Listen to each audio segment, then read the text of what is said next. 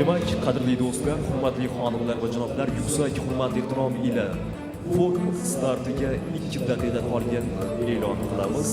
Demak, 1 minut 30 sekunddan so'ng start beramiz. Dear guests, 2 minutes left to start the opening ceremony.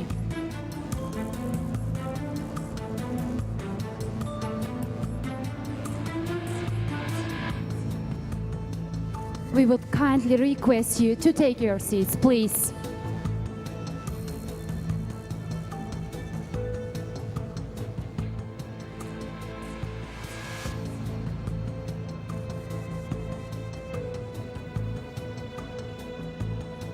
Demak, forum boshlanishiga roppa-rosa 1 daqiqa qoldi. Barchangizdan o'z o'rningizni egallab olishingizni iltimos qilamiz.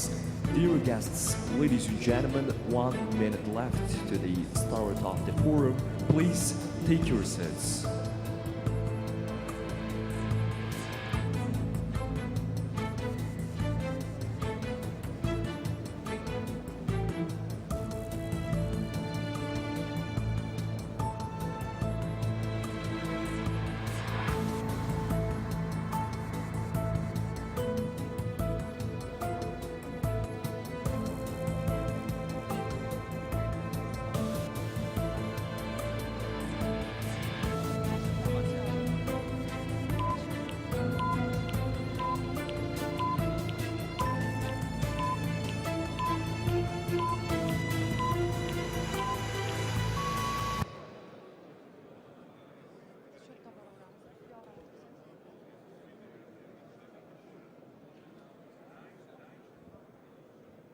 It's time to start opening ceremony.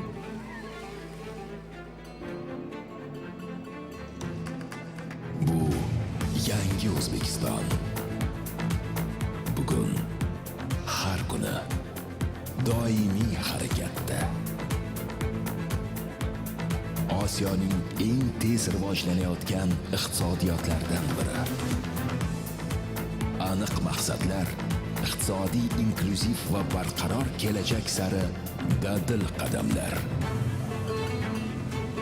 Xususiylashtirish jarayonlari, yashil energetika istiqbollari, yangi global iqtisodiyotga moslashayotgan yangi O'zbekiston.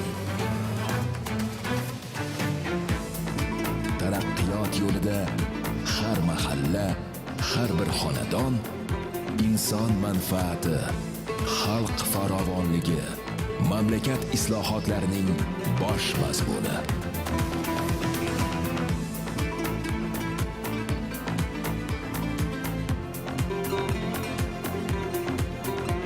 Bir yildan so'ng O'zbekistonning 2-chi iqtisodiy forumida ochiq muhokamaga bizga qo'shiling. Ipak yo'li chorrahasida, qadim va navqiron Samarqand shahrida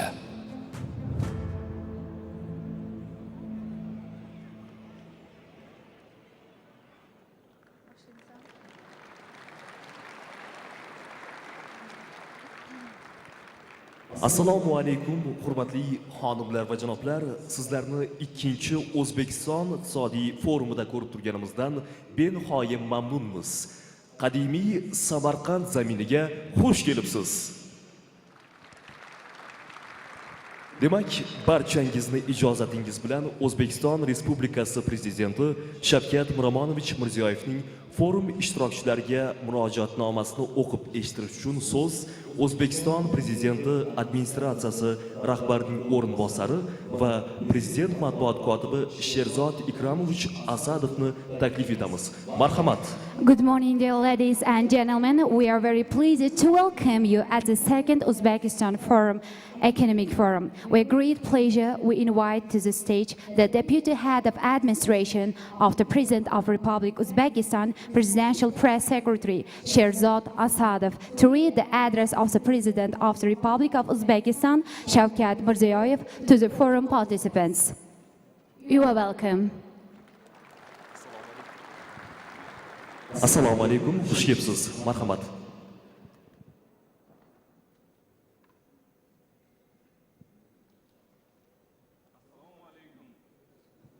Assalomu alaykum. O'zbekiston Xalqaro iqtisodiy forumi ishtirokchilariga, hurmatli forum ishtirokchilari, xonimlar va janoblar, siz azizlarni Buyuk Ipak yo'lining muhim chorrahasi bo'lgan qadimiy va betakror Samarkand shahrida 2-chi O'zbekiston Xalqaro iqtisodiy forumining ochilishi bilan chin qalbimdan samimiy qutlab, barchangizga o'zimning chuqur hurmatim va ezgu tilaklarimni izhor etaman. Bu yilgi anjumanning asosiy muloqot mavzusi inson manfaatlarini iqtisodiy islohotlarning bosh mazmuniga aylantirish masalasiga bag'ishlanganligi bejiz emas.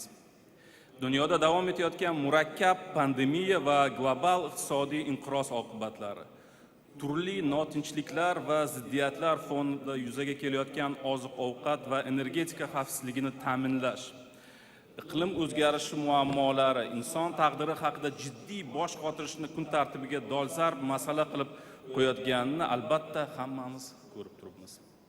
Bugungi forum nufuzli xalqaro tashkilotlar, yetakchi xorijiy kompaniyalar va taniqli ekspertlar ishtirokida bu boradagi ilg'or tajribalarni muhokama qilish hamda birgalikda umumiy harakatlar rejasini ishlab chiqish uchun qulay imkoniyat bo'lib xizmat qiladi deb ishonaman.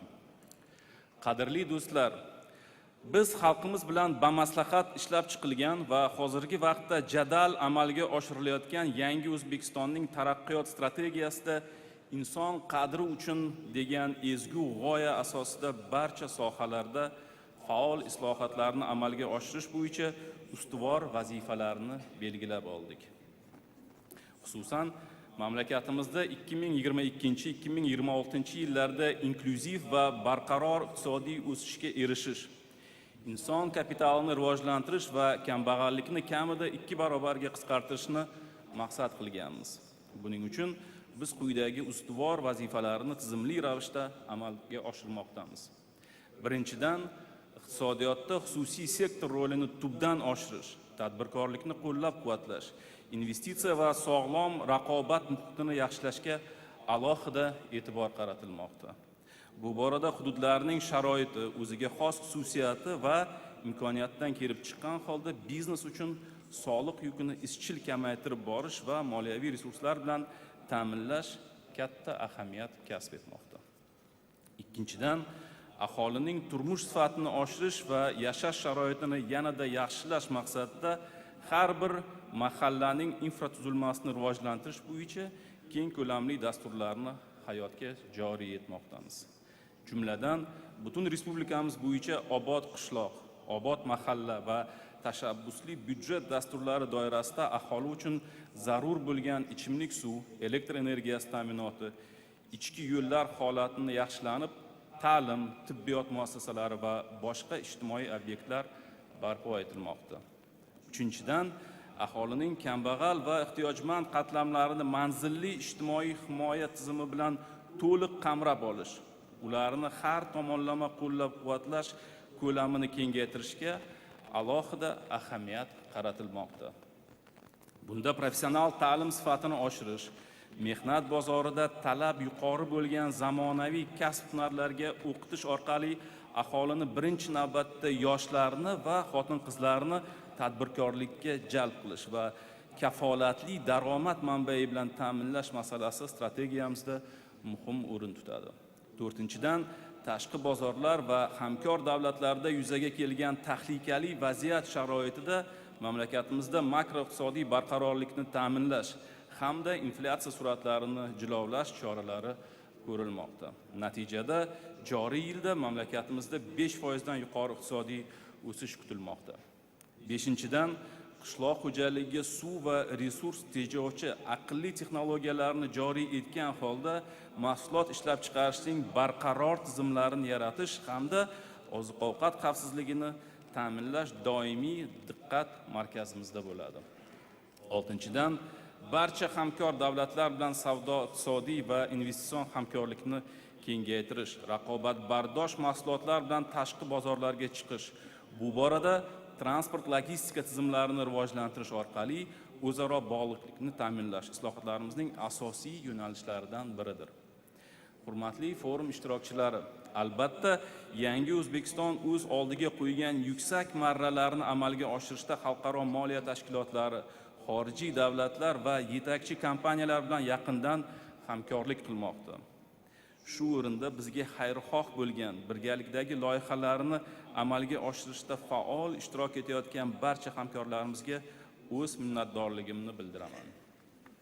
Aminmanki, tadbirda Jahon banki, Osiyo taraqqiyot banki, Osiyo infratuzilmaviy investitsiyalar banki singari nufuzli tashkilotlar vakillari va salohiyatli investorlar qatnashayotgani mazkur forum ishini yanada samarali bo'lishiga xizmat qiladi. Bugungi anjuman ishtirokchilari yangi loyihalarni amalga oshirish bo'yicha o'zaro manfaatli kelishuvlarga erishib, sheriklik aloqalarimizni yanada kengaytirishga munosib hissa qo'shadilar deb ishonaman. Fursatdan foydalanib barchangizga mustahkam sog'lik, sharafli va mas'uliyatli faoliyatingizda ulkan kuch-g'ayrat va omadlar. Forum ishiga esa katta muvaffaqiyatlar tilayman. Shavkat Miromonovich Mirziyoyev, O'zbekiston Respublikasi Prezidenti. Thank you so much. Hurmatli Sherzod Asadov janoblari, sizga o'z minnatdorchiligimizni izhor qilamiz va biz davom etamiz. Qadrli do'stlar, hurmatli xonimlar va janoblar, mehmonlar, yana bir bor inson manfaatlarini iqtisodiy islohotlar bilan mazmunga aylantirish shiori ostida tashkil etilgan 2-chi O'zbekiston iqtisodiy forumida sizni barchangizni ko'rib turganimizdan benihoya mamnunmiz. Xush kelibsiz.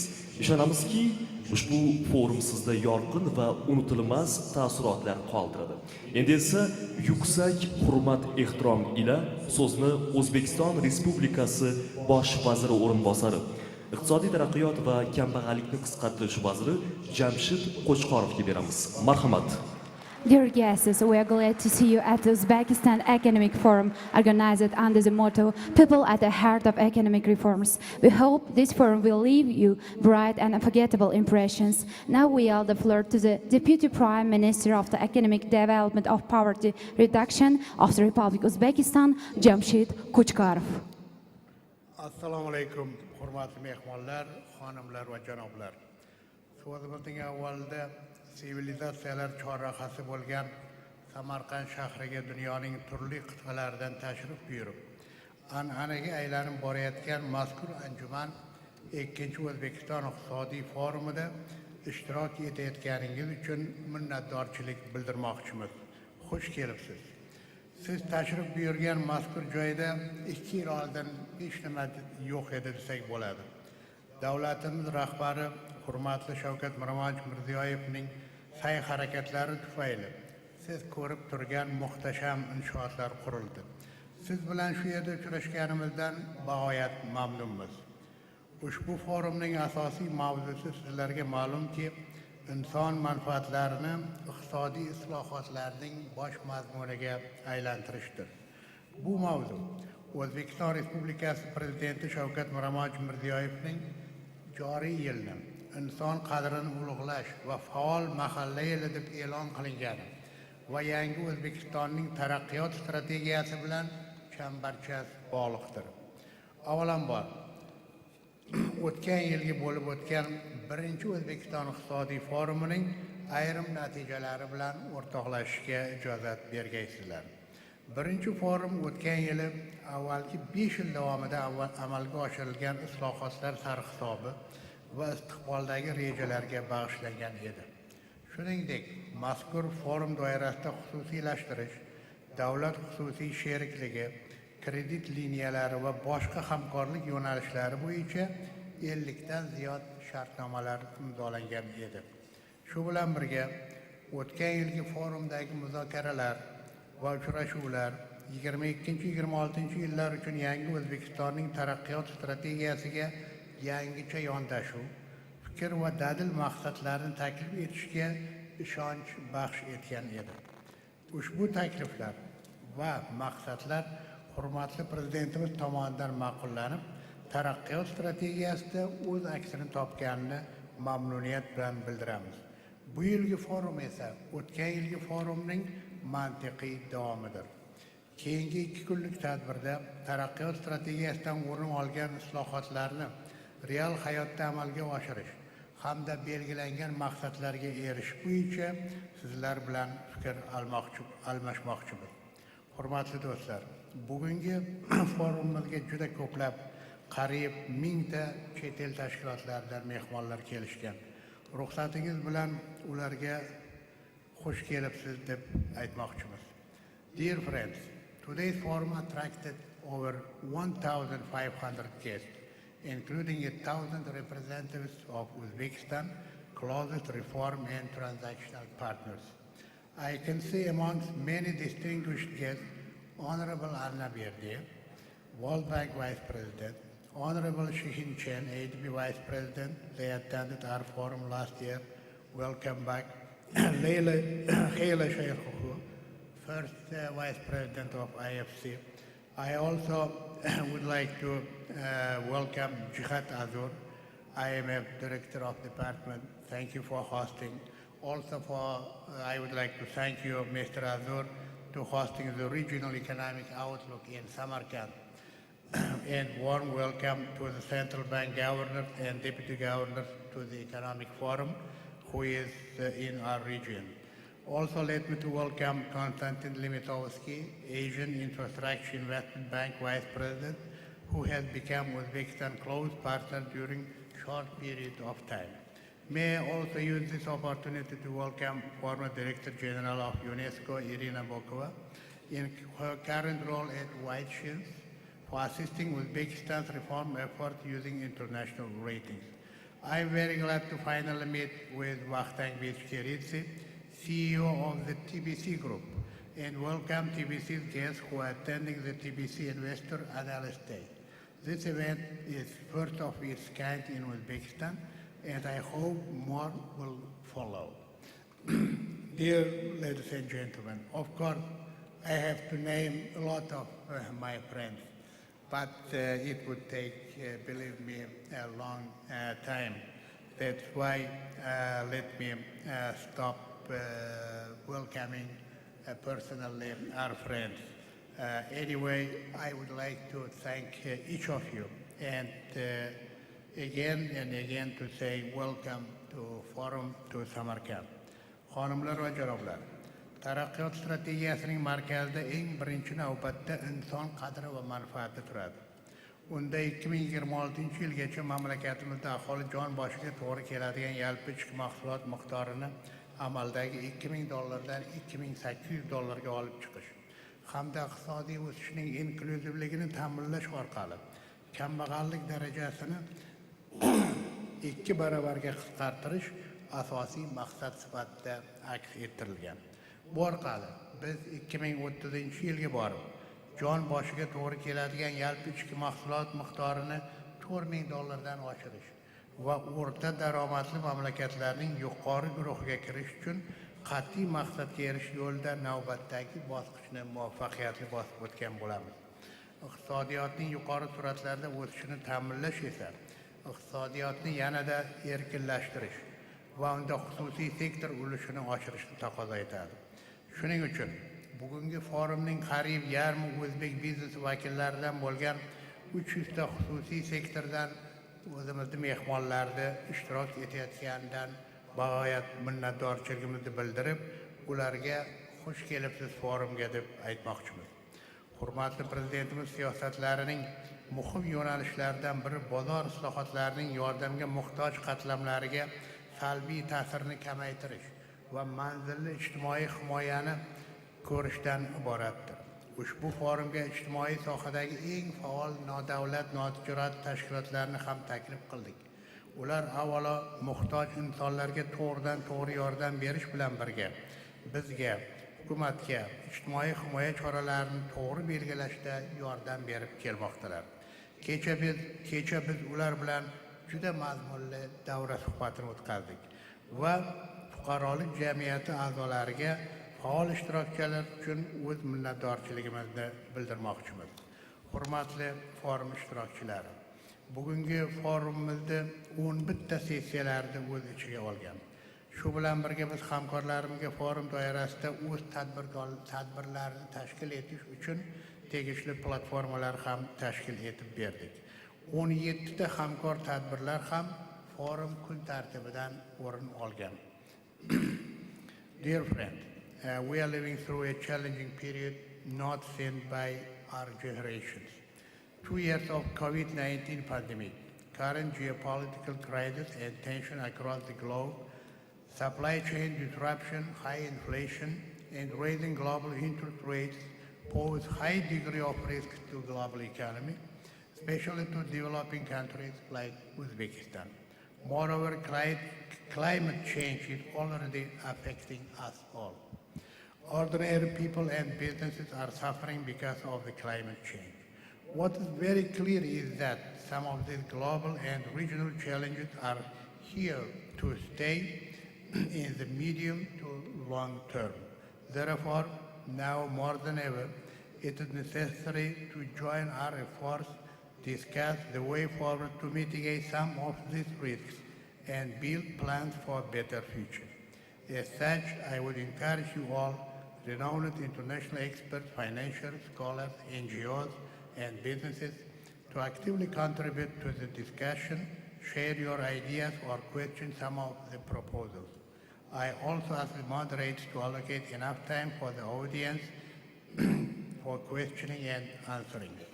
Hurmatli forum ishtirokchilari, yana bir bor forumga xush kelibsiz deb sizlarga aytmoqchimiz va umid qilamizki, mana shu forumda hammalaringiz faol ishtirok etasizlar va bu forum sizga, bizga, hammamizga foydali bo'ladi. E'tiboringiz uchun rahmat. Sog' bo'linglar. Thank you, Jamshid Anvarovich. Hurmatli vazir janoblari, sizga o'z minnatdorchiligimizni izhor etamiz. Qadrli do'stlar, hurmatli xonimlar va janoblar, endi esa barchangizni ijodatingiz ostida so'z navbatini Jahon banki vitse-prezidenti hurmatli Anna Berdi xonimga beramiz. Marhamat. Now we will give the floor to the Vice President of the World Bank, Mrs. Anna Berdi. Good day. Welcome to Uzbekistan.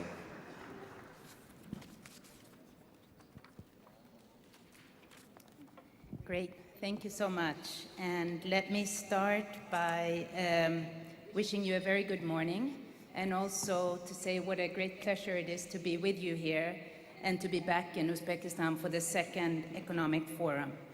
Last year was a big hit and a big success, and I'm sure that this year it will be the same.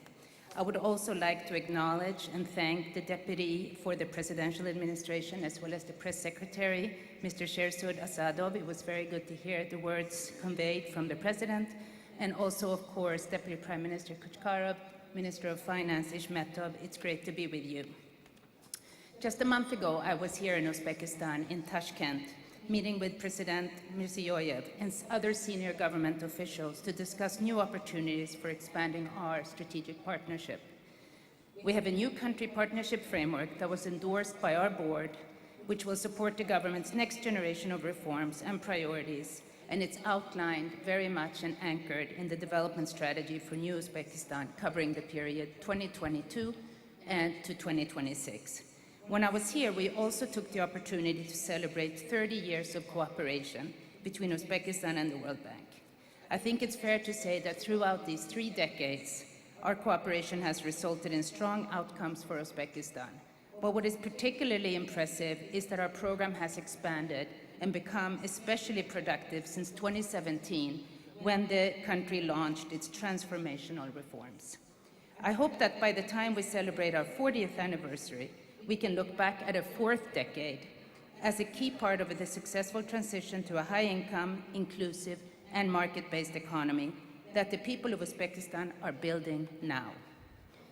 We're gathering here today at a great time of uncertainty, brought on by one crisis after another, but also by harsh and tragic events here in our region. A few weeks ago, the World Bank's Europe and Central Asia region released its biannual economic update. This update brought an overall significant upgrade to the outlook for the region for 2022 compared to the forecast in our April 2022 biannual report. I would like to share with you a couple of key messages out of our update. We now forecast for the region as a whole a contraction of about 0.2%. The key drivers, however, of our improved forecast compared to April, when we forecasted a contraction of 4%, which is a very high number if you keep in mind that during 2020, the COVID year, the region contracted by 2%, and at the height of the global financial crisis, the region contracted by 5%. So the improvements in our forecast are driven by a number of factors. First of all, we expected that the economic impact on Russia would be much harder than it has proven to be for 2022. Secondly, we're continuing to see quite robust growth in Turkey. Thirdly, countries here in Central Asia, including Uzbekistan, have enjoyed strong commodity exports, much stronger than forecast, and of course at higher prices. But also, there has been a strong maintenance of the flow of remittances. And in some countries, unanticipated relocation of Russian citizens, and with that capital flows and consumption, have contributed to stronger economic activity. But I should emphasize, in our outlook, although slightly improved, the contraction of about a third of its economy in Ukraine will continue to weigh heavily on the region's economy. Let me turn quickly to 2023, but I'd like to start by saying forecasting at this particular time is incredibly difficult because we're confronted with unprecedented uncertainty with regional and global spillovers. But for the moment, we are estimating a regional growth rate of about plus 0.3%. And that's on the assumption of a mix of positive but also continued negative factors. First of all, we are assuming and hoping for a slowing in the rate of inflation. We are expecting continued tightened financial conditions. We're witnessing and hoping for continued easing supply chain bottlenecks. And we're also expecting a softening in external demand. I should mention that we see worrying signs of inflation across the region. I wanted to share with you that the median inflation in Europe and Central Asia region reached 14.5% late in the summer, year on year. This is the fastest pace since 1998. I should also say that median government debt in the region is increasing from about 40% of GDP in 2019 to over 46% in 2022. Compared to other countries in the Europe and Central Asia region, we see that Central Asian economies are performing relatively better. Growth in the Central Asia region is projected at 3.7% in 22 and 3.9% in 2023. Uzbekistan stands out as a good performer.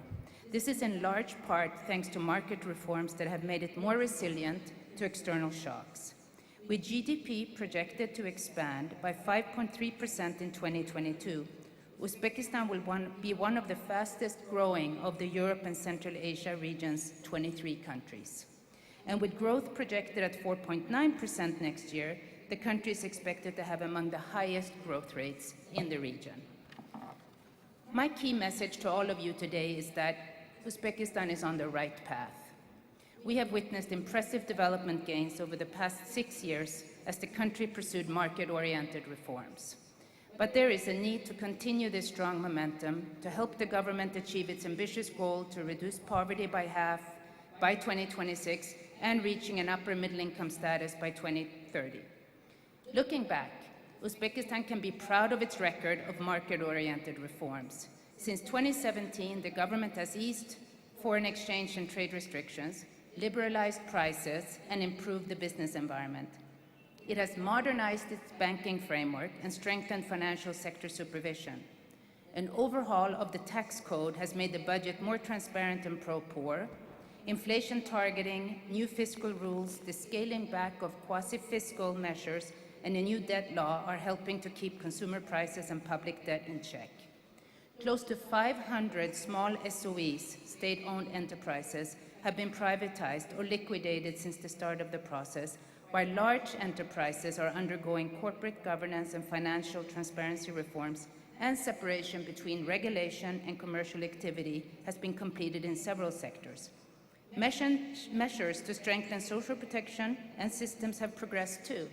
Since 2020, the government has doubled the number of poor households receiving social assistance to get back on their feet during the pandemic. And there have been a landmark achievement, such as ending of forced and child labor by the state in the cotton sector. Reforms have helped Uzbekistan move forward in tough times.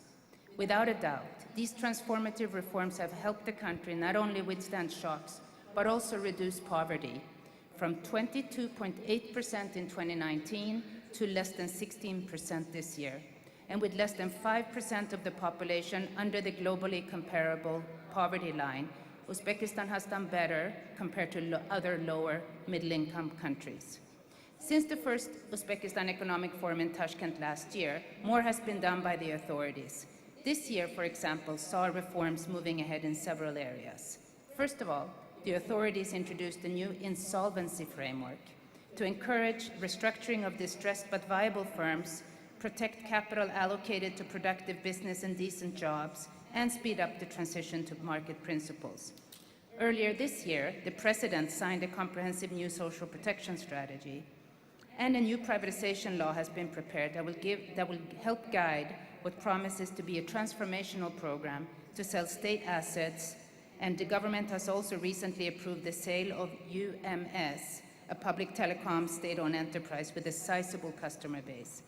And the Parliament is now considering a landmark competition law, which will be a step change for ensuring a level playing field for all businesses. We commend the government of Uzbekistan for its determination to push ahead with these structural reforms despite the great challenges. But we cannot relax now. Much remains to be done to level the playing field for the private sector and support productivity growth. To raise its international competitiveness, Uzbekistan should further liberalize factor markets. This includes land, capital, energy, and raw materials, and the labor force, and also cut the cost of trade. To address resource misallocation and raise productivity, Uzbekistan needs to complete the following: the liberalization of prices. This includes key raw materials, electricity, natural gas, land, business-to-business services, agricultural inputs, as well as raw cotton. Strengthen the business environment. Continue the reform of state banks, insurance sector, and non-bank credit organizations. Reform corporate governance of state-owned enterprises and improving their financial performance. Improve financial systems and strengthening the business environment. Improve the quality of health and education services. Many of these changes are complex, and they do require careful preparation, sequencing, and execution. I look forward to a vibrant discussion with you during this Uzbekistan Economic Forum. I'm sure we will have a very substantive, open debate on how we can all work for the best interest of Uzbekistan and its future generations. In conclusion, I would like to use this opportunity to reiterate our joint commitment with other international development partners to continue supporting Uzbekistan as it implements the next generation of reforms to build an inclusive and competitive market economy that benefits all of its citizens. Thank you. Thank you so much.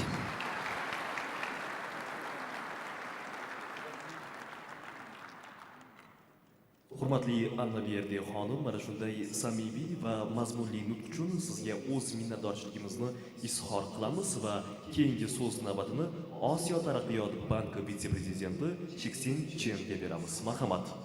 The next word is to Shiksin Chen, Vice President of the Asian Development Bank. You are welcome.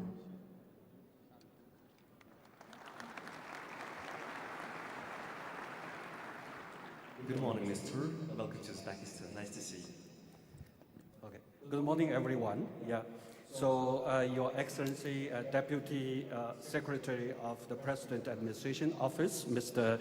Shahzada Asadorov, Your Excellency, Deputy Prime Minister Kuchkarov, honorable panelists, distinguished guests, ladies and gentlemen, very good morning again.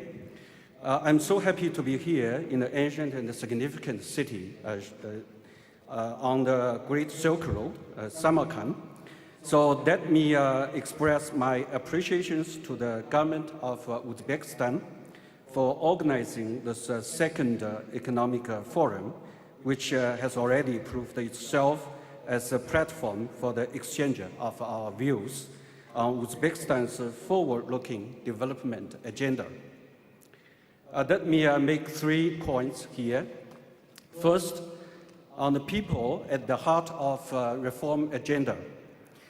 During the past 6 years, Uzbekistan became a leader in the region in reforming its economy and society.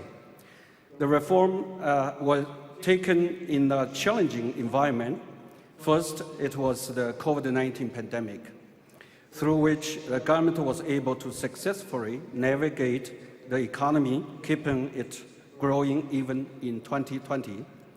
As the Uzbek economy rebounded on a robust growth trajectory in 2021, however, it was hit by another exogenous shock, this time stemming from the conflict externally, through disruption of economy ties, higher global prices, and elevated uncertainty.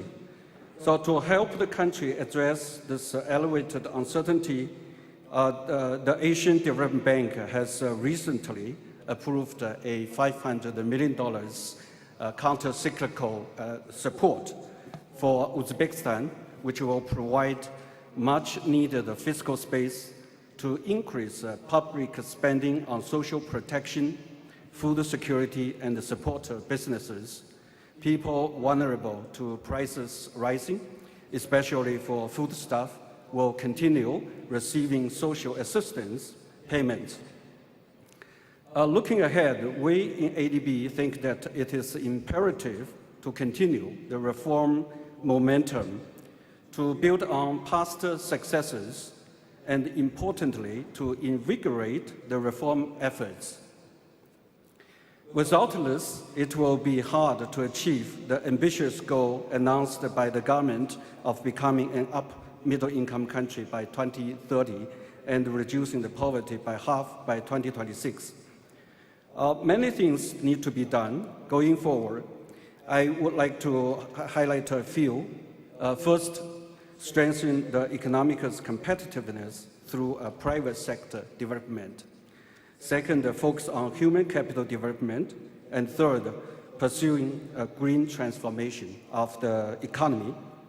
In particular, demonopolization of state-owned enterprises in the economy and the development of micro, small, and medium-sized enterprises, or MSMEs, would spur private sector development, boost productivity, and reduce inefficiencies in the economy. In addition, the government's pioneering efforts to introduce public-private partnerships in different sectors of the economy should continue. Reforming and modernizing education and health should be at the core of the medium-term reform agenda. In light of a rapid emergence of a digital economy and Uzbekistan's demographic dividends with its young population, bring science, technology, engineering, math, and ICT in the secondary schools will be a low-hanging fruit for the next reform agenda. So together with the MSME's development, these human capital reforms would also accommodate a rapid labor force growth, putting the people's aspects squarely at the heart of economic reforms. So second, I'd like to touch upon the green transformation, which is a very important agenda. Uzbekistan, much more than many other countries in the world, experiences negative impacts of the climate change observed through the higher temperatures, worsening air quality, and the depleting of the water resources. Therefore, I'm pleased to hear that Uzbekistan is pursuing its strategy transitioning to a green economy by 2030. We believe Uzbekistan should improve transparency of information and operations in SOEs that are the largest greenhouse emitters. In light of improving the SOE's access to international capital markets, I'm of the opinion that these SOEs should also adopt environmental, social, and governance principles. So in this regard, I call for strengthening the institutional capacities of the government agencies in charge of climate change policy and to ensure data availability on greenhouse gas emissions. So third, let me turn on to the importance of the regional cooperation. Uzbekistan is blessed with strategic geographic locating linking Asia and Europe, and it should utilize this advantage through developing itself as a regional transport and logistics center. Regional cooperation and integration holds great potential for Uzbekistan for diversification of its economy tiers, especially in this challenging geopolitical environment, creation of job opportunities, and incentivizing private sector investment. ADB is a strong support of Uzbekistan's regional initiatives through the Central Asia Regional Economic Cooperation, or CAREC program. Uzbekistan is a founder and an active participant of CAREC, with the country's investment portfolio about $80 billion out of the total $41 billion. One good example of ADB-supported CAREC initiatives, including rehabilitation of 240 kilometers of highway between Kungrad in northwest Uzbekistan and Daut Atoll in Kazakhstan. We're also working on improvement of regional energy trading and promoting cooperation between national power systems in Central Asia. ADB is also supporting tourism development in such towns such as Kavasta and Khiva, strengthening the country's Silk Road tourism brand. The tourism sector development is an obviously priority in Uzbekistan, with still enormous potential for further development. In addition, CAREC has recently launched the implementation of its regional gender, public health, and digitalization strategies, and we believe Uzbekistan will meaningfully benefit from each of them. So with these points, let me conclude by stressing that the prosperity of Uzbekistan's people remains the ultimate goal of the reforms. ADB will continue standing its support of the people of Uzbekistan. Thank you very much. Thank you so much. Hurmatli sheksin janoblar, sizga o'z minnatdorligimizni izhor qilamiz va biz davom etamiz. Endi esa qadrli do'stlar, sahnamiz markaziga Osiyo infratuzilmaviy investitsiyalar banki vitse-prezidenti Konstantin Limitovskiyni taklif etamiz. Marhamat. Dear guests, we invite to the floor Konstantin Limitovsky, Vice President, Asian Infrastructure Investment Bank. You are welcome.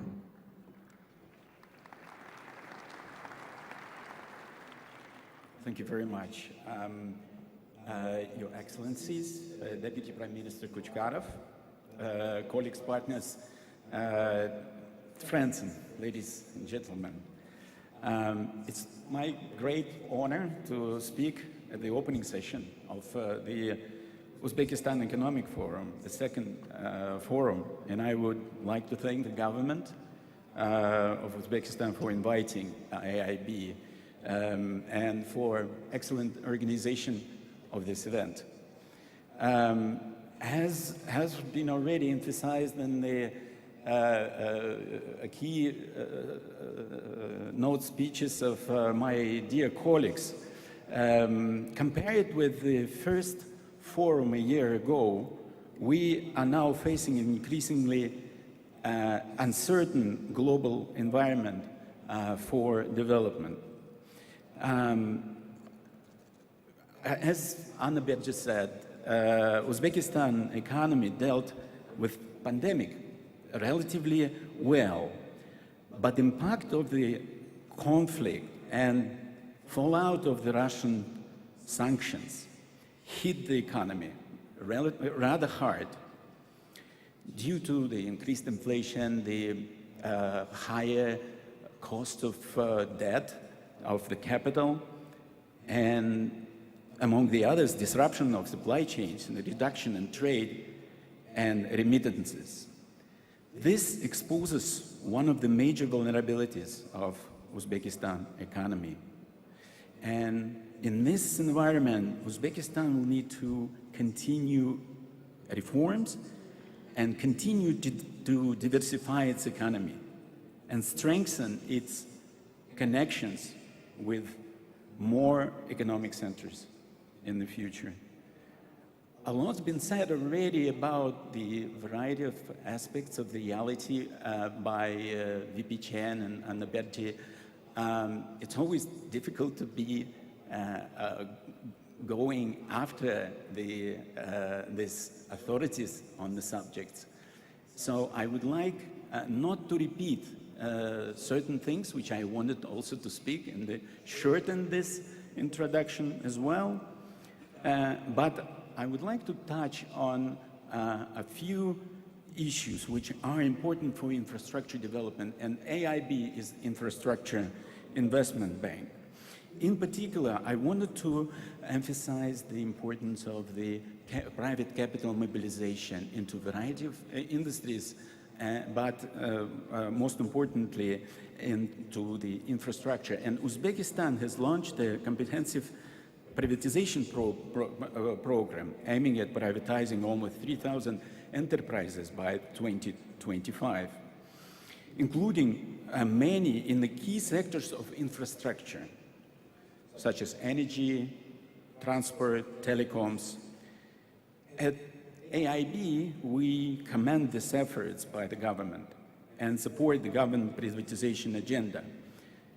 And also the use of PPP formats for infrastructure development, where the government reached very good results already. Speaking about our success story in Uzbekistan, we started operations in 2019, right before the pandemic hit, and presently our portfolio is $1.9 billion in this country, spanning all the major infrastructure sectors: transportation, energy, water supply and sanitation, rural development, urban development. Going forward, we are positive about infrastructure, about Uzbekistan's reforms, and we are keen to explore financing and investment opportunities in our core infrastructure sectors. We are also keen to explore opportunities in financing infrastructure on a PPP basis, including in the areas of the airports, development of renewable energy projects. I'm very glad to see a number of our clients, and I'm very in this hall, and I hope that we will continue our discussion in real projects. Finally, I would like to briefly touch upon the green transition agenda. Many of us will be going to COP27 from here, so cannot avoid in expanding on what VP Chen said.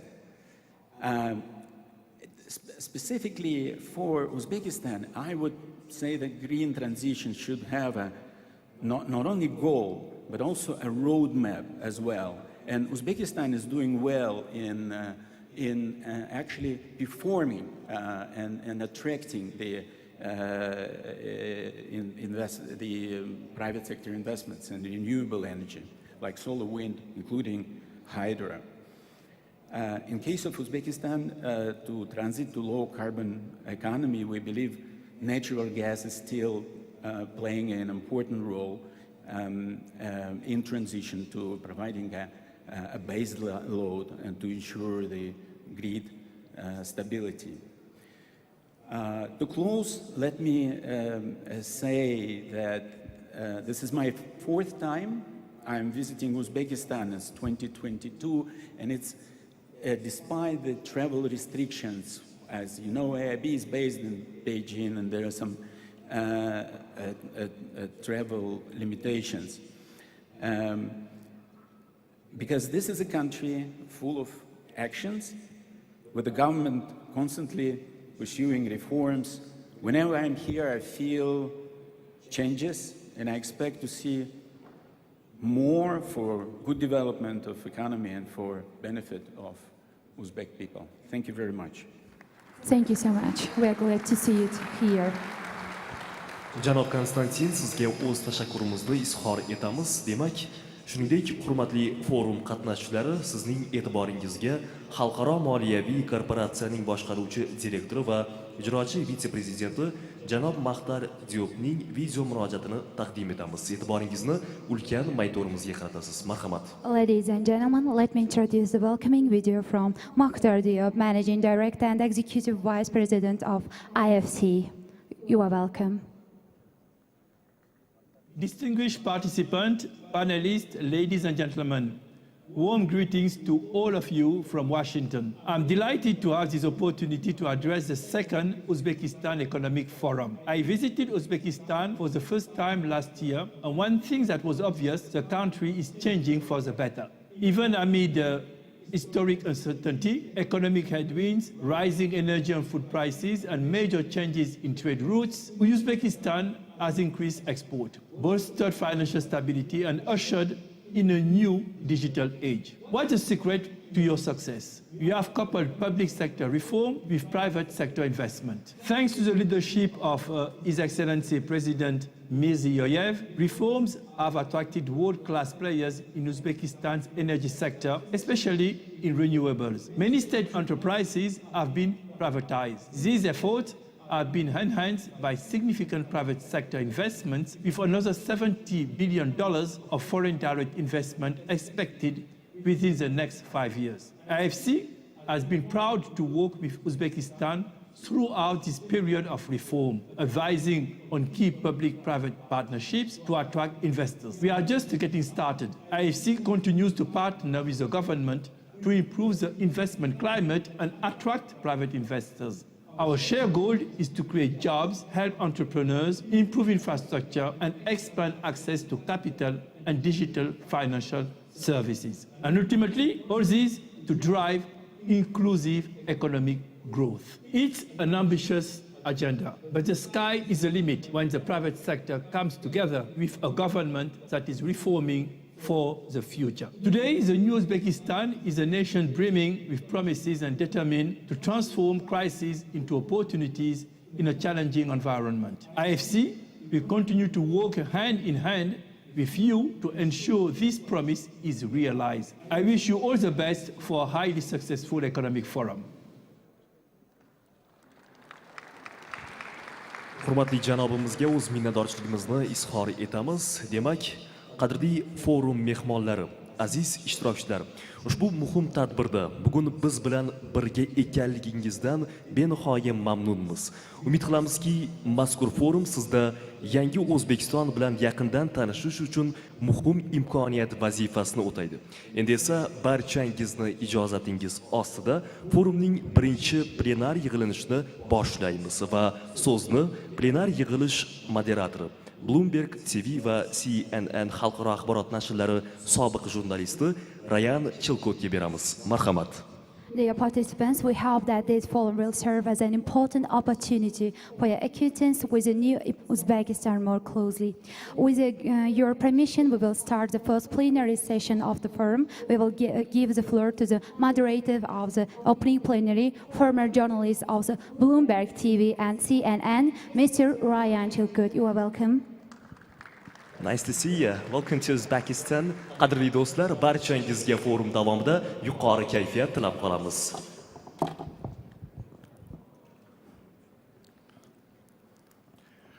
Hush kelibsiz Samarkandga.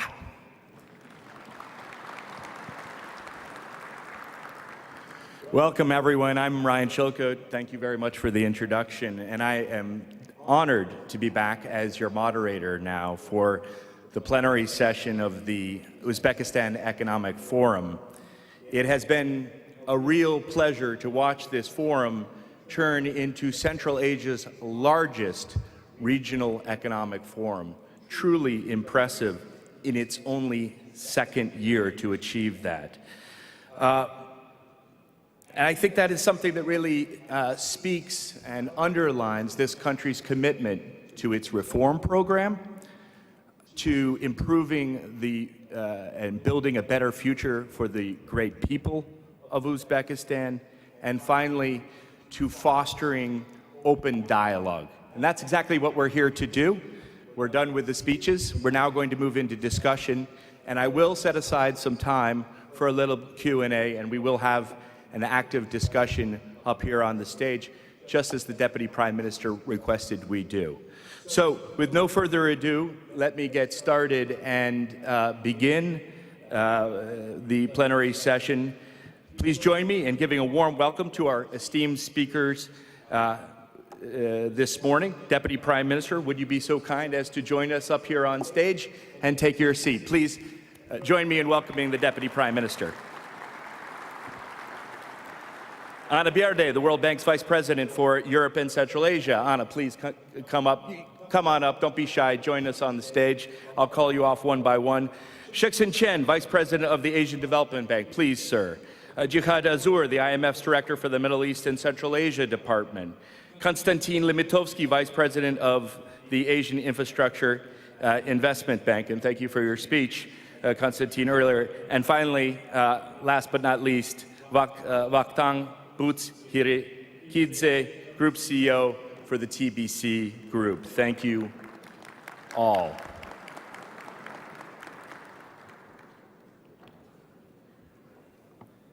Let me also just take one quick moment to recognize the participation in this forum of Senator Tanzila Narbayeva. She is the chairperson, of course, of the Senate here in Uzbekistan. And so we begin.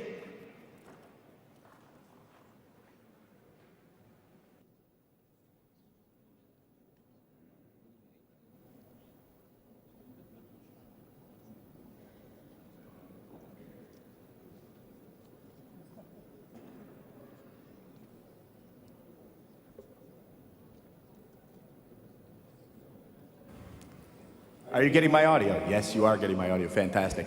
So, Deputy Prime Minister, it's been quite a year since we saw one another last, yeah? It's been a very interesting one. We have lots of... Oh, and please, as I was saying, we're joined by the chairperson of the Senate of Uzbekistan. Please join me in welcoming Madam Tanzila Narbayeva on stage. Thank you, Madam. Thank you very much for joining us. So, Deputy Prime Minister, it's been quite a year since we last spoke. Not the easiest of years. Lots of headwinds, macroeconomic headwinds, geopolitical headwinds, and yet, you know, Uzbekistan, first 9 months of this year, posted 5.8% economic growth. Not 10%, but not 0%, you know, nearly 6%, not too shabby. So, what's the secret ingredient in continuing, even in this environment, what's been the secret ingredient to growing the economy of Uzbekistan? Ryan, thank you very much. Again, good morning. Yes, this year we are going to have more than 5% economic growth, and by 9 months of this year, we have GDP growth by 5.8%. And what is the fueling this economic growth? I would say your question in this manner. First of all, continuation of economic reform, and overall good tempo of economic changes in many fields. And despite all of this situation after pandemic, global tension, etc., leadership of Uzbekistan, His Excellency President Shavkat Mirziyoyev, always pushing ahead reform. For example, you know, if we have 5.8% GDP growth, in 9 months we also have 3.6% economic growth in agricultural sector. Honestly, this is the first time we have so high economic growth in agricultural sector. And what's fueling this? This is, first of all, decide very complicated situation. We decided to liberalize grain market. Recently, I received very good analytical paper of World Bank. Thank you very much, Anna, to your team. A very good evaluation, and I would say this is maybe one of the fuel of economic growth. Second, during this year, we provided 100,000 hectares of agricultural land for long-term leasing. We think this is just beginning of the great changes, hopefully. Next, of course, we have good increase in remittances from abroad, including Russia.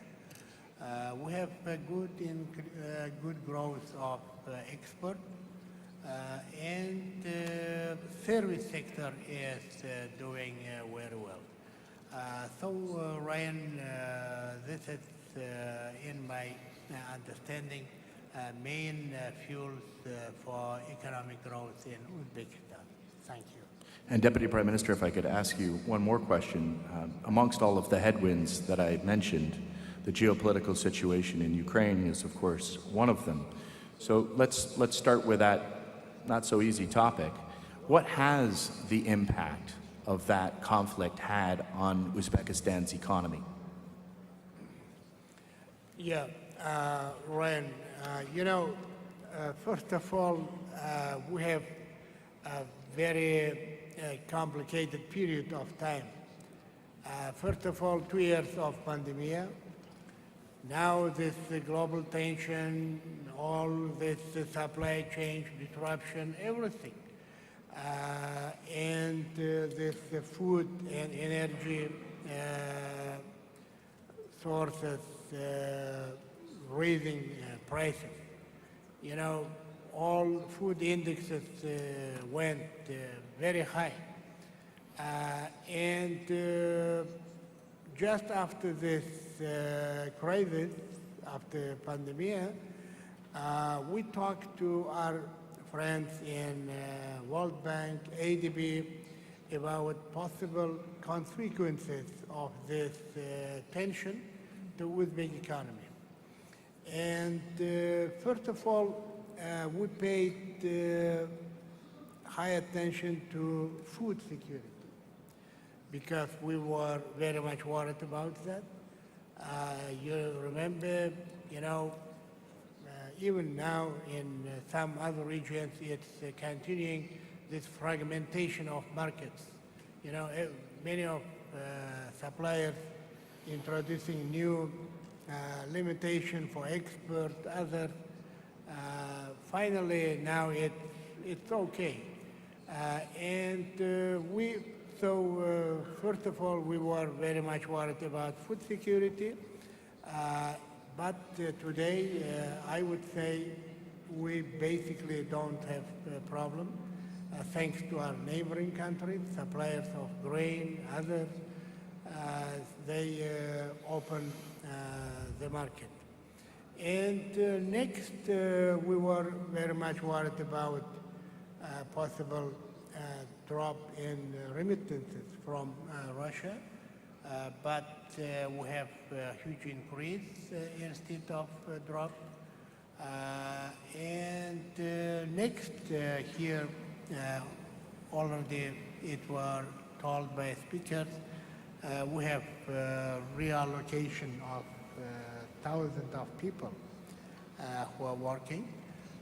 And all of this changes, culture changes, some sectors, and for example, service sector, IT sector, most influenced by this change.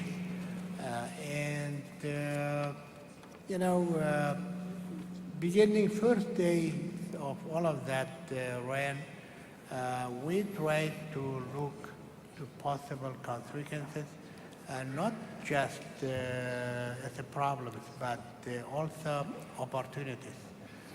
So I think that a little bit helped us to be in good shape despite all of these problems. Thank you.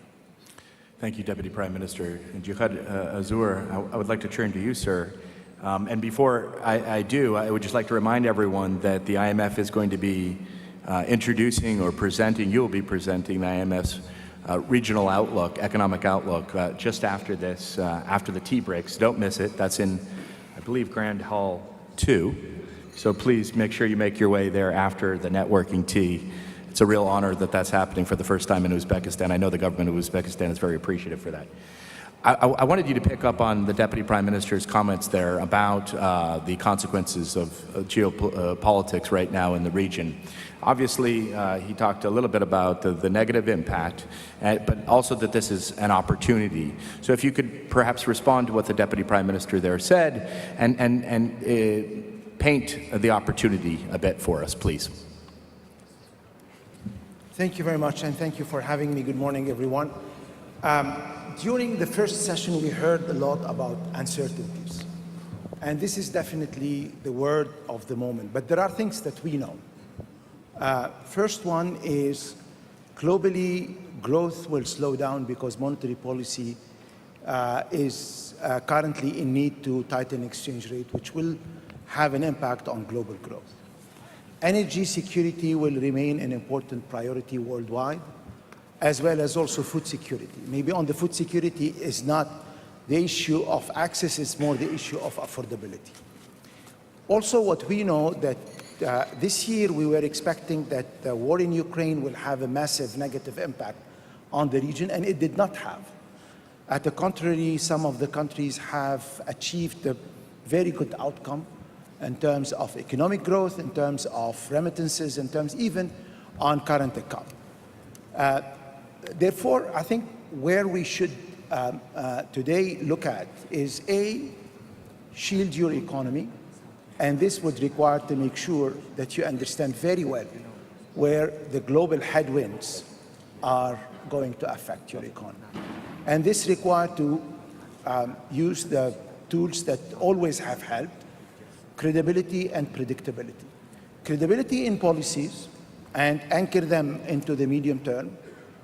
Okay. Two, this is the I would say the predictability. And two is to try to see how in those times of uncertainties one could improve economic conditions to create growth in the medium term. Let me give a few examples. This region has been always looked at as a corridor. It clearly can become a platform because the North Corridor is now shifting toward the Middle Corridor and South Corridor. This is an opportunity through structural reforms to improve attractiveness. Over the last 6 to 9 months, we saw a massive influx of brains coming to different countries in the region. It's not only a source of remittances and source of consumption, it could be a source of increase in output by providing for those the capacity to lead the next wave of growth, which is technology-driven. Food security is going to be with us, and diversification of source of supply is something that will remain in the mind of decision makers.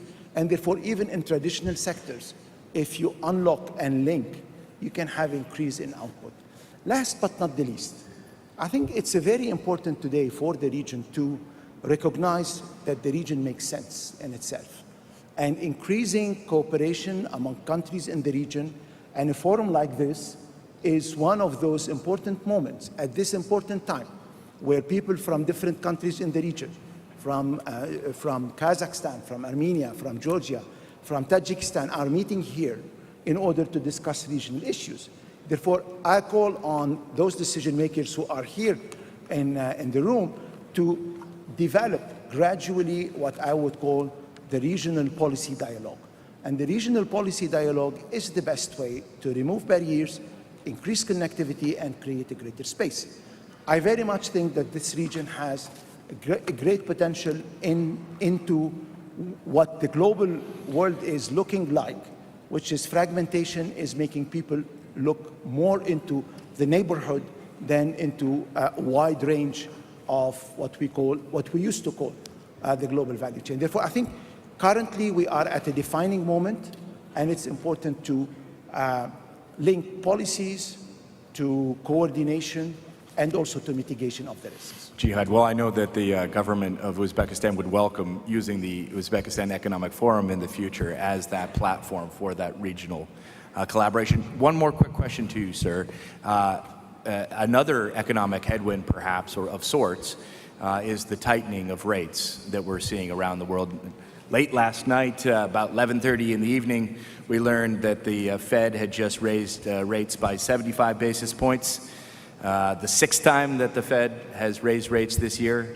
The chair also indicated that that interest rates in the United States will go higher than many had expected. And at the same time, we have central banks, not just in the United States, but right around the world, raising rates at the exact same time.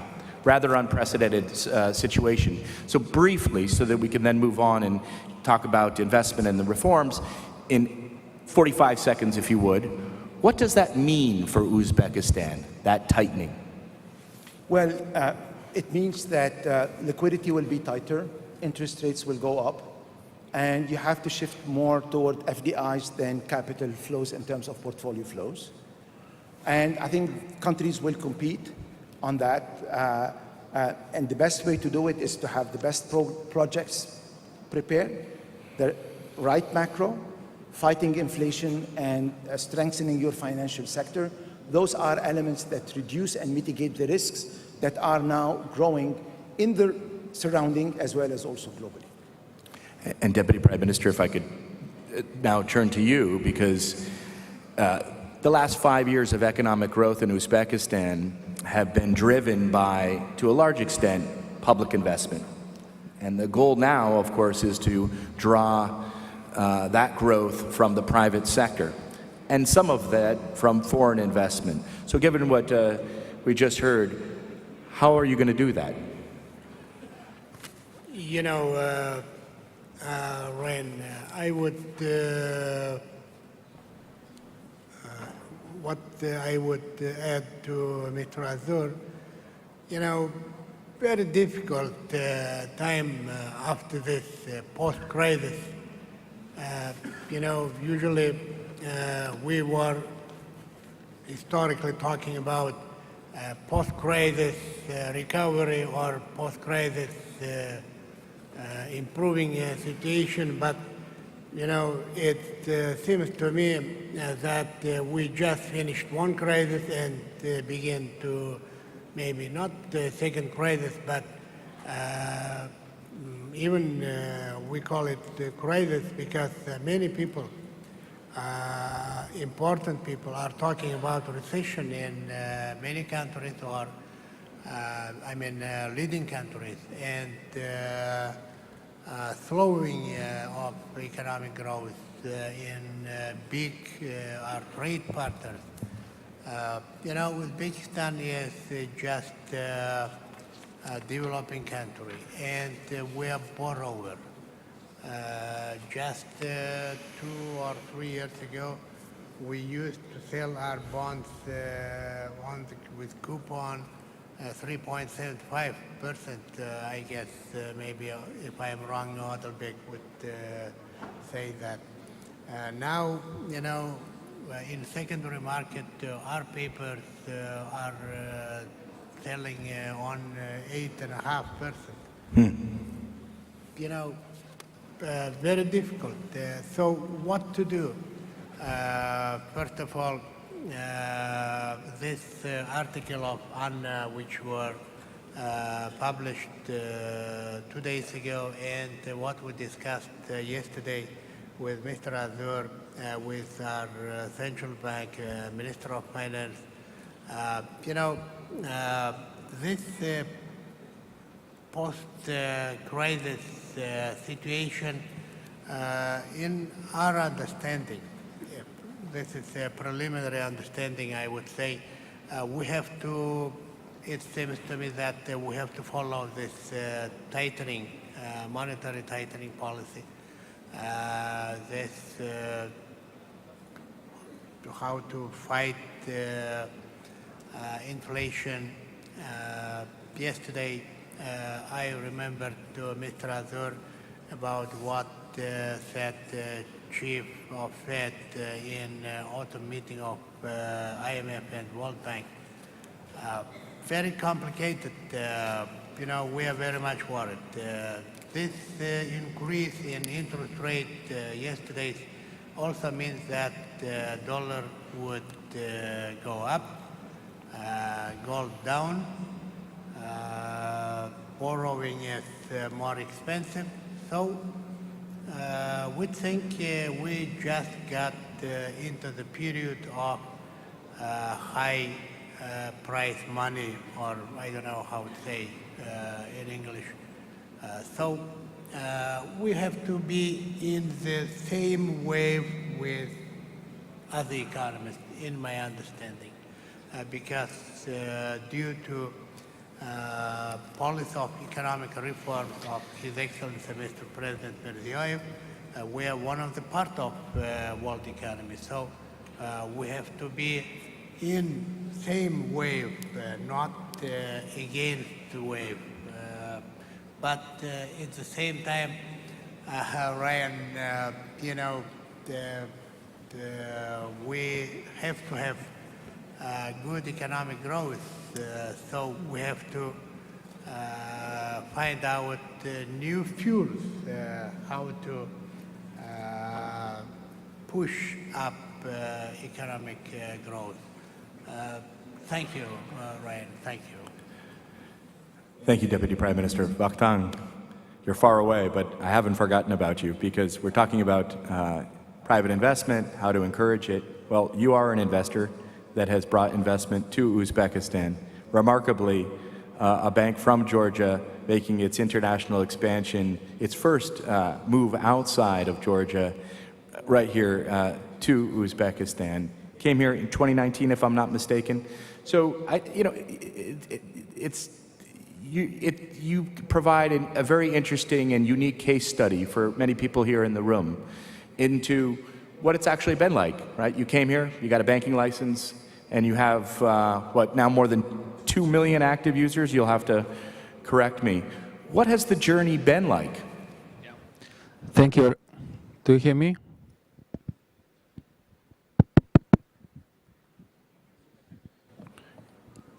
Go ahead and speak, and 1, 2, 3, 4, 5. 1, 2, 3, 1, 2, 3. And we will get you another microphone right now. If in the meantime you switch places with Konstantin, there we go. Hey, there we go. Thank you very much for that. So thank you for this question, and just a little bit I will tell what we are doing in Uzbekistan.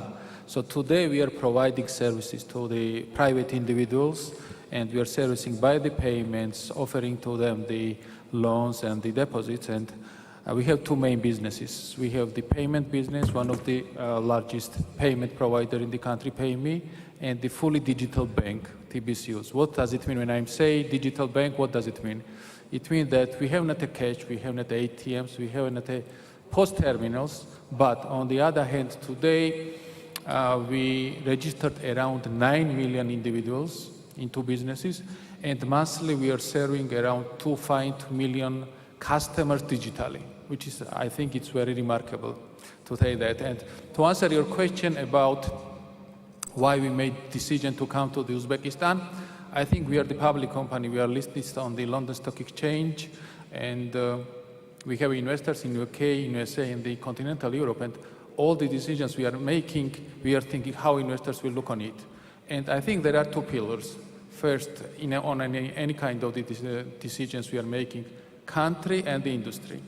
For the country, I think, and all the panelists already mentioned that Uzbekistan is the largest by the population. Second, the growth of the population, 2% per year, and the average age of the population, around 29 years. So I think it's very difficult not to find in the region, but also worldwide, such an interesting country to invest. Second, as the Deputy Prime Minister mentioned, the growth of the economy. So I will give just one example. When we had COVID pandemic, all the countries around the world, they had their problems, but Uzbekistan continued the strong growth even during the COVID periods. And I think the predictability, because for the investors, predictability is very important.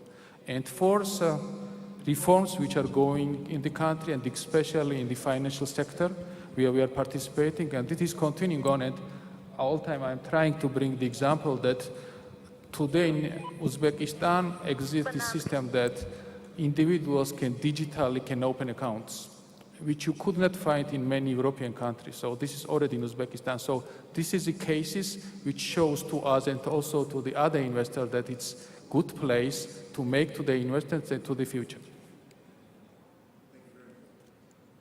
Thank you very much. And just in 30 seconds, since you arrived here, it's one thing obviously for the government to say that they're in the business of creating an open playing field in terms of competition, and then there's always the reality and the challenges involved with that. Just in 30 seconds, what's the experience been like? So I partly covered this question, but I think that to continue the reforms, which is going on. Second, to attract more experts, especially in the technologies. This is the second. And to continue to show to the world that it's a good place for the investors to do the business in the country. And I think TBC is a good case, because today, tomorrow, we have an Investors' Day, which is the most important day for the public company. And today, in a whole, we have to here invited, and today we have investors and existing investors and potential investors. And if before, just by this Zoom, they were participating today and tomorrow, they will see what is really happening in the country. They will see very interesting presentations. And as I know, our investors are meeting not only us, but they booked meetings with the potential investors what they are going to invest in this country. Thank you very much. Yes, please. Ryan, what said Wachtang, first of all, I would like to take opportunity to again thank management, ownership of TBC to come and to do business in Uzbekistan. We very much appreciate. Ryan, this is one of the good cases when foreign investment, foreign direct investment brought to Uzbekistan not only funding money, but new technology, new products. I would say even a new approach how to business.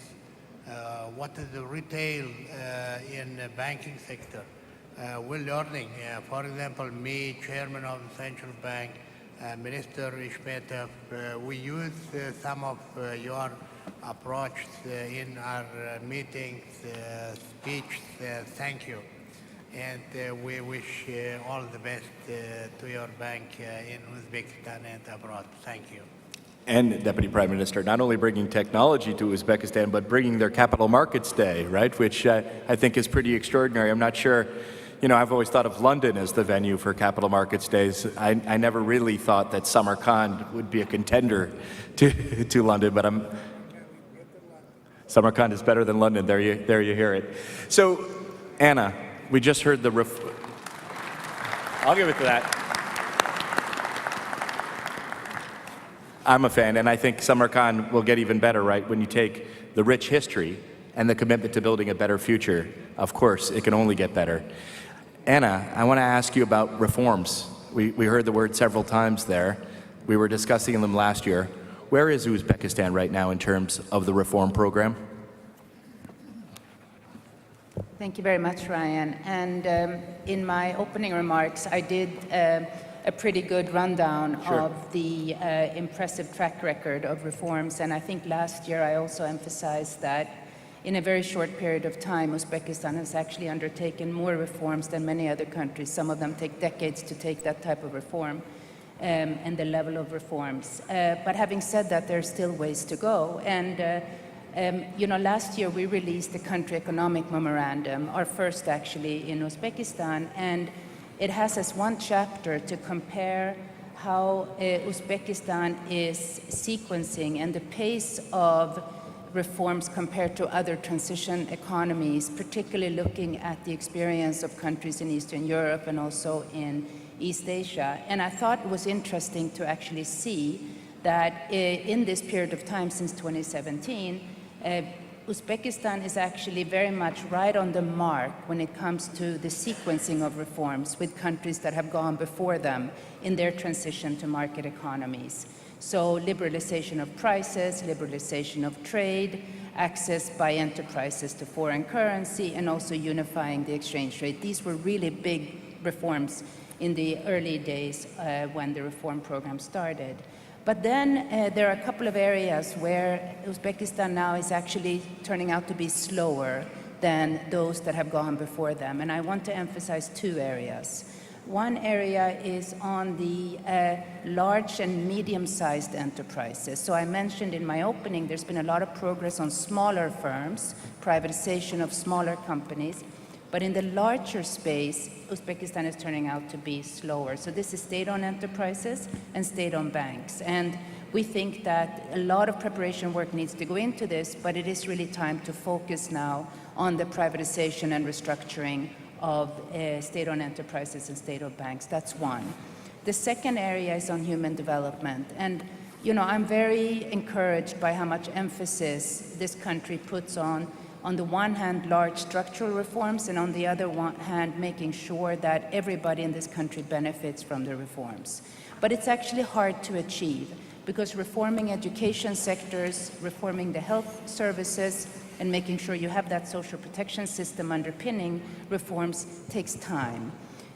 Last time I was here, we actually discussed the findings of a health study we have been doing and agreed that we will now try to translate this health diagnostics to feed into the strategy of the government, but then also to operationalize it. And here there's many, many things that we can do.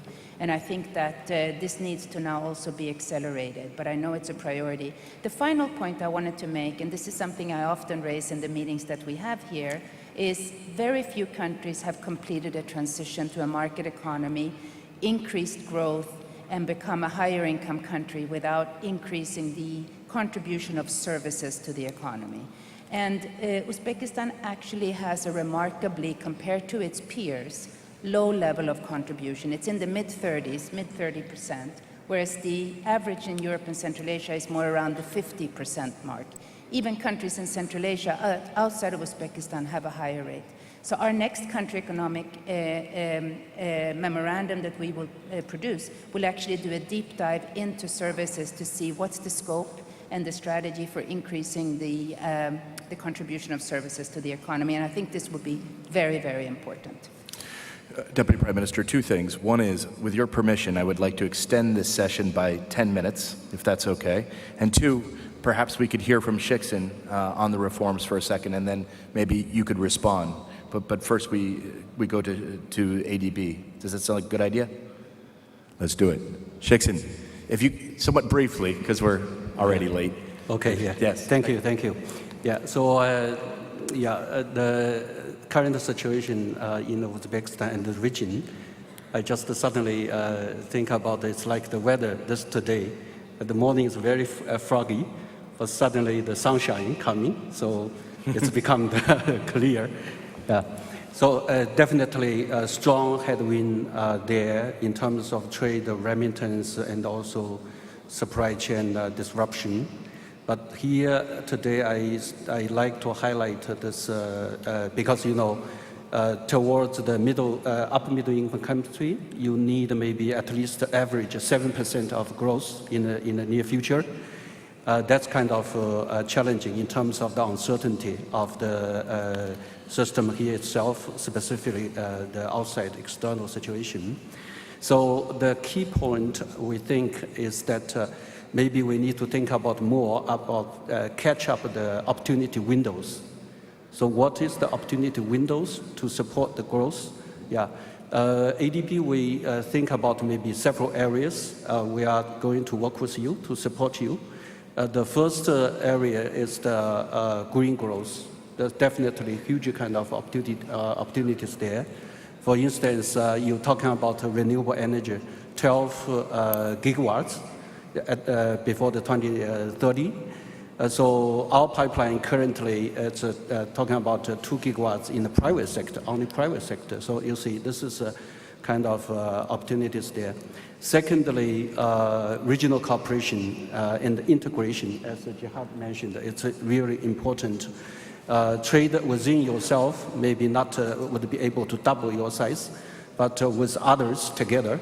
So this is, has no limitation around there. So that depends on the policy. Yeah. So how we are going to work with others. Yeah. How we are going to build the connectivity through others. Yeah. So this is something really we hope that Uzbekistan can take the leader in the region, and then it can open a huge kind of opportunities there as well. Third area I would like to highlight, ADB also would like to work with you, is human capital development. This is really something pave the potential for the future. So specifically, as you requested, the Deputy Prime Minister, health, education sector. So those areas, I think, will be very much keen in the future. Last but not least, ADB would also like to focus on the private sector, the enhancement. So this is also some area related to your privatization, including the efforts currently we are working on the PPP as well. So we do see those kind of areas would be the future opportunity windows, and then we can work on that. But the key is that policy reform, yeah, the structure reform, we need to be able to enabling environment of the investment from public and the private sector as well, and the policy engagement. So that could be the key. Thank you.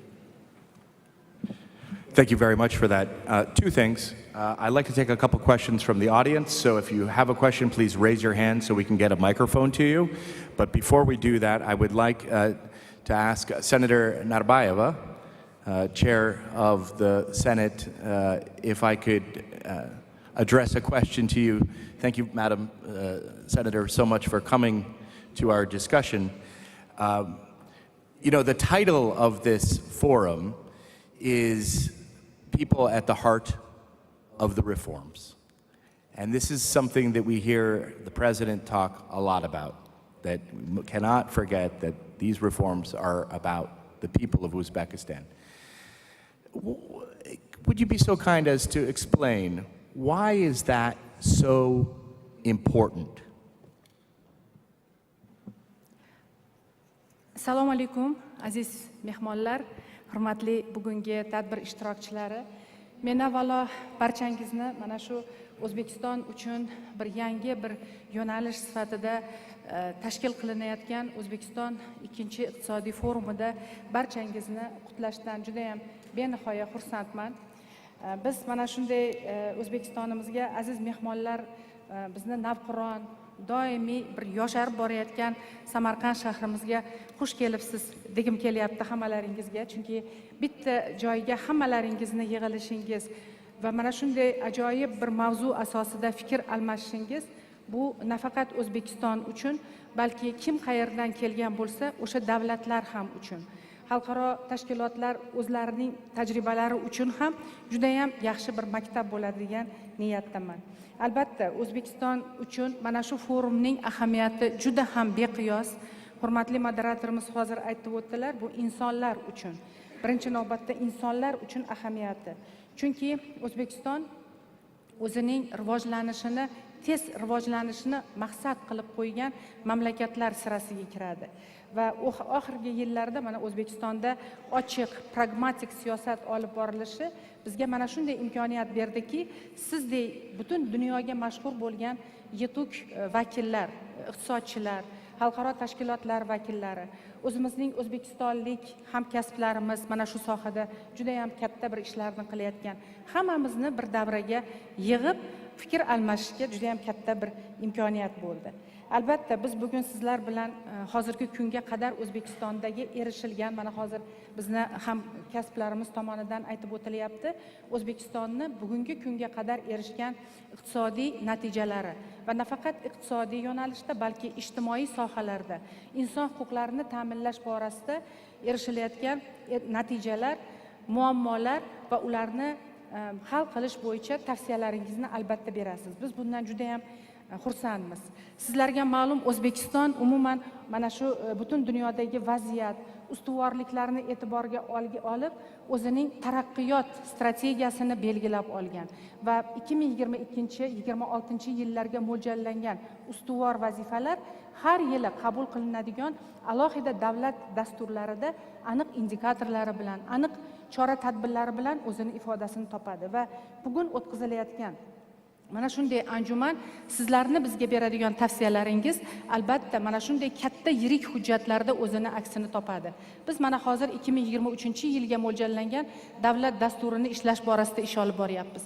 Albatta sizlarni bergan tavsiyalaringiz mana shu davlat dasturlarida, byudjetni shakllantirishda, umuman olganda prezidentning farmonlari, qarorlari bo'ladi. Kerak bo'ladigan bo'lsa, yirik normativ huquqiy hujjat hisoblangan qonunlarda ham o'zini albatta aksini topadi va parlament nazorati albatta ta'minlanadi. Bugungi tavsiyalar albatta mana hozir aytib o'tgandek, inson Berdiya xonim aytib o'tdilar, iqtisodiy islohotlarni nima uchun amalga oshiramiz deganda, birinchi navbatda inson qadrini amalga oshirish uchun. Bizning davlatimiz prezidenti hurmatli Shavkat Miromonovich Mirziyoyev hamma islohotlarning negizida inson qadri, inson manfaati yotibdi degan ulug'vor vazifani qo'yib berganlar. Va mana shu vazifani amalga oshirish uchun, mana shu inson qadri, xalq manfaati ustuvorligini ta'minlash uchun biz mana shu iqtisodiy islohotlarni izchillik bilan qadam-ba-qadam rivojlantirib olib borishimiz kerak bo'ladi. Va shu asosda hozir Berdiya xonim aytgan gaplariga to'liq qo'shilishaman. Iqtisodiy islohotlar birinchi navbatda ijtimoiy siyosatlar bilan, undan tashqari inson huquqlarining ustuvorligini ta'minlash bilan hamkorlikda olib borilishi kerak. Va bu borada bizim yo'nalish mamlakatimizda juda ko'p ijobiy natijalarga ham erishilgan. Ayniqsa inson manfaatlarini ta'minlash, inson huquqini ta'minlash borasida. Va bu ishlar hali biz hammasini juda chiroyli amalga oshirib bo'ldik demaymiz. Biz hali muammolarimiz bor, qiladigan vazifalarimiz bor va ularni albatta iqtisodiy o'sish bilan birgalikda ijtimoiy siyosat, inson huquqlarini ta'minlash borasidagi ishlarimiz bilan birga olib boramiz. Nima uchun bunday deyapman? Chunki yuksak darajada, ya'ni davlat rahbariyati darajasida yuksak siyosiy iroda, yuksak siyosiy xayrixohlik mavjud. Shuning uchun men hammalaringizni yana bir bora mana shu anjumanda qutlab aytib o'tmoqchimanki, hech qaysi bir tavsiyangiz qog'ozda qolib ketmaydi. Ular albatta biz uchun dasturul amal bo'ladi. E'tiboringiz uchun rahmat.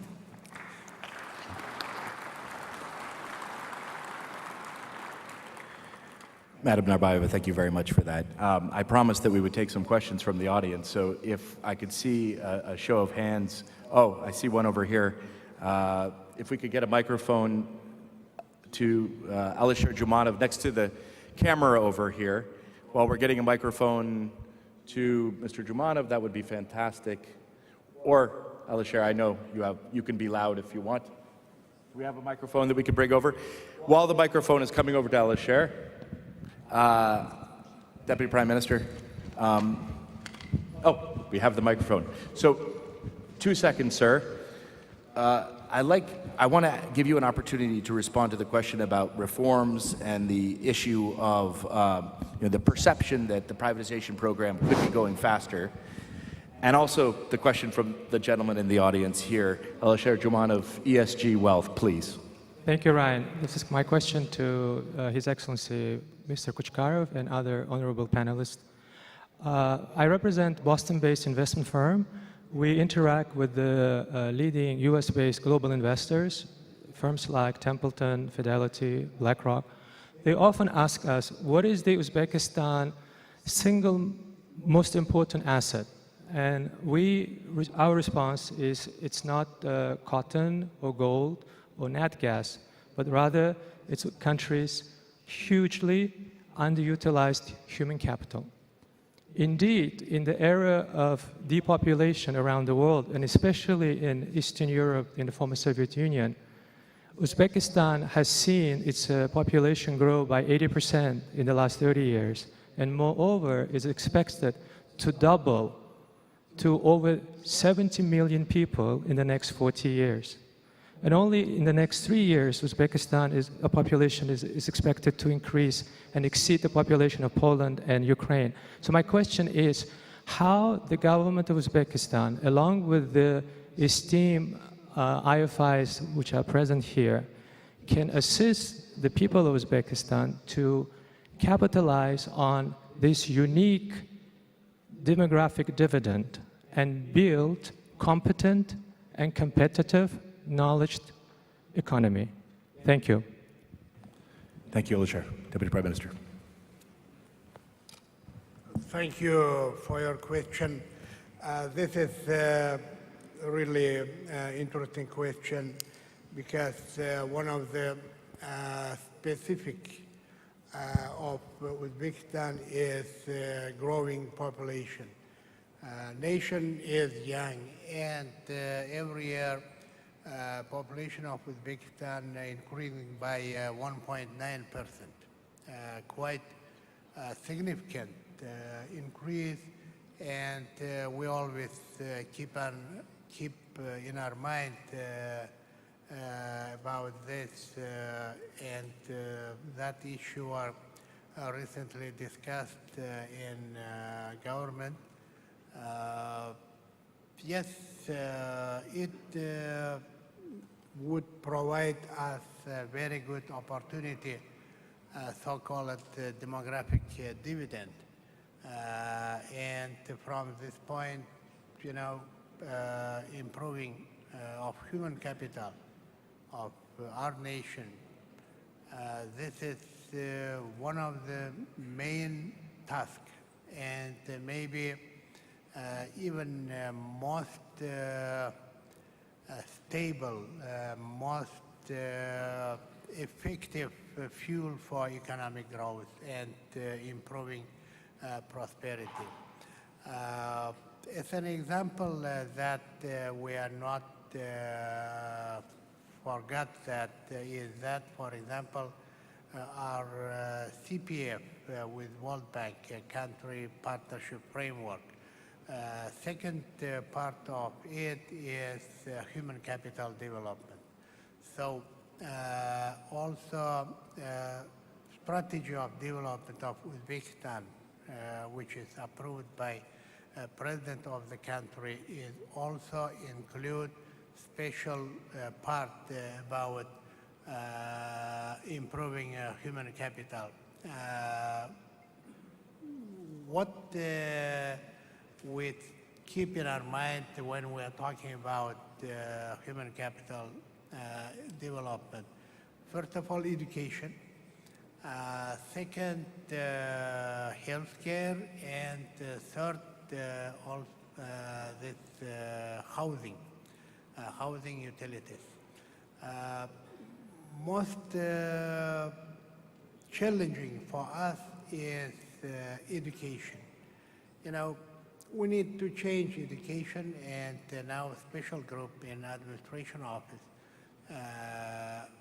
in administration of the president, they work on changing everything in preschool, medium school, high school. We don't divide them into the schools, but I mean, in my mind, classes from 1 to 4, etc. And also, you know, we are very much worried, and we're paying very high attention to professional education. Professional education here, I see my colleague with whom I work a lot on professional education, Sadaqat, Deputy Minister of Higher Education. We are working on this, and we have good support from where is I don't see my partner's ambassador, and we have a very good support for this professional education. So, this is a very good opportunity. Maybe my colleagues, Anna, or even other here, Matilda, other people, maybe they would add some comments. But Ryan, this increase in population gives a very good opportunity to realize demographic dividend, but it hides a very strong jeopardy English, some risk. I would say risk. What I mean, it means that if we don't manage this, we could slip down. Many countries failed, especially due to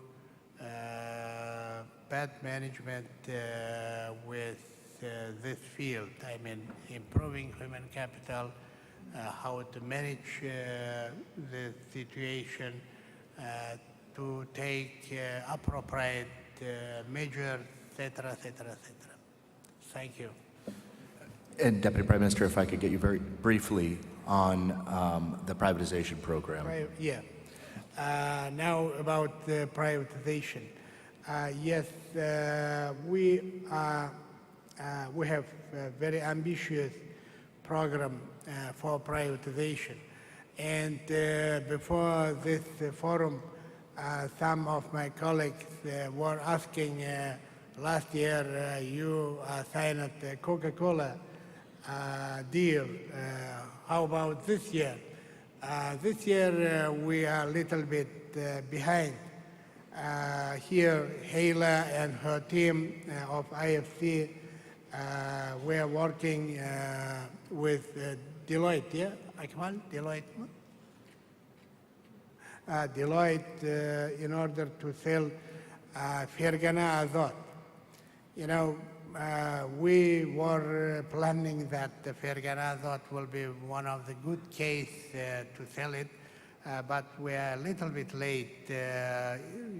Deadline was October 28, but vendors, or how to call them, vendors requested 2 weeks more time in order to know more about Fergana Azot. Ryan, privatization is very important issue, very important. And our leadership will always pushing us, why you are late, why it takes so many times, etc. Just to talk about chemical sector, for example. So hopefully we will very soon close the deal with selling of Fergana Azot. We have very good vendors. Around 1 or 1.5 months ago, when I met Wipke, she told me that the result is good because very good interest to it. If I remember exactly your words, Wipke. So this is about Fergana Azot. Hopefully we will close the deal by this year. Second, Dehkanabat potash factory. Now we hired a special company to evaluate its mines on JORC standard. After that, it will go to the privatization, and we hope we will finish it next year in third quarter, hopefully. And in September next year, we will begin to work on privatization of Nawai Azad, the biggest chemical factory in Uzbekistan. Also, we cannot say, Ryan, all of the situation is not hurt us. You gave this question. When, for example, banking sector privatization, we were already in the closing the deal with privatization of Ipoteka Bank, Agro-Export Bank, and Poytaht Bank. We had good offers, but now, due to the overall situation, our vendors are reconsidering their offers, I would say so. So, why again and again, Ryan, sorry, I'm talking a lot, yeah? No. Very interesting. Sorry, by the age you would speak more and more. So next time maybe I will speak more than even now. So privatization is very important. Yesterday, Mr. Ishmetu said one good word to IMF or to me, I don't remember, that privatization is some kind of final point of transformation of SOEs, or state-owned banks. So it takes time. Even, yes, we want everything faster. You, our partners, everybody, but sometimes, small things would stop you. Devil is in detail. So, for example, here, the chief of Sama, Akmal, he is discussing with Uzbek Neftegas, UNG, oil and gas company, chairman is here, good friend of mine. They don't know how to sell all not related to main business things because UNG has certain covenants. Sama say, give me everything, I will sell it. Just finally, by the help of Denton and White and Case, we came to some compromise. So, this property is, very sensitive issue, very sensitive. And situation is also, everybody knows, sensitive. But again, as I tried to explain in the sample of chemical sector, we will move. We are moving. Now in the market, the IPO of with car making company. Al-Malik company will go there, and hopefully here, chairman of, general manager of Nawai Gold Mining Company, hopefully next year, maybe for IPO. And both, leader of big companies, Mr. Horsanov, Mr. Sanakov are here. Today they are talking to their partners. So, sorry, Ryan, again, I will finalize. So we will push privatization, okay? We don't see any alternative for this. Thank you. Thank you very much, Deputy Prime Minister. I saw a lot of people in the...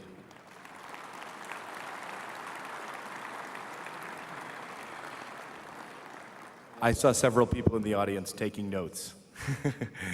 They will be paying attention. Thank you so much for that. And a little bit like privatization, I said I would only extend this session by 10 minutes, and yet there is reality, and we're now 20 minutes over. So with your blessing, I will give the final minute to Anna. The Deputy Prime Minister mentioned the work with the World Bank along with Uzbekistan's other international development partners. I know you wanted to respond to what he had to say, so please. Thank you so much, Ryan. No, I wanted to thank the question from the audience and the very excellent point made that at the end of the day, what makes a huge difference, of course, is how boosted and strong your human capital is, and that's something that really resonates with us. And as Mr. Kuchkarov mentioned, our new country partnership framework has three focus areas, and one of them is very distinctly human capital. I should also mention that we have cross-cutting areas in two very important areas. One is to eliminate gender disparities, which we will do throughout all of the work we do together. And the other one is to strengthen citizen participation and accountability of service delivery. So I think that's another important point. But just very quickly on human capital and human capital formation, the three areas that we focus on, as also Mr. Kuchkarov mentioned, is of course health, education, and social protection. And each of these do take time to reform. I think, as I mentioned, we did a diagnostic of the health sector, and what we have found is that there's a lot of measures that need to be put in place to make it more effective and to make delivery of services much more efficient. That also has a fiscal implication, so it can actually also help when you look at both reducing the role of the state, but also saving resources, because at the end of the day, fiscal pressures are going to remain quite large. The other issue around education is that we are seeing across the region, in fact across the world, a massive decline in educational outcomes. It's actually quite a crisis. And with COVID, it doesn't help. A lot of children were at home. Learning losses are estimated to have been very large. In fact, in some countries, we believe that that year at home that some students stayed, they didn't really learn anything. Now, luckily in Central Asia, we didn't have kids at home all year, but in some countries, they really were working remotely. But on the education side, we have to also, again, focus on education outcomes, make sure that the jobs that are going to be offered in the market in the future are matched by skills that children and youth are earning in the education system. And on social protection, I'm very happy about the new social protection strategy. What we are finding is that as we look forward, fewer and fewer people can rely on social protection associated to a formal lifelong employment. Because if you look at the next generation, they work differently than we do. And also to be able to equip our younger generation for the transition that's coming, the green transition and the green economy was talked about, will require a lot of focus on also the social protection to support that transition. Finally, if I may, I wanted to really thank Madame Narbayeva, who has been partnering with us on many of these issues on gender, but also on youth. And this is the largest country in Central Asia. It has a high population growth, focusing on human development, focusing on reducing gender disparities, and making sure that we can really unleash the potential of youth is going to be incredibly important. And in our support for reforms, we actually have included prior actions, as we call them, support for reducing the gender disparities, but in particular, supporting women entrepreneurship, women empowerment, and reducing the inequalities between men and women when it comes to pay and compensation. So these are really important to get women into the workforce and to support them, because as we all know, 50% being left behind is not good economics. So really excited about where we can go, and I'm really grateful to the government for putting so much emphasis on it. Anna, thank you. Shiksin, thank you. Jihad, Konstantin, Bakhtan, Deputy Prime Minister, Madam Narbayeva, thank you very much for this conversation. We could go on for another hour, but I'm already 25 minutes late. And the Deputy Prime Minister has an announcement. Here we go. Dear guests, I have a short announcement. For lunch, we prepared Palav Festival. Palav is the main food for Uzbekistan, very democratic food. What I mean, richest person in Uzbekistan or poorest person in Uzbekistan who is making wedding ceremony, they will prepare only palav. So this is very democratic food. And about it will be organized in outside, and I think Governor of Samarkand, he is here, he will care about the weather. to make it standing. Thank you. Thank you, Deputy Prime Minister.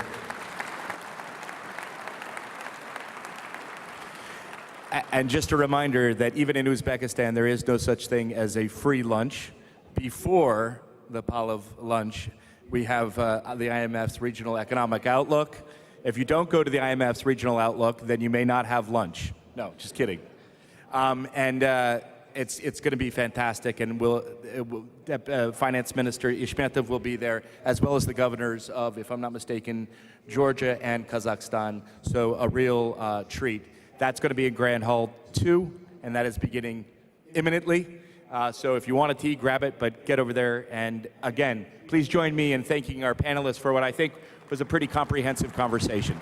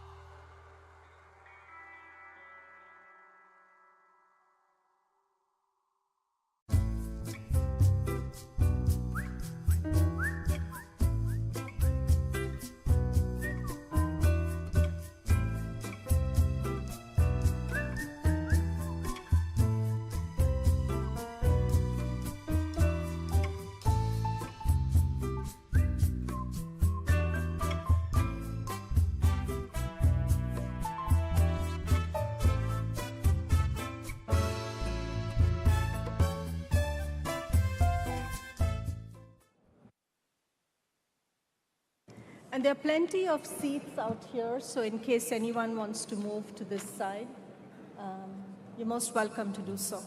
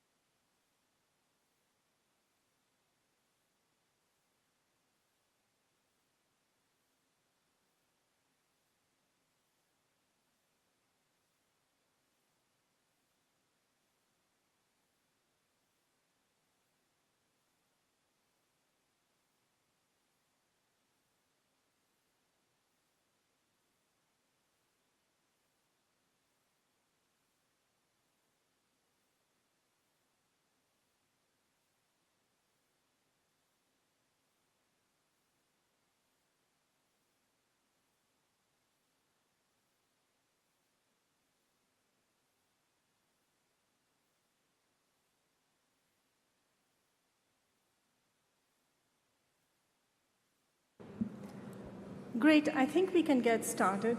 If you can just please take your seats. Wonderful. Thank you very much. Thank you all for coming. I know that you've had a wonderful lunch and it's kind of hard to stay awake after that, but I'll try and make this session, and all of us will try and make this session as exciting as possible. For those of you who don't know me, I'm Lalita Murthy. I'm the Regional Director for Equitable Growth, Finance and Institutions at the World Bank. It gives me great pleasure to moderate this panel. This panel discussion focuses, as the title says, on macro stability and sustainable growth, a new phase of structural change. And I want to welcome all the panel members. We have with us the Chairman, Central Bank of Uzbekistan, Chairman Nur Muratov. Welcome, sir. We also have with us my colleague from across the street in Washington, Ron Van Rooten. Welcome, Ron. At the IMF. We have Mr. Narcis Yeretsian, Deputy Chairman, Central Bank of Armenia. We also have Attilio Zanetti, who's the alternate member of the governing board of the Swiss National Bank. We have Mr.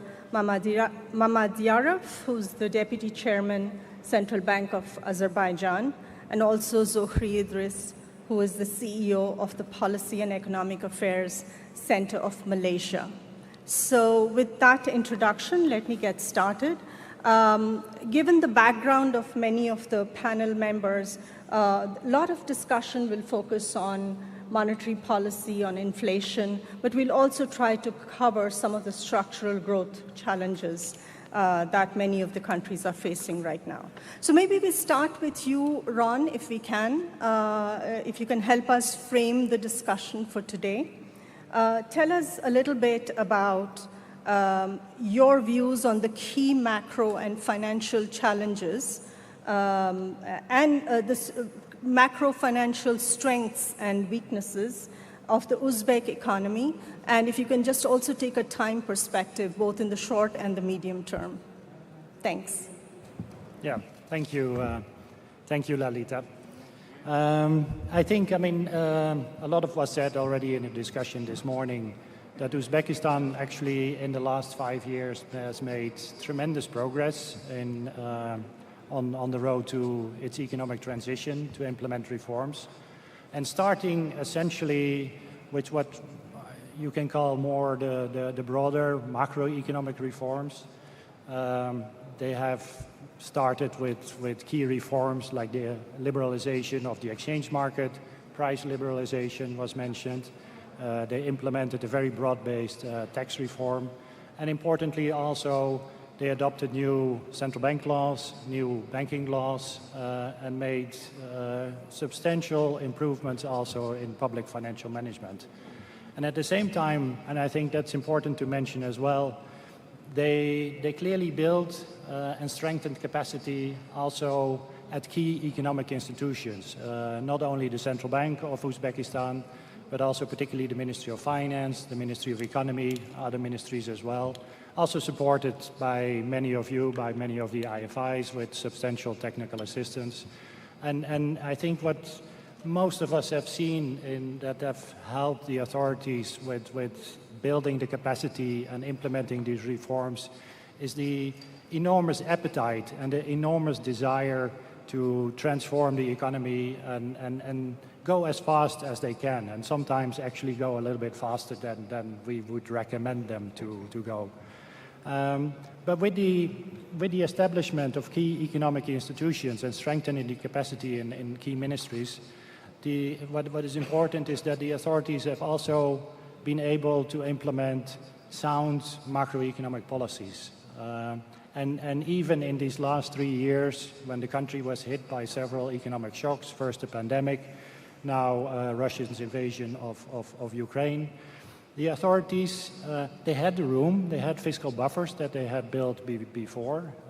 Fiscal position was in a very good situation, but it allowed them to respond very quickly to the various shocks, take the appropriate measures to, in case of the pandemic, to support lives and livelihoods. Central Bank, in the meantime, has remained very focused on trying to steadily but gradually bring down inflation. Inflation had peaked, had increased after the initial round of reforms with the price and the exchange market liberalization rising to over 20%, but it had been steadily declining. But with the shocks, as inflation started to rise already last year, again, we saw that the Central Bank of Uzbekistan was very quick in its response in starting to tighten monetary policy, given the priority that they attached to bringing down inflation, ultimately to its medium-term goal of bringing inflation down to 5%. Now, that being said, there is still an enormous amount of work to be done, and that was mentioned by several of the speakers this morning as well, and particularly what we like to call this kind of second generation of structural reforms, because we from the IMF we always like to look at an economy, but always particularly also look at the balance of payments. So if in these last couple of years, if you look at the current account, how that has developed, Uzbekistan has had a steady current account deficit of around 5–6% of GDP, which actually is normal and desirable for a country that is transforming, that is growing, because it needs to be able to rely on foreign savings. But if you look at how that current account deficit was financed, it's mainly by contracting external debt, not only by the government, but also by state-owned enterprises, state-owned banks, and much less by foreign direct investment. And so in that sense, and I think that was mentioned this morning as well, that a lot of the momentum in growth, the high growth rates that the country has experienced and also maintained to keep during these recent shocks, is to a large extent funded, fueled by the public sector. And this is something that needs to change, and also what the government is very much committed to change in the period ahead. Public debt in Uzbekistan is still relatively low. It's still at a level below 40% of GDP. And I think many countries in the world are probably envious about that. So in that sense, Uzbekistan still has its fiscal buffers still intact. But going forward, the government really want to resume fiscal consolidation, make sure that that remains sustainable, that the risk from that sustainability remain very low, and wanting to shift to more private-led growth, to a model of private-led growth. Now, there are two key elements that need to be pursued to be able to achieve that, and one is to reduce the still very large role of the state in the economy, especially in the banking system, but also in other sectors of the economy. State-owned enterprises still play a very large role. Now, changing that in the current environment, I mean, we heard the Deputy Prime Minister this morning talk about privatization, the progress that has been made and that they want to make. But in the current environment, it's not that easy. There's clearly, given all the uncertainty, there is a hesitation by investors to invest in countries here in the region. And so while it is progressing, it's not going to be the key solution. So what we urge the authorities and also our colleagues from the World Bank and the ADB to focus on particularly is creating an environment for private businesses to grow and to flourish. Typically, when we talk to business people, large enterprises, small enterprises here in Uzbekistan, when we talk to them, they also say that a lot of progress has been made in these last couple of years. It's actually fairly easy and straightforward to start a business.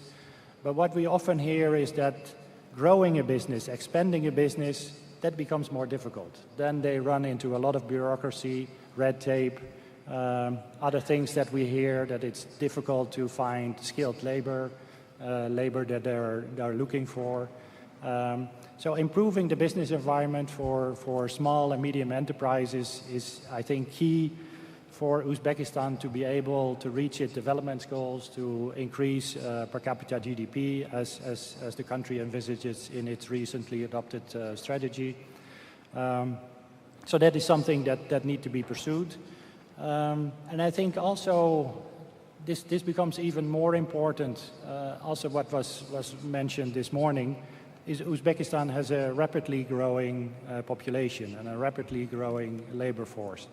And that makes it all the more important to focus on private sector development, because this growing population, I mean, it's both an opportunity, as was mentioned this morning, but it's also a vulnerability.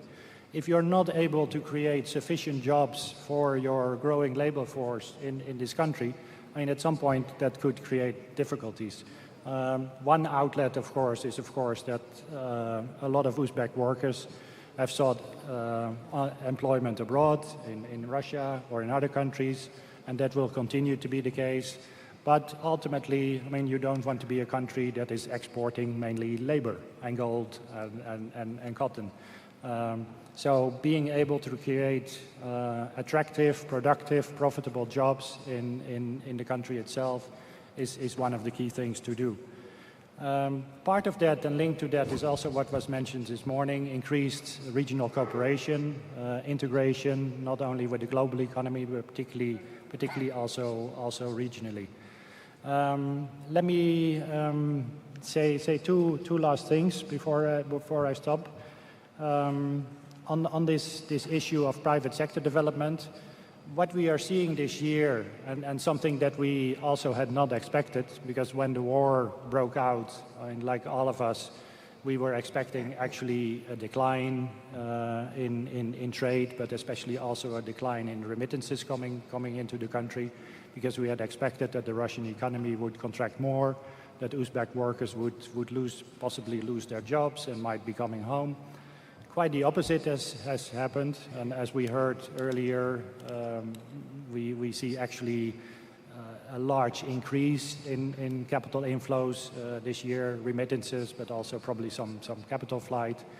And so with all this money coming in, again, this provides an opportunity for this money not only to be used for consumption or for financing imports, but to try to utilize it for productive use and make it easier for people to start a small business, to grow a business, again, to create jobs for many people. Last comment I want to make on inflation. Like all the countries in the region, inflation has been picking up here as well. Not so much as in some of the other countries. Inflation seems to be stabilizing at about a rate of 12% on an annual basis. But still, obviously, there is a risk that inflation will become entrenched and that people start to come to expect continued high price increases. And so the focus of the central bank on as a priority to tackle, to address inflation and to avoid that inflation expectations do become entrenched. I think that is a key thing for the central bank to do. We actually have seen the central bank being very active in that regard, taking very strong measures, not only with the outbreak of the war, but throughout these last couple of years. So we're very much supportive of that. And it was also good to hear this morning that in terms of the coordination with fiscal policy, because that's another important element of that the Ministry of Finance and the government understand the priority that needs to be given to bringing inflation down as well. So that is very encouraging. So let me stop there. Thanks, Ron, very much. Let me pick up on your last point where you talked about bringing inflation down being the key challenge for the central bank. So with that question, let me turn to you, Chairman Nurmuratov. In Uzbekistan, the inflation targeting framework is still very new, and you're still building a track record in that. I'm sure you're facing certain challenges in implementing it, especially in the current external environment. So could you please tell us what has been the progress in implementing the inflation targeting framework, and what problems are you currently facing in doing that? Thank you. Спасибо. Прежде всего, я хотел бы поблагодарить всех участников данного форума за отклик на наше приглашение, чтобы поделиться своим опытом, своим видением тех насущных проблем, вызовов, шоков, которые мы все здесь сидящие ощущаем. Что касается данного вопроса, да, действительно, вопрос снижения уровня инфляции – это один из главных функций Центрального банка. И в этой части мы, когда полностью начали с 2016 года перестраивать свою денежно-кредитную политику, мы анализировали разные режимы денежно-кредитной политики, которые бы помог нам совместно с обществом быстрее, эффективнее достичь тех целей, которые ставятся перед нами со стороны общества по обеспечению стабильности. В нашем случае мы выбрали режим инфляционного таргетирования, и оно подразумевает обеспечение в среднесрочной перспективе стабильного уровня инфляции в размере 5%, что в условиях двузначной инфляции является непростой для нас задачей.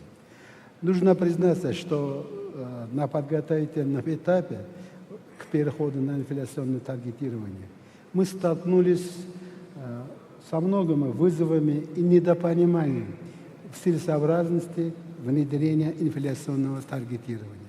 Было очень много обсуждений, очень много общений через блогеров, через представителей средств массовой информации, чтобы довести необходимость такого режима в денежно-кредитной политике, которая позволила бы нам, как я сказал, достичь поставленных целей, определив конкретно определенные конкретные цели. На начальном этапе было много разногласий и недоверия со стороны широкой общественности, как я сказал, о возможности снижения инфляции до заявленного уровня в определенном смысле за такой короткий срок. Ну, налаживание коммуникационного канала и активные обоснования важности ценовой стабильности поспособствовало формированию более положительного и доверительного мнения общества действиям Центрального банка. Но я должен подчеркнуть, самым главным фактором институциональных изменений при переходе к инфляционному таргетированию стало повышение потенциала персонала Центрального банка, изменение образа мышления и совершенствование навыков специалистов в соответствии с передовой практикой. Пользуясь случаем, я хотел бы выразить огромную благодарность нашим зарубежным партнерам, особенно Международному валютному фонду, Европейскому банку реконструкции и развития, Азиатскому банку развития, коллегам из центральных банков Швейцарии, Армении, Грузии и других центральных банков за оказываемую до сих пор практическую помощь и технические содействия в развитии потенциала в области денежной и кредитной политики. Самое главное, мы в начальном этапе осознали, что без глубокого понимания самим персоналом инструментов инфляционного таргетирования и способов его достижения таргета было невозможно нам довести до общества наше видение каждой проблемы или вызова.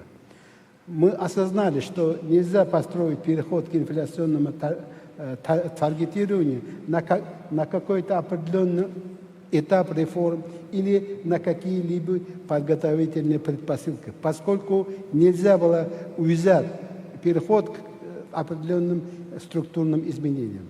В этой связи процесс совершенствования денежной кредитной политики в нашем понимании должен сопровождаться в комплексе с реформами по трансформации экономики и структурными изменениями, которые мы сегодня до обеда очень так обсуждали. И все они должны быть направлены на формирование рыночной и конкурентной среды. Что все это в дальнейшем помогло бы нам достичь эффективного распределения всех материальных и финансовых ресурсов, а также должен был носить последовательный характер.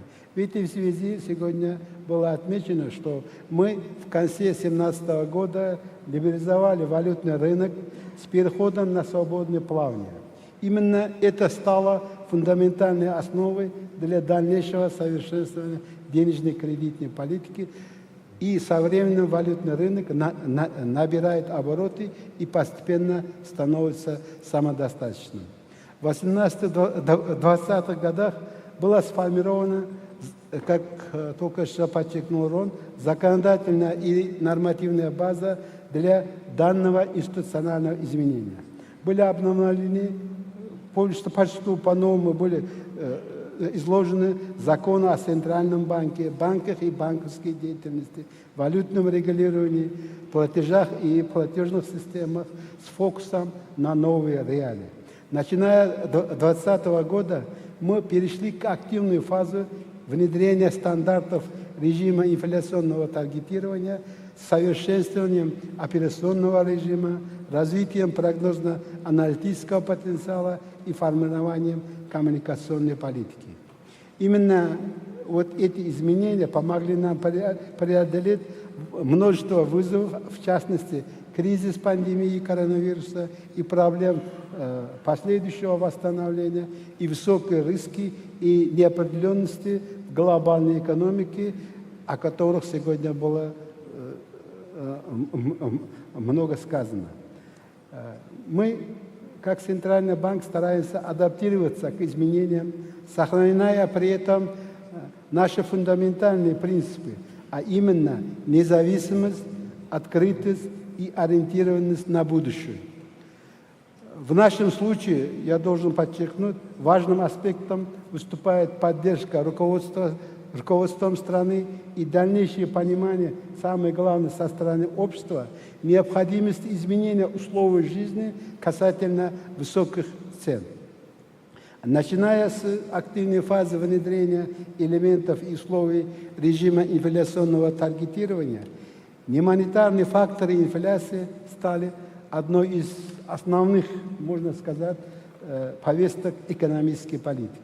Данные темы стали больше уделять времени и внимания, чаще обсуждать на заседаниях правительства, и в этом направлении мы начали слушать друг друга и принимать совместные действия с правительством.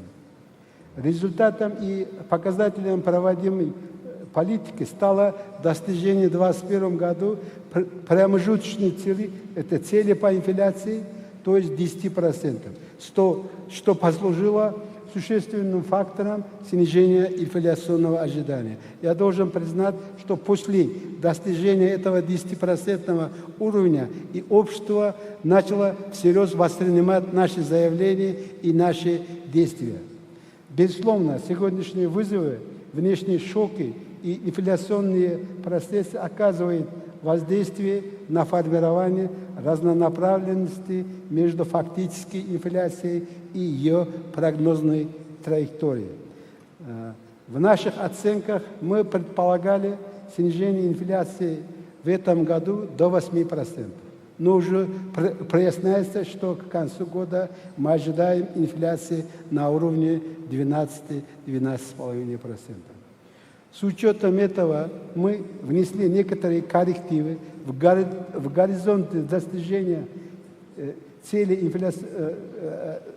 инфляционного таргета и перенесли достижение 5% уровня инфляции с 2023 года на 2024 год.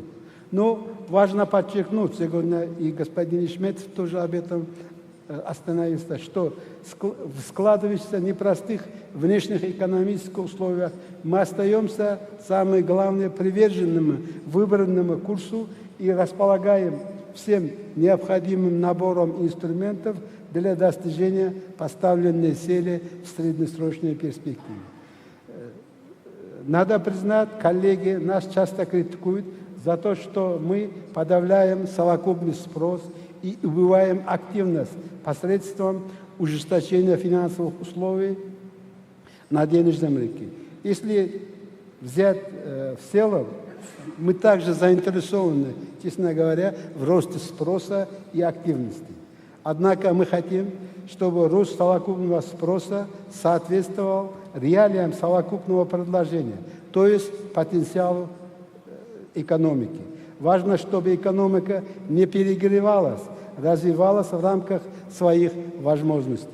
Нам еще предстоит очень сложный путь, который, с одной стороны, полон неопределенностей, о которых мы сегодня очень много говорим, а с другой, может быть, достаточно болезненным. Но мы, как Центральный банк, совместно с правительством, четко понимаем и признаем, что именно через призму снижения инфляции мы можем фактически послужить повышению уровня и качества жизни людей и содействовать инклюзивному росту экономики. При этом, как я отметил выше, и сегодня многие спикеры подчеркивали, результативность наших действий во многом будет зависеть от эффективной имплементации намеченных структурных реформ по трансформации экономики. Спасибо. Thank you very much, Mr. Chairman, for a very detailed explanation of how you're dealing with the inflation targeting mechanism in your country. If we go to you, Mr. Deputy Chairman Yeritzian, what you heard from the chairman is that Uzbekistan is having difficulty right now meeting its inflation target. That's the case in Armenia. In fact, if you look across the board, in half of the developing countries that have adopted inflation targeting mechanisms, they have also had challenge meeting their targets. But you know, if there is a short-term deviation between the target and inflation, that's okay. But if you start to see inflation staying above the target for a protracted period of time, it calls into question the credibility of the central bank. I was wondering how you view that in your work. I mean, easier said than done for us to preach, but you as somebody who's managing it on a day-to-day basis, how do you balance the challenges of containing inflation and maintaining your credibility? Thank you, Lalita. Thank you for this set of questions. But before I get to the questions, let me first thank the Governor and his team for this invitation. Also congratulate the authorities of Uzbekistan for this beautiful event and excellent organization. The question you're raising, Lalita, is very relevant, especially in the region. But I want to set a few principles before I get into my two kind of structured presentation. The current policy stance and what we could do to improve our policy frameworks going forward. I want to separate the targets, like governments, general public are taught to follow the numbers.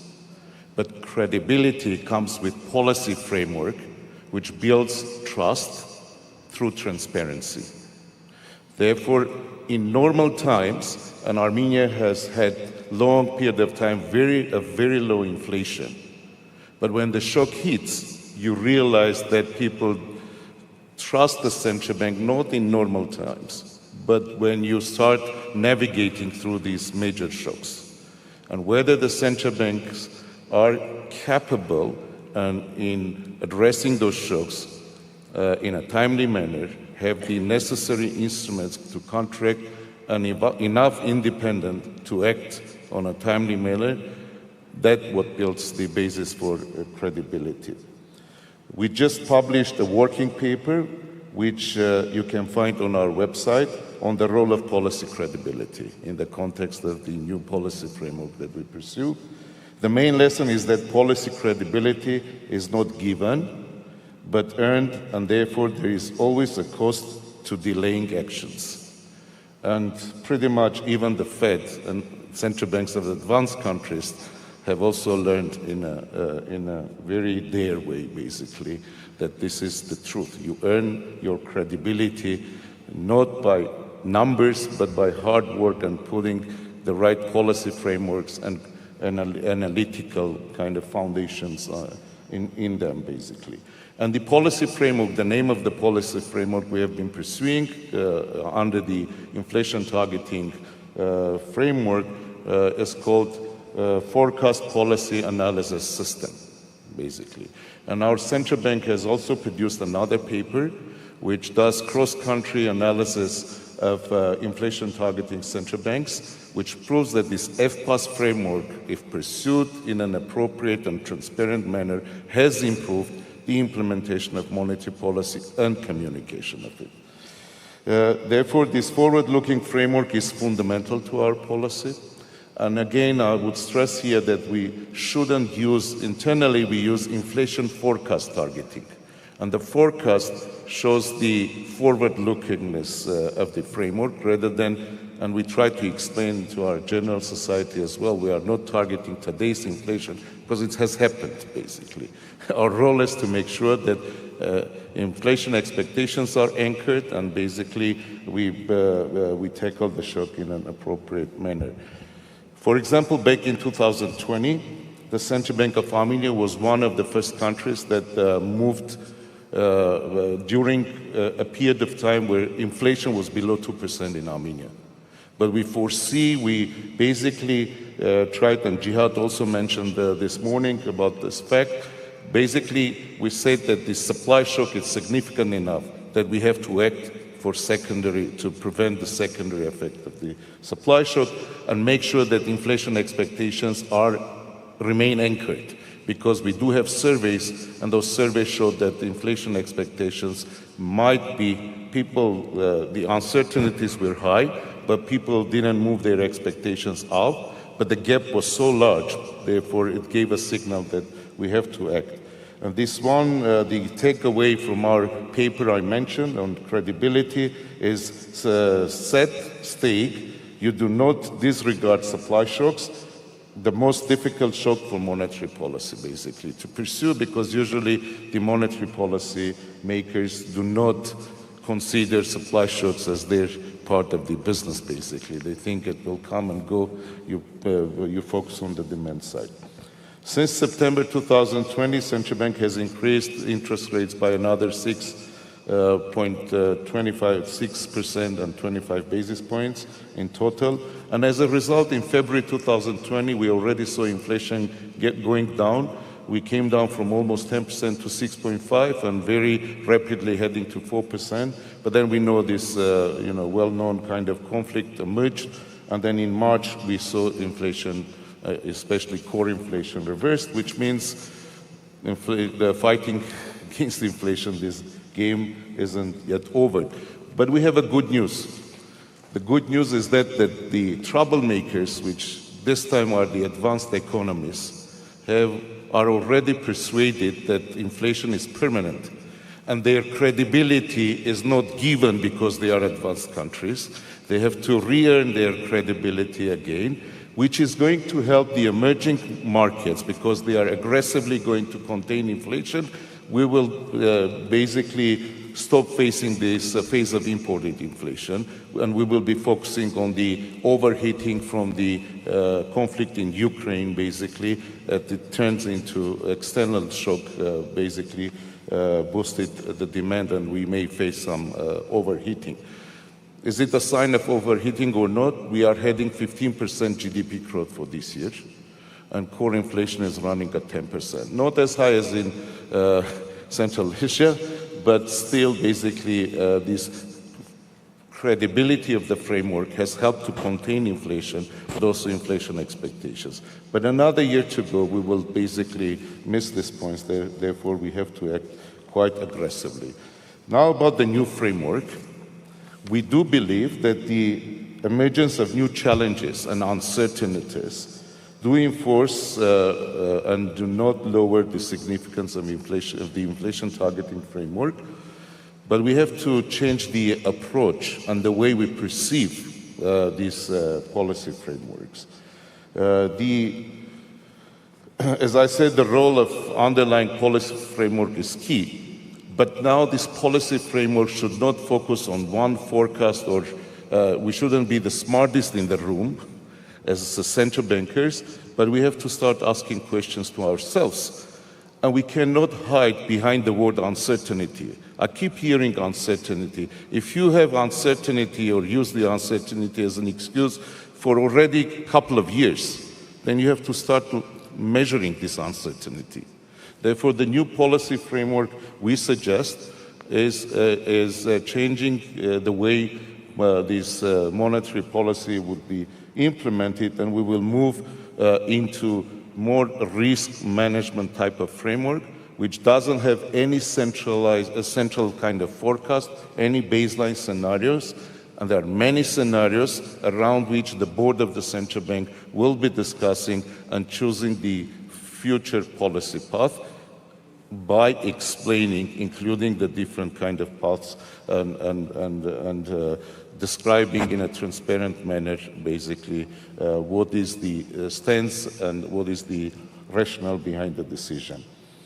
At the same issues, the role of endogenous policy credibility, as we put this equation into our kind of analytical framework, we consider credibility is something you earn. It's not given. You don't measure and then play around it. Your policy decisions have to target credibility itself. And dealing with non-linearities in economic behavior, state dependency, and higher uncertainty, which were left out of the focus in regular normal times, became much more important in the current juncture. Thus, having a systemic approach to address these issues and have an integrated mechanism within our framework became a must for us.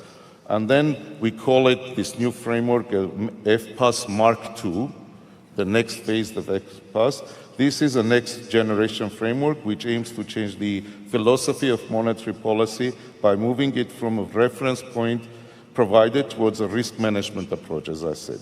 Although on a conceptual level, the risk management approach of monetary policy is not new, the idea of engineering it within a policy framework and giving it a systemic structure is a pioneering work in progress, and the Central Bank of Armenia strives to become a leader in this endeavor. And we have published a series of papers explaining how we think about this framework.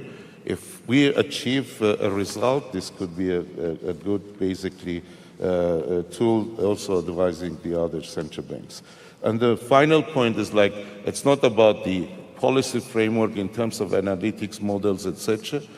It's going to change the entire dynamics of our policy communication, board dynamics, the dynamics of the discussion of the entire policy-making process between staff, board. It's going to be a co-creation type of endeavor. Will take a month of work jointly with the board before we come out with our final decision on interest rates.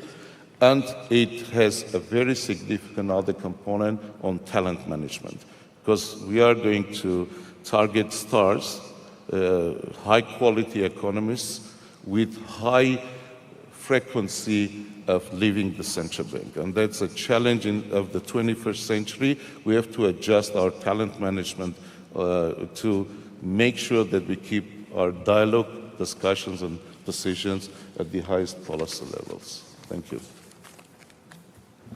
Thanks very much, Mr. Deputy Chairman. Maybe before I come to Mr. Zanetti, Ron, can I come back to you? Because, you know, there seems to be this inherent tension between raising interest rates, slowing growth, and or raising inflation, dealing with, raising rates and dealing with inflation. There's this trade-off. Is the trade-off real, or is it just a false choice? I think it's important to remember that macro stability is basically a sine qua non for economic growth. There have been periods where countries experience high rates of inflation for a prolonged period of time, learn to deal with that. I think of Latin America, some time back. But generally, if inflation becomes entrenched, we see that it does hurt investment decisions. And so ultimately, it does hurt growth. And so in that sense, as a trade-off, of course, with tightening monetary policy now, and I think the chairman of the Federal Reserve also made that very clear, it's not without cost, but it is a cost that needs to be borne, unfortunately, to avoid a much bigger cost later on and more permanently. And so trying to frame it as a trade-off is a bit of ignoring the problem. The focus should indeed be on tackling inflation, having all the policies in place, including support from fiscal policy where it can support the central bank in its efforts. But so it's not really a trade-off. That being said, given that inflation always hurts the poorest parts of the population the most. They suffer the most from higher energy prices, higher food prices. So whatever room there is within fiscal policy, that should be focused, targeted on supporting the most vulnerable in society. Thanks. That's the clearest answer I've ever heard on this trade-off or the false choice that exists. So thank you very much for that, Ron. Mr. Zanetti, let's turn to you. Just yesterday the Fed raised the rates. We are seeing rates being raised by central banks of all developed countries. What kind of risks does this pose for developing countries? These countries have already seen their fiscal monetary space shrink as a result of the COVID crisis. And now they're facing this other challenge where there's financial tightening in the global markets, and that's also causing challenges for them. So what does this mean for, say, exchange rate, capital rate movements, financial stability, economic growth, all the general things that we worry about in developing countries? And what should these countries do to protect themselves, in your view? Thank you, Lalita, for these questions. Before I start off, also let me thank the governor and the organizers for inviting me to this event. It's a pleasure to be here, this beautiful event, and be able to represent my institution. Now, I think there are various layers to your question. Some of them are, as I see, purely developing countries aspect, and other may be more in the direction of an emerging market problematic. And given the tremendous momentum and achievements of reforms in Uzbekistan, I increasingly see Uzbekistan actually as a country that tends to more have the problems or the challenges of emerging markets. But let me start with the developing country perspective. I think there are two, I mean, not all developing countries are born equal, so I think there were two key aspects that needs to be considered. The first one is the degree of dependence of the country on global markets in terms of food and energy. And the second one is the degree of sustainability of the debt. Now, of course, what we know is that the share of food items and energy consumption in consumer baskets in developing countries is very high. So the current high level of food prices and energy can lead us to a true cost of living crisis in these countries. In the extreme case, even to problems in terms of food availability, with tremendous impacts on the most fragile parts of societies. Now, given these circumstances, it is reasonable to expect that governments in this country will want to provide some form of support, one way or the other, to these most vulnerable parts of the society. Now, and of course, going forward, we are not, the story doesn't end today. I mean, these dynamics of food prices could exacerbate further if, for instance, energy prices remain high and fertilizer prices may remain high, or if we have climate change-related shocks to the production of food. But this intention is, of course, legitimate intention of governments to support the poorest people bring us to the second aspect of which is the sustainability of debt in these countries. Unfortunately, in most developing countries, the COVID period has led to a tremendous increase in public debt, and in relatively large number of these countries, the sustainability of debt is already kind of shaky. So a number of countries could enter debt distress, and this is where I see the most immediate threat for developing countries.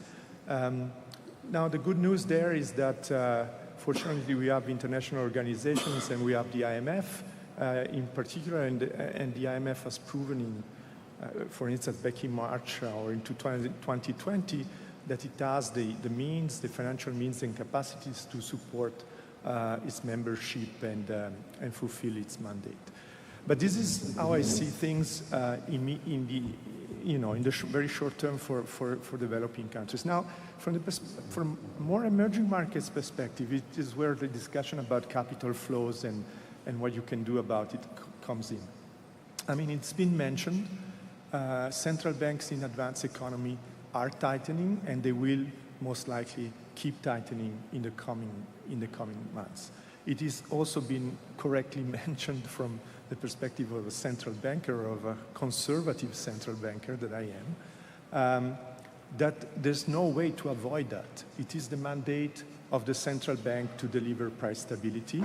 We have to do it because this, further or longer lasting inflation is detrimental for the most fragile part of society, which we have also in advanced economy. We have poor people or low-income people in advanced economies as well. And the credibility of the central bank is at risk. So the tightening will go on. And what we also know is that still roughly half of the outstanding debt worldwide is denominated in US dollars. So that typically when the central bank in the US or the euro area and so on, in the major currency areas tighten monetary policy, that spills over to emerging markets which have a substantial outstanding debt in foreign currency. Now, this is for two reasons. Number one is because with higher rates, the sustainability, the cost of debts increases. And number two is because you might have a currency mismatch in the balance sheet of financial and non-financial entities in a given emerging market. So that, of course, brings up risk aversion and increases outflows, and which increasing outflows, you have skyrocketing in the extreme case, volatility of asset prices and exchange rates in the emerging market. On top of this standard mechanism that we actually seen many times in previous tightening cycles, the additional observation is that over the last few years, non-bank financial intermediaries have played an increasing role in financing emerging markets. And what we know about non-financial, in particular investment funds, what we know about them is that their behavior tends to be much more volatile. Back in March 2020, when the turmoil following the outbreak of the COVID was essentially driven by non-bank financial intermediaries. So people that have looked at that in detail have observed that actually 50% of capital outflows were driven by investment funds, although in only 30%, only a third of the existing liabilities were related to investment funds. So this is also a new reality, and the more a country is exposed to such non-bank financial intermediaries, the more likely it will be to experience volatility of the exchange rate and asset prices. Now, to some extent, this is unavoidable because, as I said, there's no way that advanced economy will avoid to increase. I mean, all these central banks are aware of the spillover effect of their monetary policy, but at the same time, their mandate is guaranteeing price stability in their own countries. So they have to act in the interest of their own countries, the number one.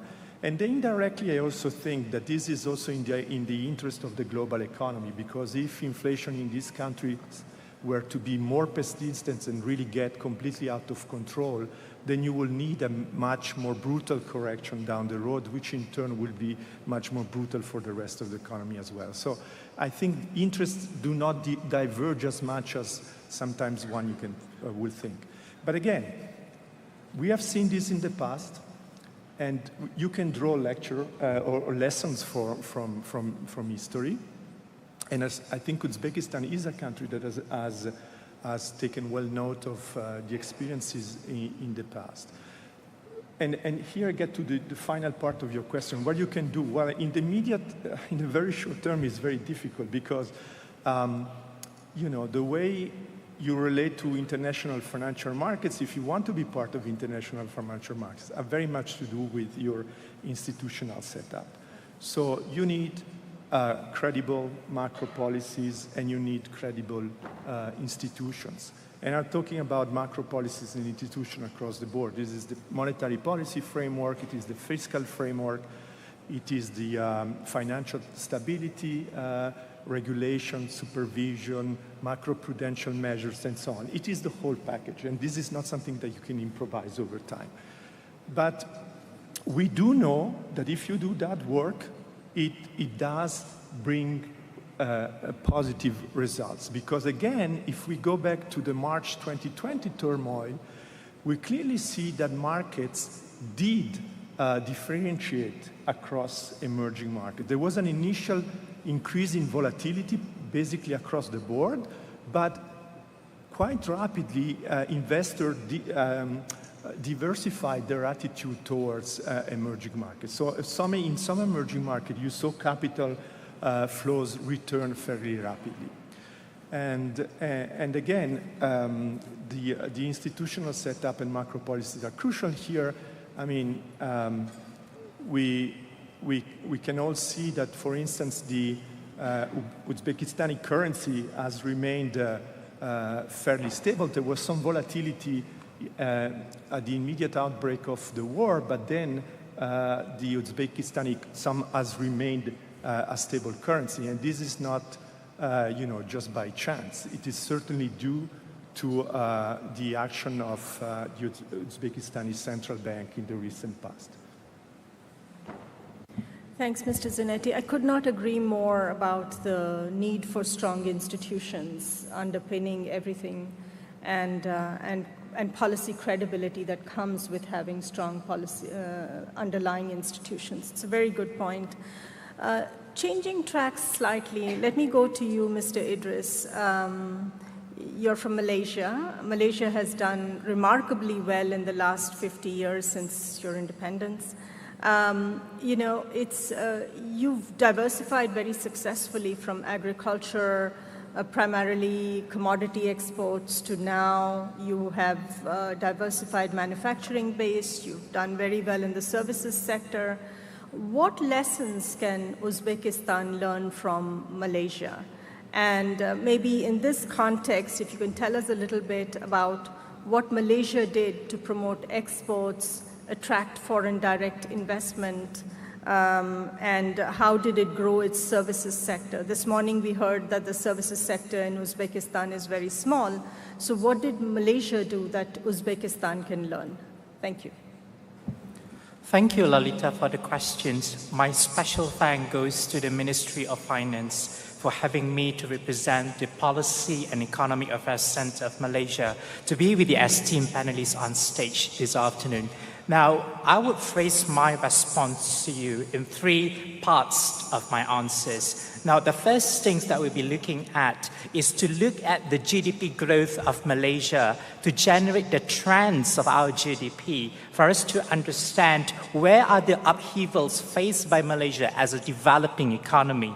Now, ladies and gentlemen, in the first half of the 1970s, Malaysia had truly transformed into a really comfortable economy where we reached our growth at more than 10% from 1971 all the way to 1976. That was the glorious cycle that we had first in our country. And that was replicated even in the early 1990s, where our GDP growth, though it wasn't at 10%, but it stayed at 9% consistently until the first half of 1990. And that was the last time that we saw Malaysia's GDP at a comfortable stage. From the year of 2000 all the way to 2022, we've seen a decline of this GDP. And what is even more importantly to be noted is that we are trapped in a middle income nation, and it's even getting more difficult to graduate as a country to become a upper middle income or even a developed economy in the world. So what does this number tell us, ladies and gentlemen? That the Malaysian success is also a part of its stagnations that we have today. And these certainly the lessons that I probably will share with all of us here. Now, on to the second part of my response to you, the lessons that we could learn not only from Malaysia, but also economies like Indonesia and Vietnam, the developing economies in ASEAN, as well as some of the least developed economies in Africa, tells us a very good lessons in terms of two parts. First and foremost, I would address on the prospects of reforms, we should look at the right ecosystem of reforms to make sure there is no fallbacks. On to the second part, which is also equally important, is for us to look at managing the reforms themselves. It's not only that we wanted to do reform, we must also make sure the management of this reform will bring us to the directions that we wanted to go. So straightly going on to the first part, which is prospects of reforms. Now, reforms generally happens in two sides of circumstances. On the positive side of circumstances, reforms takes place when a country is stable, cohesive, as well as peaceful. And it's quite easy to measure this if we have the efficiency index, the productivity, the HDI, the human development index, as well as to look at the people's readiness and resonates towards the reform. So that is the best case scenario that when you want to do reforms. On the other hand, which is on the left extreme side, which you had to do reforms in the crisis, where states have no other options but to resort into reforms because it was in a really bad situation. Now, we did not want Uzbekistan or any of the countries to be in a crisis for it to do reforms, but I think Uzbekistan is neither on the left, neither on the right as well, but we must make sure all of this the gentleman's idea on policy, monetary reforms will actually make sure that Uzbekistan tilts towards a peaceful, stable nation so that more reforms could actually take place. So my added values presentations today will talk on how do we actually draw the lessons of these countries to ensure that our reforms is actually a smooth transitioning reforms. It is not going to fail in the middle of its course, neither towards the ends of its course, but it will be a transition gradually, consistently from point A, B, C, all the way to Z, if it matters. So we look into Vietnam. Now, Vietnam signed the TPP with the calculations that the TPP in the origins in 2013 will make sure that Vietnam's growth will grow significantly. But while doing so, we also calculated that Vietnam has to pay its prices in terms of its livestock. So these are the fallouts that makes Vietnam as an economy that have ratified the TPP in 2013 had to recalibrate, had to revise, and actually had to reverse few steps to make sure that the TPP is also generating economies fairness to all sectors as far as is possible. Now, we look into ASEAN as a regional entity for that matter.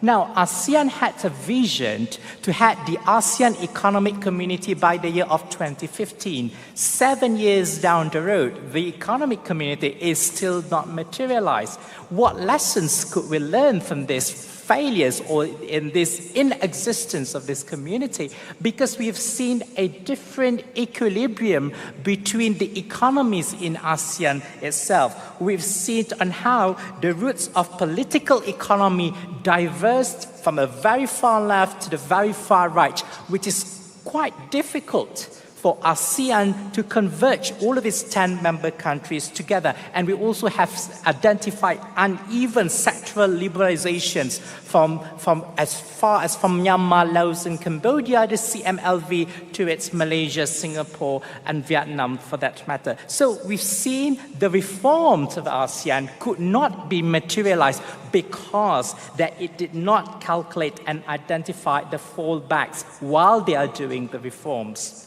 Now, we take Malaysia, flying back to Malaysia or Kuala Lumpur for that matter. Malaysia, because of these lessons, has been really careful in going into any international agreements. Now, we've signed and ratified the RCEP, the RCEP, in March this year, because to us, RCEP was a bit more friendly. It's a bit of a norms and nuances, bringing all economies together towards trade. Whereas we're a bit critical and a bit derailed from CPTPP because the CPTPP, which focuses on the rules of origins or the rule-based institutions, had several criticisms and several backlashes from our economy. And this is what Malaysia had to deal with, to be very careful. And at the end, to cut the story short, we ratified it just in September, even 24 hours before the parliament is dissolved. So again, managing the stakeholders and the risks is very crucial to developing countries like Malaysia. So what does this tell us, ladies and gentlemen? Reforms are needed. It's integral, it's important. But it is also more important to ensure there is actually a smooth transitioning of reforms, because we could not, as a developing country, afford to have setbacks or backlashes while doing so, even though that it's normal for it to happen.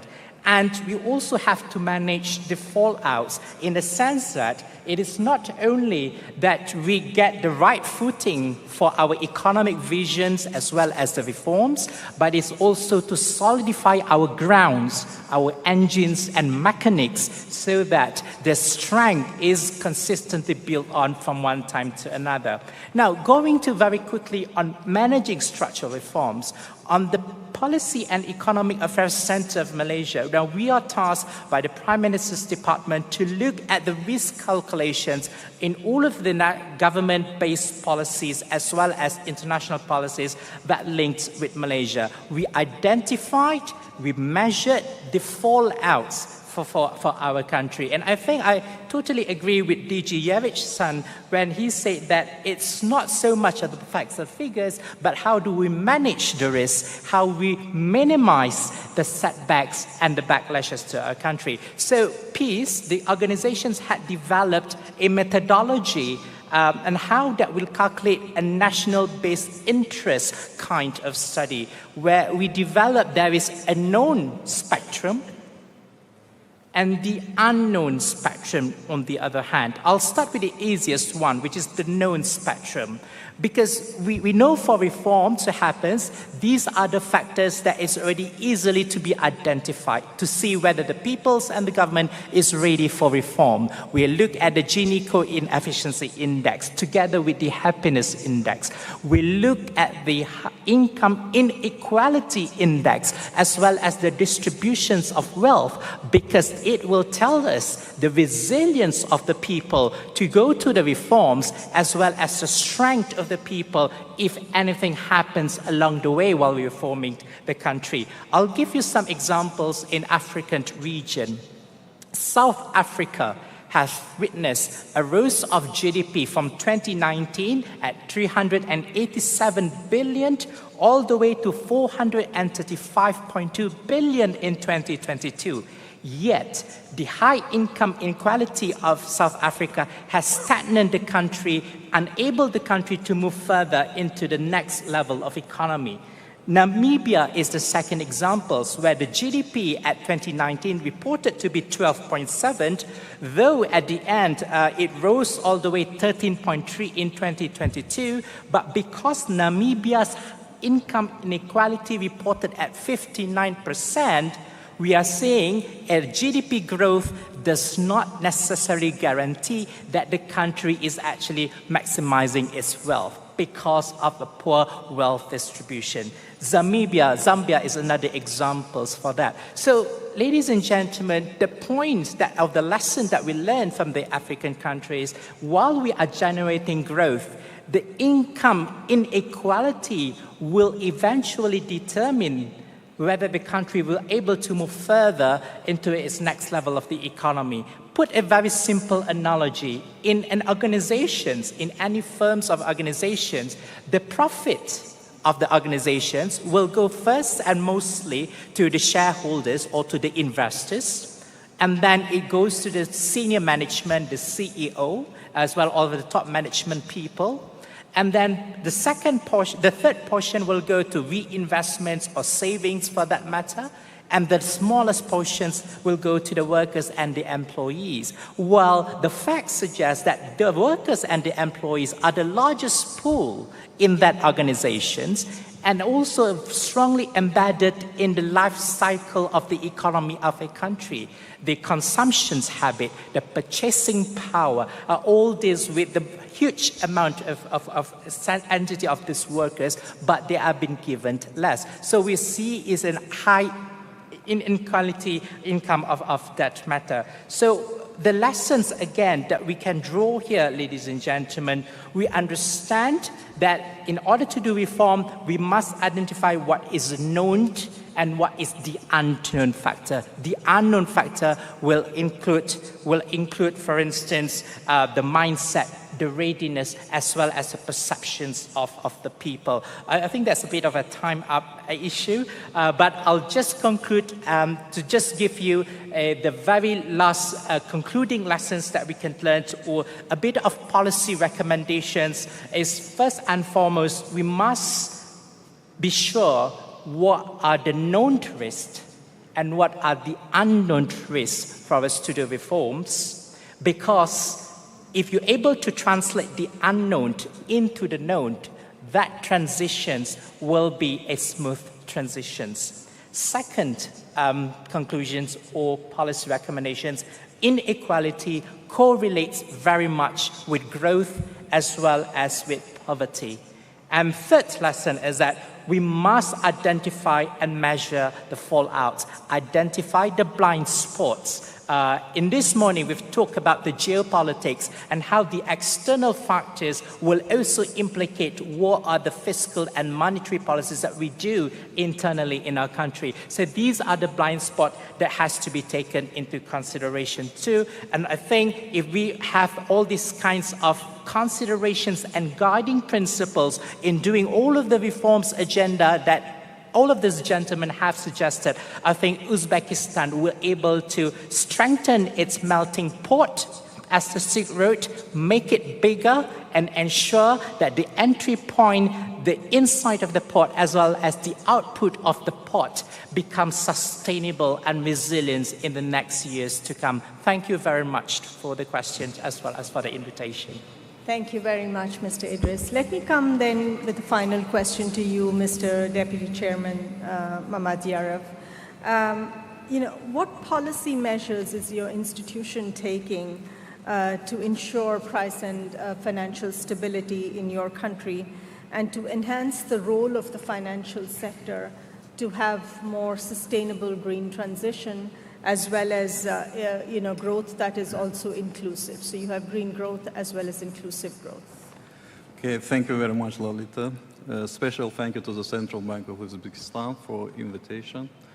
Also, I would like to express my deep gratitude to the organizers for inviting me to share my views on how to achieve macroeconomic stability and sustainable growth through monetary and macroprudential policy. Actually, it's a pleasure to be here with you for me.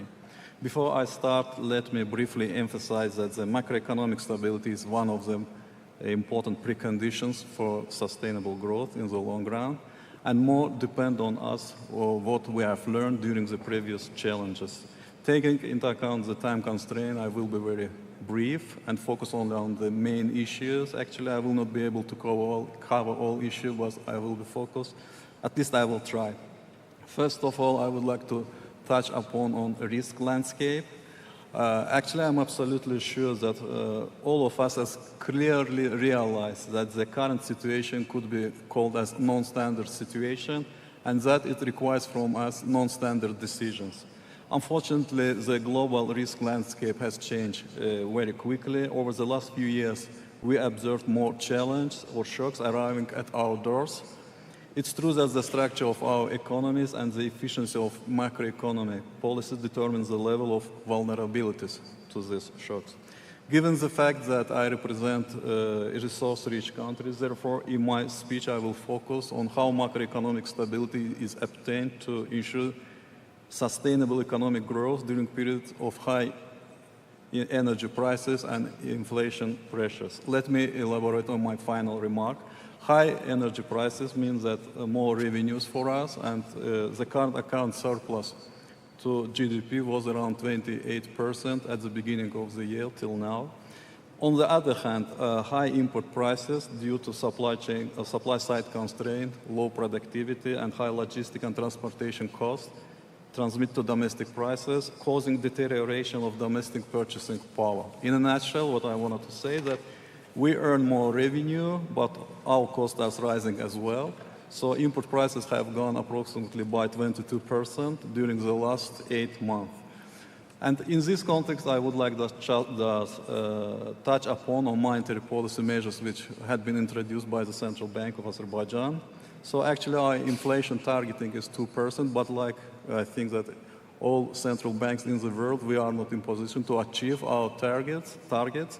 But the good news for us that we have introduced new monetary operational framework which aimed at improving the transmission mechanism and improve the monetary transmission to improve mechanism to touch upon a short-term interest rate. Actually, I have to acknowledge that in previous period of time we had a mechanism, but it was not operational. Now we introduced new tools. Among all new tools, I would like to mention standing facility tools, which have been introduced, and we believe that it will have positive impact on monetary transition in Azerbaijan. We have increased the policy rate, even though it's still negative in real terms. However, just mention that our objective not to harm economic growth in the presence of high inflation environment caused by supply side factors. We have shortened the bandwidth of the interest rate corridor to improve liquidity management and have been efficiently guided the short-term interest rate. Actually, monetary tightening has curbed substantial part of inflation through slowing credit growth and appreciation of nominal effective exchange rate reduced effect of high import prices. Our projection for the next year that inflation will be in the corridor of 8 or 9%. We also share the perspective that we will fight against inflation until we get it under the full control, despite the fact that our inflation is mainly driven by the external factors. Also, I would like to touch upon financial stability and how we achieve it through the macroprudential policy, because it also have a paramount significance for us. And I think just to inform you that financial sector of Azerbaijan is characterized by the well-capitalized banking industry with low level of NPL, with high liquidity position. Actually, I have to say that we have reached the historically low level of dollarization in the economy and in the banking industry of Azerbaijan. From my perspective, the main challenge for Azerbaijani banking industry is, unlike other countries, is a rapid growth in consumer lending and also extending credit to the local corporation in foreign currency. Because of this, we as the Central Bank of Azerbaijan introduced new macroprudential measures in order to curb the rapid growth of consumer lending, and by this we also have an impact on reducing aggregate demand and especially demand for foreign goods. Actually, our key priority is to improve the regulatory and the supervisory framework to efficiently achieve the intermediate and final targets of financial stability. Our final target is to introduce all key elements of Basel III.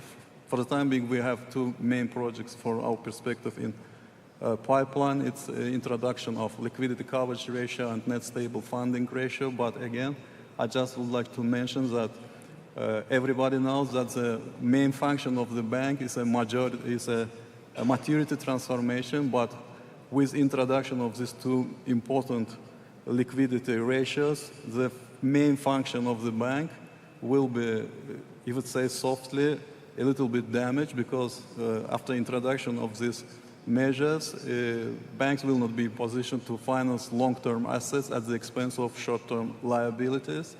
That's why we have to be careful in order to avoid harm to the economic growth. But however, we are a regulator and we have to be very conservative in this context. I think that we are moving in a right direction. Also, we are finishing to creation of ecosystem in the context of creation of financial safety nets. But we are improving this process by the initiation of the Central Bank of Azerbaijan. We are thinking to establish local credit agency the main purpose of creation of the local credit agency is increase affordability of credit rating services for Azerbaijani corporation to simplify access to finance for the small and medium enterprises, and anyway, to speed up the central bank transition to Basel III. Actually, for the time being, we're in the process of feasibility studies to define the main requirements of the market, and I think that after we'll finish the feasibility study, we'll create or identify all necessary ecosystem for this issue and create a roadmap for creation of the local credit agency. I think that till the middle of the next year, we will finish this project. Again, I would like just to, at the end, I would like to look ahead and to talk about challenge and potential responses from central banks. The risk landscape, as I said, has been emerging over the last year, is more complex than before. And from my perspective, there are two main challenges, the inflation and economic growth. Inflation is a global phenomenon, and all efforts of central banks, unfortunately, still, if it says softly, didn't give any significant results. It's my personal view. But again, we still have to fight against inflation to maintain it in the target zone, which is optimal for sustainable growth. As for economic growth at global and national level, it's expected that it will slow down, which could potentially lead to current account balance shock and financial sector risk. Therefore, pace of monetary tightening should be decided taking into account the trade-off between macroeconomic stability and growth. In high inflation and slow economic growth environment, monetary, regulatory, and supervisory policies framework will need to be highly consistent in identifying and controlling potential risks. Another issue which is also very popular, and from my perspective, it's from one side present opportunities, and on other sides it's a challenge. It's digital technologies. We all know that many central banks are trying to issue CDBC. It's a very popular topic, but again, my personal view is that we can do it only after deep research and to define its impact, potential impact on monetary policy. So in a nutshell, I would like to say that good news that we're together, we know what to do. We have much more knowledge than in previous period of time. At least during the COVID pandemics, we had an enemy, but we did not know about this enemy. We have no idea what to do. But now, at least we know that our main enemy, inflation, and we have to fight against the concrete enemy. Thank you very much, and one more time, thank you for the invitation. Thank you very much. I had hoped to go to the floor to see if there are any burning questions. We have kind of reached the end of our time for this session, but if there's something very burning and you would love to ask our panel members, please do talk. Anybody? Any questions? Okay, great. I think everything's very clear. So with that, thank you all very much. I appreciate it, to all the panel members and to all of you who joined us in this session. Thank you.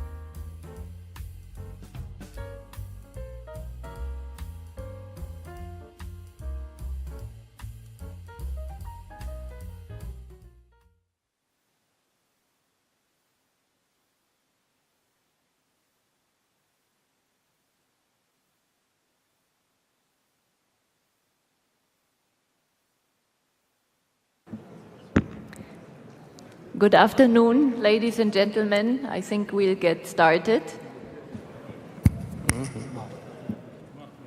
A very warm welcome to all of you to this session on fueling economic growth with a focus on the private sector. I will say it's my favorite topic, of course, so I'm delighted that we are now focusing on the private sector. My name is Wiebke Schlömer. I'm the IFC Director for Central Asia and Europe and Turkey. And we've heard quite a few references already today about the private sector. And I think what we have also heard and what we've seen over the past few years, how the government of Uzbekistan has managed to put Uzbekistan on the map for the international private investments. I think the government has embraced PPPs and really seeing PPPs as a means to bring in private capital and private knowledge. And also privatizations are already well on the way. Over the past few years, a number of successes have already been reported, and a lot of other projects are on the way. So how can private sector investments, private sector participation be increased, be grown to really fuel economic growth, and that at a time that is actually a challenging time in the global economy? That is what we want to focus on in the next hour and a half. Oh no, I think probably hour 15. No worries, no worries.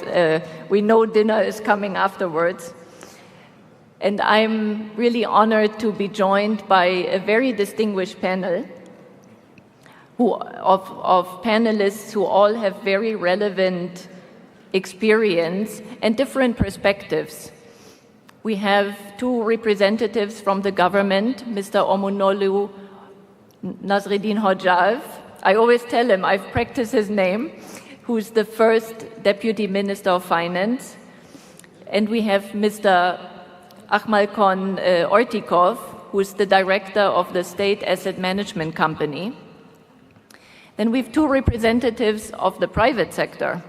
We have Rami Gandour from Metito, and Gabriel Miguez from Suez, and three representatives of international finance institutions. On my left here, Amer Bukvic, who is Acting Director General at the Islamic Development Bank. We have Cleo Kawawaki from the Asian Development Bank, head of the PPP unit, and Juja from EBRD, Managing Director for Central Asia. How we are planning to do the session is I will ask each panelist for a very short intro statement, their focus, experience, and rather how to grow the private sector from their perspective. And then we will follow up and pick up some particular topics, what we're hearing, before we will leave some time for questions from the audience. So please note down questions you will have. We will come to it later. Mr. Nasreddin Hojaev, let me start with you.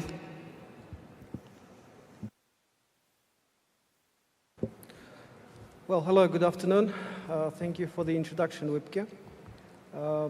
Well, as you well know, my role at the Ministry of Finance mostly covers working with SOEs and SOBs.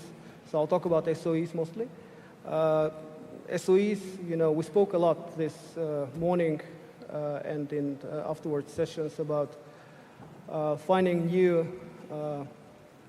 you know, privatization paradigm or renewing our privatization paradigm. So SOEs are actually one of those key ingredients, key elements of this privatization effort that we never stopped making. Right, so my role is, my task is to help to make those SOEs attractive, right, to open them up, to make them transparent and help Mr. Ortikov then to deal with them, I mean, privatize them. So my perspective is pretty straightforward, right? As we've all heard this morning, privatization never stops, it goes on. And our job and our objective is to make assets, our assets, more attractive and make them more appealing to international investors, thus fueling foreign investments into Uzbekistan. Thank you very much. I think that's a nice transition to Mr. Ortikov, who manages the state assets and is very much focused on privatizations. Mr. Ortikov, over to you, please. Assalomu alaykum. Katta rahmat yupka xonimlari. Haqiqatda demak o'sha ertalabki sessiyada ham ochilish marosimidan hozir ham aytib o'tilgandek, O'zbekistonda muhtaram prezidentimiz tomonidan boshlangan mana shu bozor iqtisodiga o'tish, xususlashtirish, davlat ishtirokini qisqartirish bo'yicha juda katta keng ko'lamli ishlar davom etyapti. Albatta o'tgan yili qilgan xususlashtirish jarayonlarimiz va bu davom etyapti, davomli bo'ladi.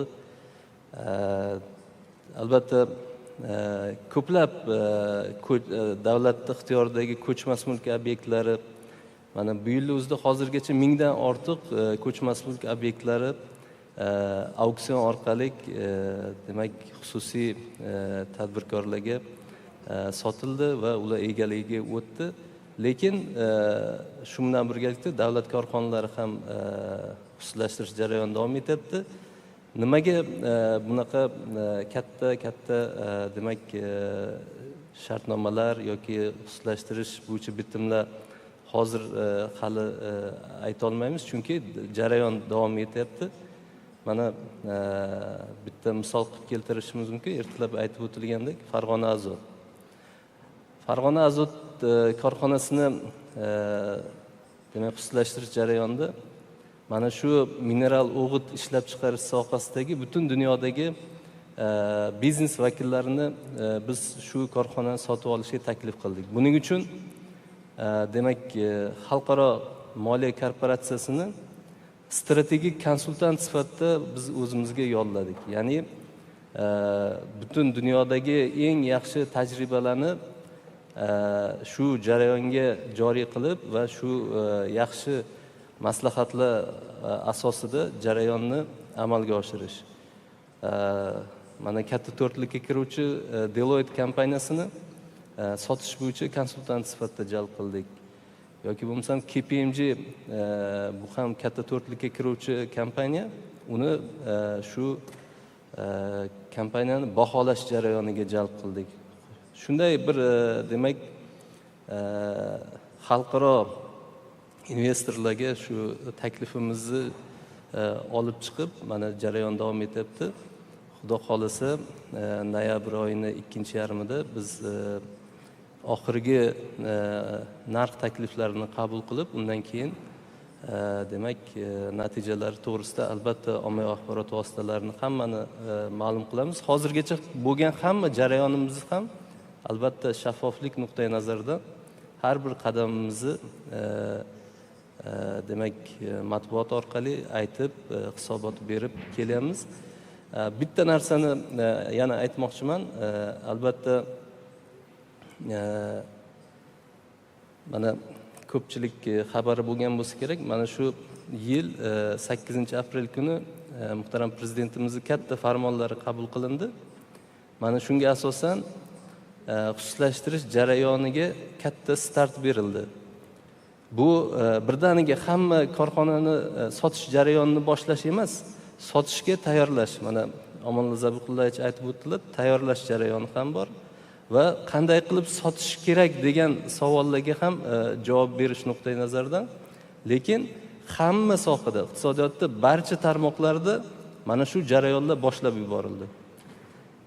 Bu transport tizimida bo'ladimi yoki neftni ishlab chiqarish, sotish, qolaversa elektr energiya tizimida ham masalan issiqlik elektr stansiyalar aksionerlik jamiyatini xususlashtirishimiz kerak. Lekin qanday xususlashtirishimiz kerak? Har bir elektr stansiyani alohida sotishga chiqarishimiz kerakmi yoki issiqlik elektr stansiyasidagi davlat ulushini qanchadir foizini strategik investorga sotishimiz kerakmi degan savollarga javob berish uchun mana o'tgan davrda biz bu bo'yicha ham konsultant yolladik. Mana xudo xolasa biz konsultant bilan ya'ni shuni qanday xususlashtirish kerak degan savolga javob beradigan xususlashtirish strategiyasini ishlab chiqish bo'yicha demak issiqlik elektr stansiyasi bo'yicha konsultant yollaymiz. Ertaga imzolash jarayoni bo'lib o'tadi. Havo yo'llarini xususlashtirish strategiyasini ishlab chiqish bo'yicha konsultant yollaymiz. Yoki bo'lmasam mana telekommunikatsiya sohasida bitta bizda hozir sotuviy kompaniyamiz bor. Mobiuz brendi asosida ishlaydigan UMS. Demak, buni sotish bo'yicha, xususlashtirish bo'yicha konsultant yollaymiz. Umuman olganda barcha sohada ishlarimiz ketyapti. Ozgina ko'p aytdim, vaqtdan chiqib ketdim, lekin asosiy masalalarimiz aytish kerak edi. Rahmat.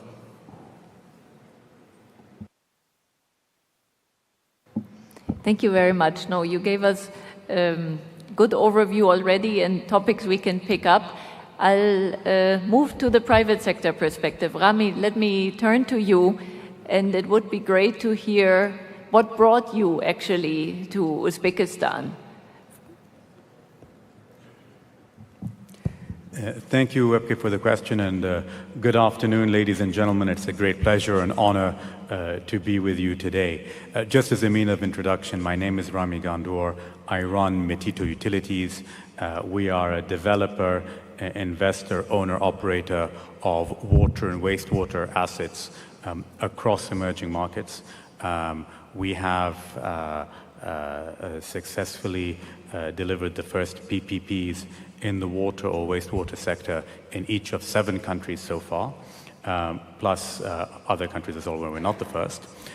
In this case here in Uzbekistan, we are delivering the Namangan Wastewater Public-Private Partnership, which is the first wastewater PPP in Central Asia and I believe in the whole of CIS. It's bringing in a total investment of close to $100 million into the country as FDI in combination of debt and equity. In answer to your question as to why we selected Uzbekistan as a starting point in Central Asia, I would say it's because of the professionalism and the well-structured approach that the Uzbek government has taken. The PPP unit has been very structured in bringing this project to market. They hired a professional set of advisors led by ADB.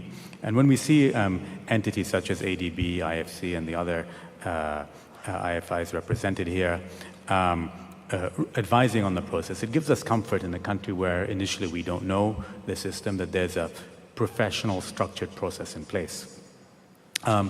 And as that goes on, and we went through the process and we became successful in that bid, we saw the responsiveness of our counterparts on the Uzbek side. And given our experience in other countries, I think we've seen definitely a very serious approach here, a very time-sensitive approach, and one where the stakeholders are working towards the success and the implementation of these projects. There's a huge need for these projects, and to see them actually happen, I think, is something that we find very encouraging. So we look forward to this being the first of hopefully many in Uzbekistan itself, as well as in the neighboring countries. Thank you. Thank you, Rami. And perhaps the other private sector perspective to start with. Gabriel, let me hand to you from Suez. Hello, everyone. Such a pleasure to be in Samarkand and an honor to be so well surrounded today. I'm Gabriel. I'm in charge of project development, PPP development in GCC countries and in Central Asia. And actually, I represent a company that has unique legacy and expertise in the PPP. As you can notice in our name, Suez, we are actually the grandchild of the company that structured the Suez Canal, which is known as, maybe, correct me if I'm wrong, as one of the first PPP in history, okay? Then few years after, it was still mid-19th century, so we're coming back 150 years ago. Few years after, Napoleon III, the ruler of France, decided he was undertaking with the famous architect Baron Haussmann, he was undertaking major investment in the communal services of France at that time. And they decided to structure, for the first time, some kind of special vehicles, private, or at least separated from the public sector, in order to raise equity, in order to invest in water, solid waste sector, and to operate it, okay? Why I'm going back to history is to say that since then, those companies that were created, the one from Paris became Veolia, that you all know, and the one that was created for Lyon became Suez, and it was 140 years ago. Why I'm going back to history, I wasn't born there at that time, I agree, but it's just to say that PPP is a journey. It's a long process of learning. And since then, we became, with Veolia and other companies, mastering the PPP in certain sectors, including solid waste and water. Sometimes we had good experiences. We are very proud to have PPP contract now renewed and renewed for decades, and we have some contracts that are 110 years old. But some others were not good experiences. We have been kicked out of certain countries because the PPP was a failure. The reason why I say that is it's a journey, it's a learning process, and we need, and I can develop on that later on, we need to be careful about water. Within the PPP landscape, we need to be particularly careful about water, because it's a basic service, it's a public service, and within the water, we need to pay particularly attention to water distribution. That's my message. Very good, thank you. No, good to hear the different perspectives already. Let me turn to Cleo from the Asian Development Bank. I know, Cleo, also a lot of experience that you have on PPPs, to hear your sort of introduction to get us thinking and discussing. Well, it's great to be here. I was telling the other panelists that I feel a little bit unfortunate to be the last session, because I think we had a very good lunch. And frankly, I'm kind of ploved out. I mean, I tried 3 kinds of plov, and so excuse me if I sound a little less energetic than I should be, but this subject is very close to my heart. And First Deputy Minister, I think what you said, attractiveness, is where the attraction to people to come into the market relies. And attractiveness, I think it comes from the information, if you can trust it or not. That leads to governance and transparency. And I think the other key word is strategy that you mentioned. So with transparency, and then getting, knowing what you are, entrusting the information so you can be attractive, and then having a strategy on how things are going to go forward. And then I think I defer to my private sector friends, but to come into a new market, you need to have a pipeline. You got to know that this one deal is not the last one. Then the next thing would be that, what our friend Sumitito said, that when you come in, that the people are professional, there is enough people that know what they're doing, act with integrity, professionalism, so the unit, the implementation unit has the capacity. So I think those are the things, and the support. I think the greatest thing of working with Uzbekistan is the incredible amount of support that we get from government and the integrity of the government to go forward and move forward and always have that culture of improvement, which I really think is the secret sauce in the success that's been experienced so far. Look, I'm really worried you complained about lunch, so I'll make sure tomorrow is no lunch. I will say I definitely learned a new word that I will keep using, being ploved out. I love it. So I think that's will be put to good use.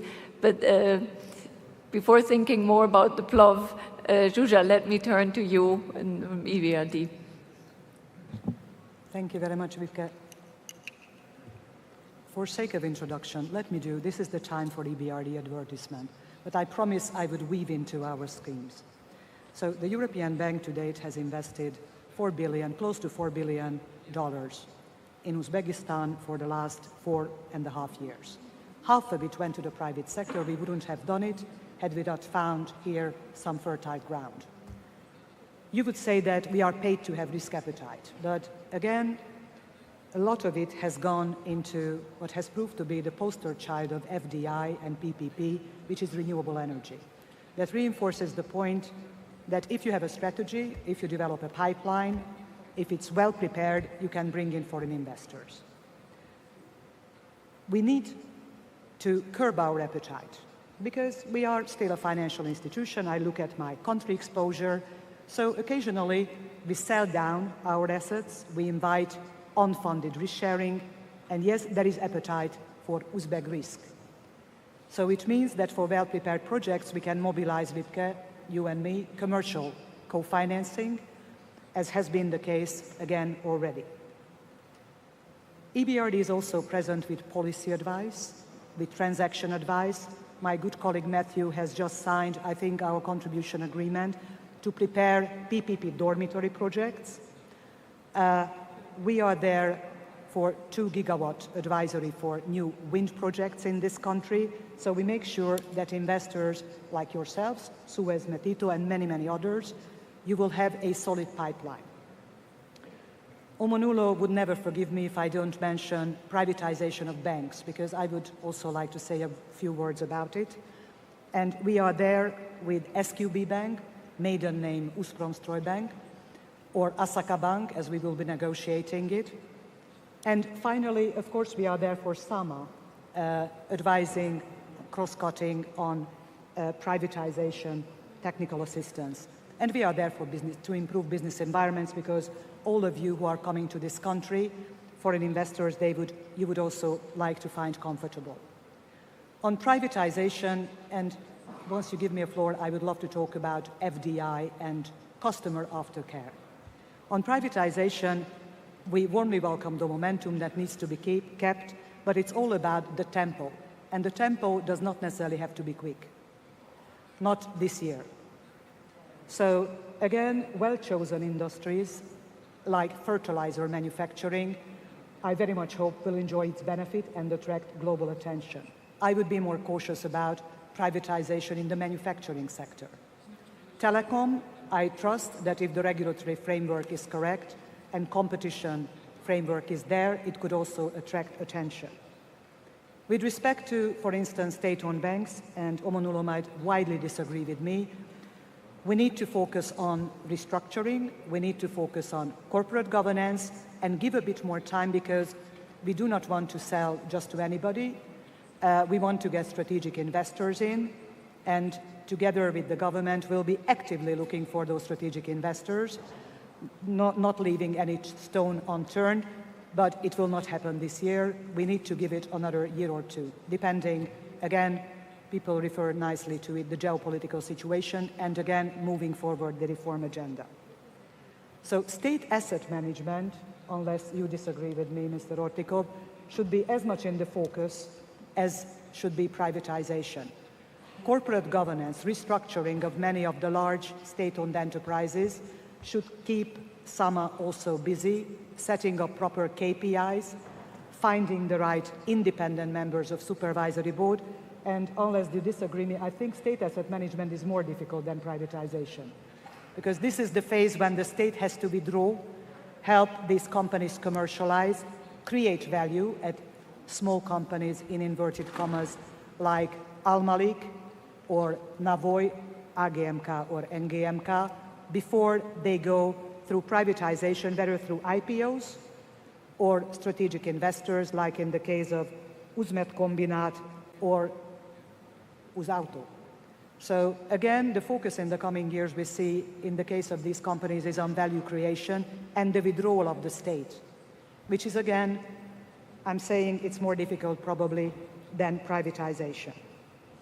Commercialization, again, I want to mention it because Deputy Prime Minister Kuchkarov mentioned already the gas and oil sector. There is potential also for the commercialization for companies like Ustransgaz, where we can build up borrowing capacity as this state-owned utility, which is likely to remain state-owned, but it can be run commercially. Private sector in infrastructure, I think I will leave it there because I would love to get back on PPP aftercare. We have talked a lot about advice, preparing, but my God, our issues started once we signed a wonderful transaction in Serbia with Suez.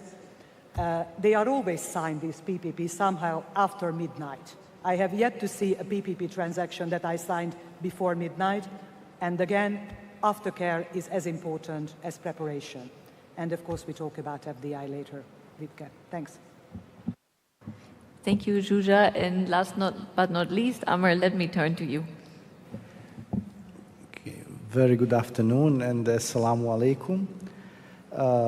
It's very difficult to talk last. Many of the segments have been captured, and we have been talking about PPP, talking about large infrastructure projects. And Islamic Development Bank has been very active in Uzbekistan in the last several years. We have approved around $3 billion worth of projects, and we are having a very strong pipeline even now. However, I would like to talk also about the driving economic force in Uzbekistan, which are the SMEs. SMEs making around 70% of the economy. And in the first session, we had one of the speakers mentioned that the poverty has been reduced in Uzbekistan, and there is an Asian Development Bank report in 2019 where it is saying that the poverty has been from 2001 to 2016 reduced from 33.6% to 12.31%. Now, the main creator of jobs and economic growth and poverty reduction were SMEs. And I wanted to shed a little light on this segment of the private sector as the fueling to the growth, economic growth of Uzbekistan. We are living in a very different world now. We are not anymore like 100 years ago or 200 years ago. We had this agribusiness economies around the world. And the difference between one and another producer, even if you are very efficient, you work hard, you can go, the difference of the outcome can be 15–20%. Today we live in an ICT world. We live in a world where very fast SME can become a major driving force in a country. Amazon, Alibaba, Apple, all these big drivers of their economies were SMEs. Now, we really have to look at that segment and how do we actually contribute the environment for SMEs and small entrepreneurs to come out. Coming from Yugoslavia originally myself, I think we have a common heritage with Uzbekistan and CIS countries.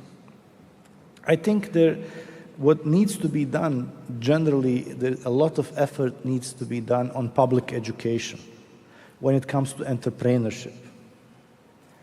I believe that we live in a world where not only in our countries, but all around the world, it is Being a Ronaldo, especially now with the Qatar World Cup coming, is much more popular than being an entrepreneur.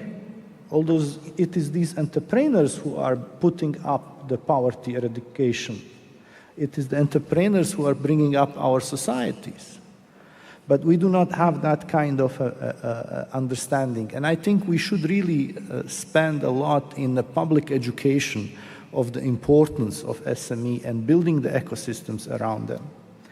Secondly, the education itself. Education supply really needs to meet the demand in our economies. Sometimes we have mismatch. In many of the countries, member countries of Islamic Development Bank, we have a mismatch of what is being prepared in the market in education and what actually the market needs. And to close, I think I was trying to memorize 3 most important things, and I would say 3S, just to make it more interesting. What is important of building an ecosystems for SMEs? First S is standardization. We really have to work very hard in putting standards, of putting good governance, because the capital and private equity, which is very much needed, is limited, and they would be going where international standards are being followed. So that is one of the key factors. The second S is specialization. We really need to understand very well the structure or the nature of returns and analyze the competitiveness. We have to specialize in one of the stages of the global value chain products or processes and really be good at this specialization, because now competition and, as I said, supply really has to meet the demand is extremely important. And finally, the third S, I would say a swamp model is needed. I studied in Japan, and Japanese economy has been explained like the movement in the swamps of the insects. They would move all together. And they would be moving together while there is no organizational structure of it. Now, the private sector, the big corporations and the governments, they really need to understand in the value chain of production where to specialize in, and there should be a close coordination. And this is how we create clusters around large corporations, around the success stories. The SMEs should follow and actually drive the result. Thank you very much. Thank you, Amar. And I would say really excellent, just that first round. I think you've shown the breadth that the private sector actually takes in, from, I think, PPPs and large foreign investments to the real privatization all the way to SMEs. So I think we have a lot of ground actually to cover. And what I want to do now is let's unpack, I think, some of the topics. I like to spend a bit more time first on PPPs, then focus a bit on privatizations, and then come back on SMEs. And Omonolo, I would like to start with you and ask you, I understand that the Ministry of Finance has actually a target to attract investments worth $120 billion by 2026, including $70 billion of foreign investments. I think we are used to seeing very ambitious targets in Uzbekistan, and I think that's great. But if you could tell us a little bit of what the strategy of the government is to achieve these targets. And I'm saying this to give us the framework and then go down deeper into how this can be achieved.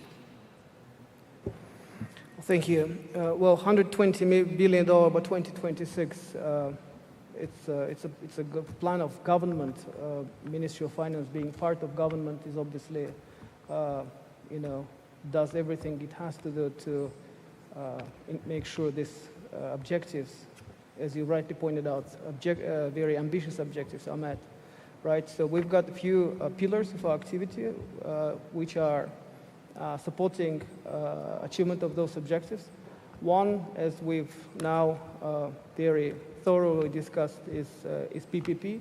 So our approach is we should be, and we are trying to bring in PPP mechanism into wherever it is feasible to use PPP mechanism.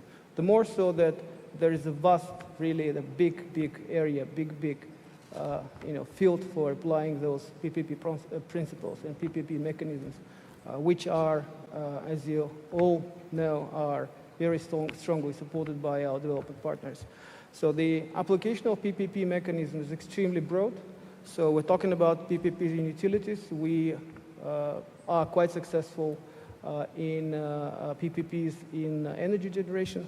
So there are PPPs in transportation that we hope to start working towards soon with some of you.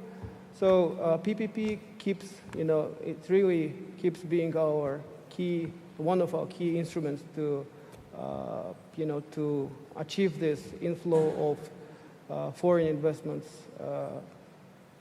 to meet those objectives that government is setting for itself. What is very important, and I'd like to point this out, is to demonstrate success stories. As you all know, there are success stories in power, right? So there are, having seen those success stories in bringing in private capital into such a capital-intensive industry as power generation, we've embarked on this ambitious process of privatizing our power generating company, right? So this is a power of success stories, which I think would be quite helpful in other areas as well. So we are still to demonstrate those success stories in banking privatizations. But I'll go back to your question. So what we are doing to achieve this target of 120 billion, out of which 70 billion is in terms of FDIs by 2026. Another area is as I've mentioned in the beginning, is privatizations. Again, success stories are extremely important. And as Zsuzsanna was saying, obviously timing, and I'm very much liked what my colleague to the left, Gabriel, mentioned, that PPP is a journey, so I think privatization is even longer journey and more dangerous journey, right? So it's very important who you start this journey with, and then what is your and how well you are equipped for this journey. We are still to work on developing our capacity, on increasing our capacity for this successful journey for this journey to end successfully.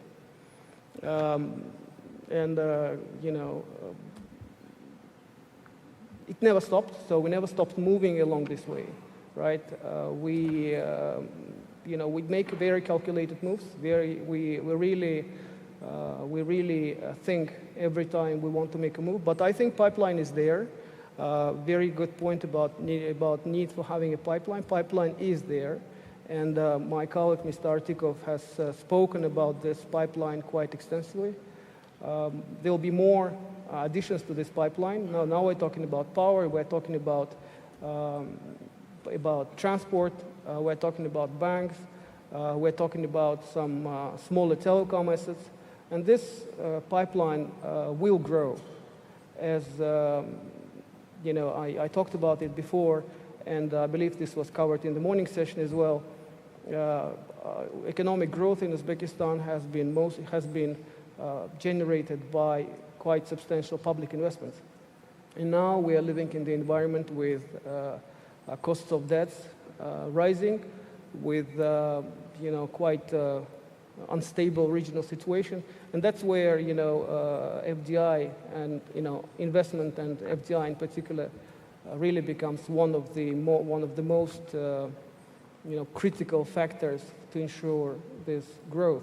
So again, going back to PPPs is our key instrument. So is privatization. These are two elements which we believe we should be really, basing, where we should be starting off from. Thank you. I think that commitment that we keep hearing in the morning from Mr. Kuchkarov, Omonolo, now from you again, I think is actually the key success factor that provides the framework for all the activities. And I want to say quite, I think, unprecedented, this type of government support and commitment. So that's really something I think worth highlighting again and again. Yet I think going a bit deeper, again, the aspiration and the commitment is there, yet I think all of us who are working in this field know that implementation is just not easy. I think that's good to recognize. And Cleo, I wanted to ask you if you could share some lessons learned that you've seen either from the initial energy projects here in Uzbekistan, but also from the rich experience you've had in many other countries. And I think it's always good to bring in the lessons learned, and I find there is a lot of willingness and openness here to incorporate lessons learned so that we can all work towards the ambitious targets. Yes. So the lessons learned here has, well, I think you have to be really congratulated for all the success that has been done and all of the good things that has gone forward. And the developing a robust strategy and pipeline was the first kind of great step that was achieved. And you can't say more about, how this really interests people to come into the market. When we go to the market with a one-off transaction, Suez won't listen to us, You have to do all the due diligence for that one transaction. Without a pipeline, if there's no other project coming in from that country and we ask you, would you like to come into this one transaction? We don't know what the strategy is. We don't know what's going on. Most investors would say no interest. But because of this robust way that in the power sector that was done, we got the first solar projects done, and well, we have EBRD has the 1 gigawatt in wind, and we have 1 gigawatt in solar that's coming up, and I think IFC, we're sharing all the glory there too. So we got a lot of interest, and the sector reforms based on the strong sector analysis, integrating regular sector diagnostics, this learning and learning and learning, not repeating the same sort of inefficiencies, has a very good lessons learned from this and other success stories. But I think the next step is really a dedicated capacity in line ministries for administrating the PPPs. I think that's where we have to go next. We would love to keep helping and supporting you in doing this capacity development, but at some time, I think we all have to have the independence and the of those line ministries. This is not just to achieve the financial close or commence the construction, but also in the operations. You have a PPP contract that's decades long sometimes, 20 years, 30 years, and that has to be handled, closely monitored, or you'll have some of the experiences with other countries of failed PPPs, right? Because they didn't monitor enough, the private sector didn't do what they said they would do, but no one caught it, and it's too late, and they just, ran away. So, this is where I think the strict monitoring of the KPIs is really necessary for the success, and I hope we can build that into the system. On the other side, the PPPDA side, or the PPP unit side, that also have to say, because you're doing a lot of different sectors, there has to be a center of excellence where they get all the knowledge and the lessons learned, and they can pass it on to the others.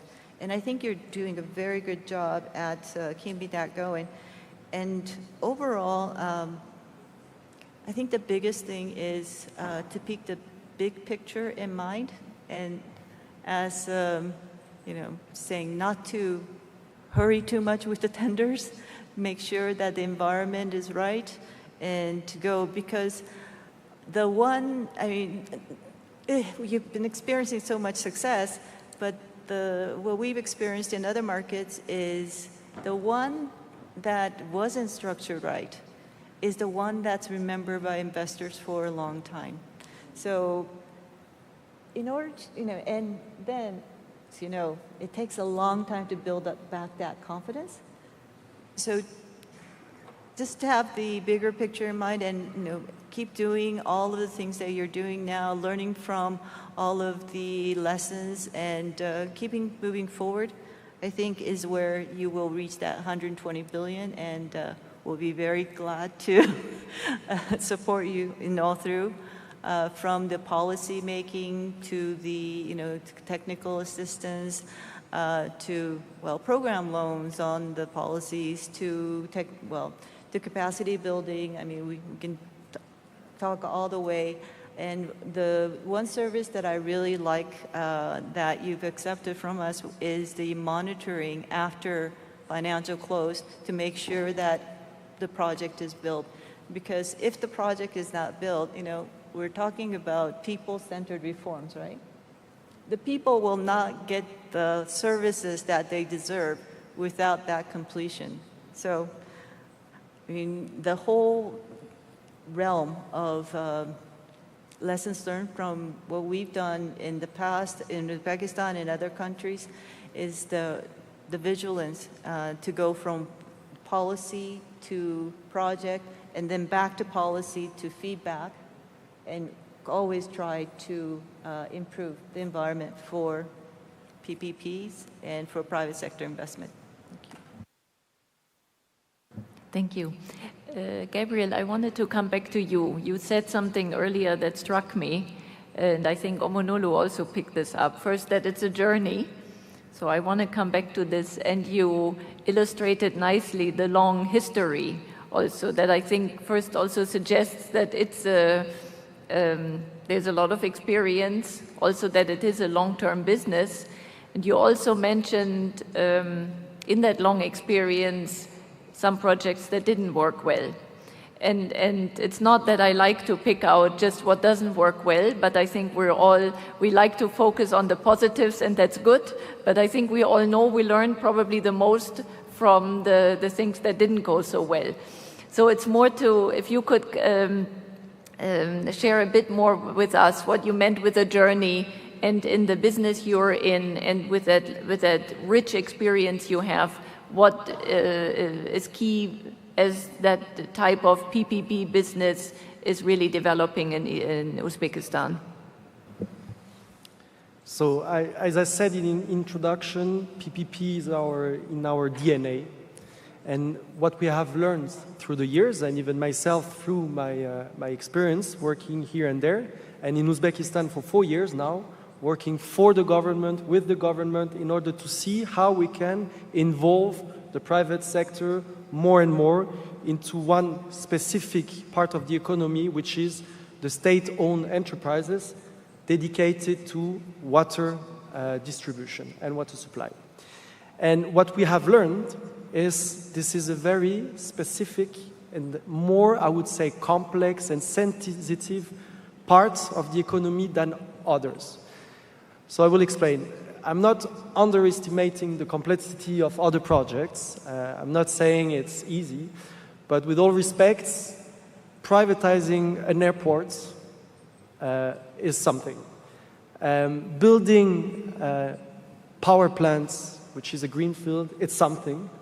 But working into the privatization or the involvement of the private sector in a water utility, it's something else. And we are working on that. Why is it something else? Because, and I think it's the title of this forum, because the human aspect, the social aspect. When you are dealing with a water distribution system, your revenues are not based on PPA agreements you have dealt with the government, which can be a very reliable partner. It's based on the people, the end users, the customers, you and me, the citizen, and at the end of the day, you don't have one counterpart, you have millions, because you have to collect your revenues in each house. And for that, you need to create trust, you need to create confidence. First, you need to measure what you sell to them, because sometimes, and it's the case here and elsewhere, you don't really know what you are selling, because the water is coming into your system, it's going out of your system, but a lot of water is disappearing in the system. And then when you reach the final customer, it's very difficult sometimes to measure what they actually consume. So how can you then invoice them? And then when you can invoice them, if you reach that stage, how do you enforce the payments? This is also very difficult. So there is a lot going on there, and I like to say that it's not a green field, it's not a brown field, it's a black box.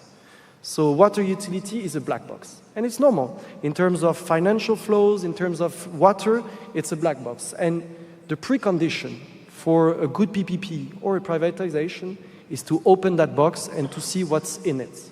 And it takes time, and you have to be careful because it's sensitive, but it's not impossible. And I would say it's taking some years. You have to go step by step. You have to work on the tariff. You have to work on the quality of the service, because the acceptance also of the increasing of the tariff depends also on the quality of service. There's a lot of aspects you need to consider. So what we have learned is we should treat this. Okay, we also do greenfield infrastructure on BOT. We like to do that. It's our main activity. But what we have learned is, in terms of distribution system, you have to treat it a little bit differently. And what we're trying to convey as a message to all of our stakeholders is we need to pay attention to that, and we need to go slowly but surely. Thank you very much. I know I will now always think, when I think of water, I will also think of a black box. They didn't go together for me before, but I will definitely take that away. But with this in mind, and also what all the advantages or the key advantages is why the private sector comes in, be it with water or other infrastructure. Rami, I wanted to turn to you and ask a bit more on really efficiencies that you see can be created, operational efficiencies, cost savings, which is one of the objectives and reasons of bringing in the private sector from your experience with PPPs. And I know you have a number of examples. It would be great if you can share that. Thank you. I'll answer that, Webke, but first I just want to challenge Gabriel a little bit in that I don't like the idea of looking at the water as a black box. Our job is to unravel that, and it's not meant to be something that we're scared of. Water treatment is actually, when done professionally, is a quite simple technology. I'll talk about technology in a second. But our job is to put it all together to make it work, to make it sustainable. And so I think, building on a little bit of what you've said, we've got to make sure as we develop water infrastructure, which is socially the most sensitive of types of public-private partnership out there, that it is sustainable, that the tariff is something that the society can afford in the long term. And one of your earlier questions was, what doesn't work? And this is a multi-stakeholder process, one where we've got to make sure everybody's aligned. So the hard work is getting everybody on the same page to understand that this particular PPP concept is the most efficient way to deliver the service to the public, most cost-effective in the long term. Maybe in the short term it isn't, but long term, typically it's been proven time and time again that it is. And our job at the early stages is to get that buy-in across the different stakeholders that are there. Projects that have not succeeded at times have been because there's been different stakeholders that may have had different interests and have not appreciated the benefits of these types of projects. As to the question of how to make it more efficient, Technology is definitely one of the very key drivers, and our role as a private sector is to select the best technology for each particular project. So whether it's something such as energy recovery, treatment of sludge, for example, where you are using some of the what could be a waste product to actually reduce your operating costs and reduce your environmental impact, very importantly, are examples of what would be there. In the particular example of the Samarkand project, we have a particular biological treatment technology that we're using that is extremely efficient and suitable to the climate conditions there. It's not our proprietary technology. Our job is to go and select and identify and bring on board the best technology for the long term. And again, having the private sector invest in we are rewarded only when we deliver, and over the course of 23, 25, however long it is, years, our incentive is to make sure that such a project withstands the test of time and is efficient over time. So again, it's that balancing of the upfront capital cost versus the long-term operating cost, as well as all the other societal and environmental considerations that need to be put together to ensure that these projects are sustainable. Very good, thank you. And the one more area of PPPs to cover, Zsuzsa, I think you mentioned it, of the aftercare, and I think that's actually a particularly relevant topic. Often the focus is first on just getting, to signing all the various quite comprehensive PPP contracts, but we know that in a way the work really starts once the contracts are signed, and perhaps great to hear your thoughts on what you described as aftercare. If you allow me, I would talk about two types of aftercare. The first one is about PPPs. And I trust that the investors would agree with me, again, that the work really starts and never ends. Well, it ends after 25 years. So, because concessions are typically long-term.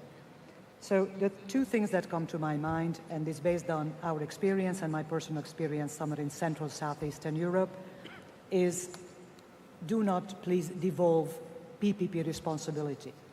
So there should be one hub with very well-paid experts, because you would like to retain them. These are experts that could then go to an investor and go to the other side. And it's extremely important that you also have the technical expertise that might also be with the line ministries. But typically ministries of finance do not let these PPP hubs go. They would like to have an oversight of it. A lot of the PPPs are availability fee-based. So please keep them to an extent we can advise under the Ministry of Finance, well-paid, and keep this knowledge. The KPIs are very important to be monitored, so you would need to have also longer-term experts. Once I grab the microphone, I can't help mentioning, because actually Gabriel mentioned something to me, which would be very much obvious, isn't it? That you go for revenue-generating PPPs, not only in renewable energy, but airport concessions. And I still have to ask myself, how come that there has not been serious thought given to Tashkent Airport concession? It's obvious. It is not something where, again, the socially minded, or which is the very sensitive sector of water or wastewater, we are already talking about it, and there are investors lining up. Easy to mobilize, international terminal to be built. Again, one way of attracting it. And by the way, you can package, as I think we have discussed it also with many of our Uzbek counterparts, a regional airport together with it. For a regional airport alone, there will be much less appetite. But you need also aftercare. I trust the audience, and Wiebke would agree with me, overall for foreign investors, because we all celebrate on this podium and elsewhere signing investment agreements. And again, if we want to attract beyond PPPs foreign investors, I need to have, and my Uzbek partners need to have, the success stories best told by existing foreign investors. So having an agency, having a specific task group that is there for foreign investors, that yes, they will come to you with certain issues. Yes, there is a periodic review of the investment agreement is essential. we shall have the first plenary meeting of the Foreign Investors Council, co-chaired by President Mirziyoyev and EBRD President Odile Renaud-Bassot, on the 16th of November. It's not going to be this grandiose event. It's going to be a close-knit group of existing foreign investors where what is expected is a stock-taking of reforms and charting a way forward, very much oriented towards attracting further investors and keeping those that are here happy. We would like to set in a mechanism, as it is in some other countries, where working groups are doing the work, and then there is a semi-annual stock-taking, where there is, yes, there will be a plenary session, but we also close the door and discuss the common tasks. I say common tasks because it is the task as much of the foreign investor as it is of the government. And there are systemic issues that should go to the Supreme Council for Reforms and acted upon, including reform in the commercial judiciary. There are issues that need to be dealt with by agency or part of Ministry of Investment and Foreign Trade, which is related to local or national administration issues. And of course, there are issues which I mentioned that need to be dealt with when it comes to investment agreement. And I very much hope that within 5 to 10 years, we shall not have investment agreements. Simply foreign investors come in and find it natural to invest in this country. And then there are issues which are extremely sensitive.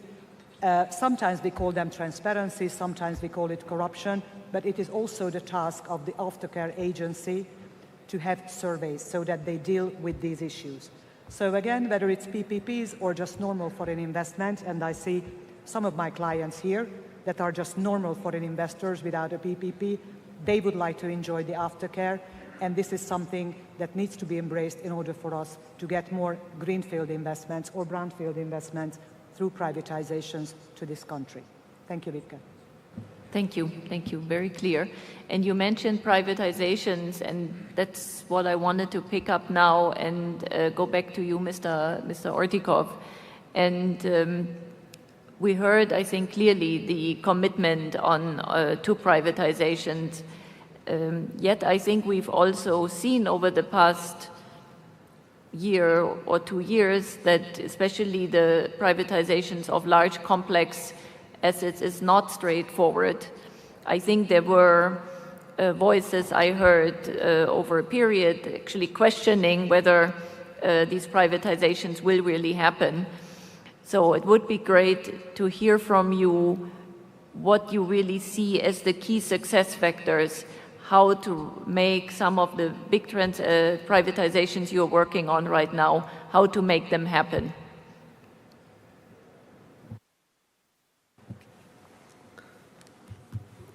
Katta rahmat. Men shu o'rinda bir aytishim joiz deb hisoblayman. Kimdir o'ylashi mumkin, xuslashtirish jarayonlari sal sekinlashib qoldi. Yo'q, xuslashtirish jarayonlari faqatgina masshtab va ko'lami nuqtai nazaridan kattalashib boryapti. Endi natijaga erishish bo'yicha albatta u eng maqbul, eng to'g'ri qarorni qabul qilish albatta katta mas'uliyat. Buni orqasida katta korxonalarimizni orqasida minglab ish o'rinlari, bu korxonalarni barqaror ishlashi va ularni yanada modernizatsiya qilish, zamon talabiga javob beradigan korxona sifatida ishini davom ettirish bu katta masala. Lekin yana bir e'tiborli tomoni 2021-yilgacha xususlashtirishdan tushgan tushum byudjetda bir manbai sifatida qaralmagan. Birinchi marotaba 2021-yildan boshlab davlat byudjetiga bir tushum manbai sifatida xususlashtirish summalari ham ko'rib chiqilyapti. O'tgan yili qariyb 700 million dollar atrofida sotuv summasi bo'lgan bo'lsa, shundan 400 million dollarga yaqin summa xususlashtirish jamg'armasiga kelib tushgan. Bu yil o'tgan davrda ham 5 trillion so'mdan oshiqroq xususlashtirish jarayoni amalga oshirildi. 4 trillionga yaqin xususlashtirishdan summa jamg'armamizga kelib tushdi. Yil oxirigacha oldimizda katta rejalarimiz bor. Buni xuslashtirish summasini qariyb $1 milliard ga yetkazish.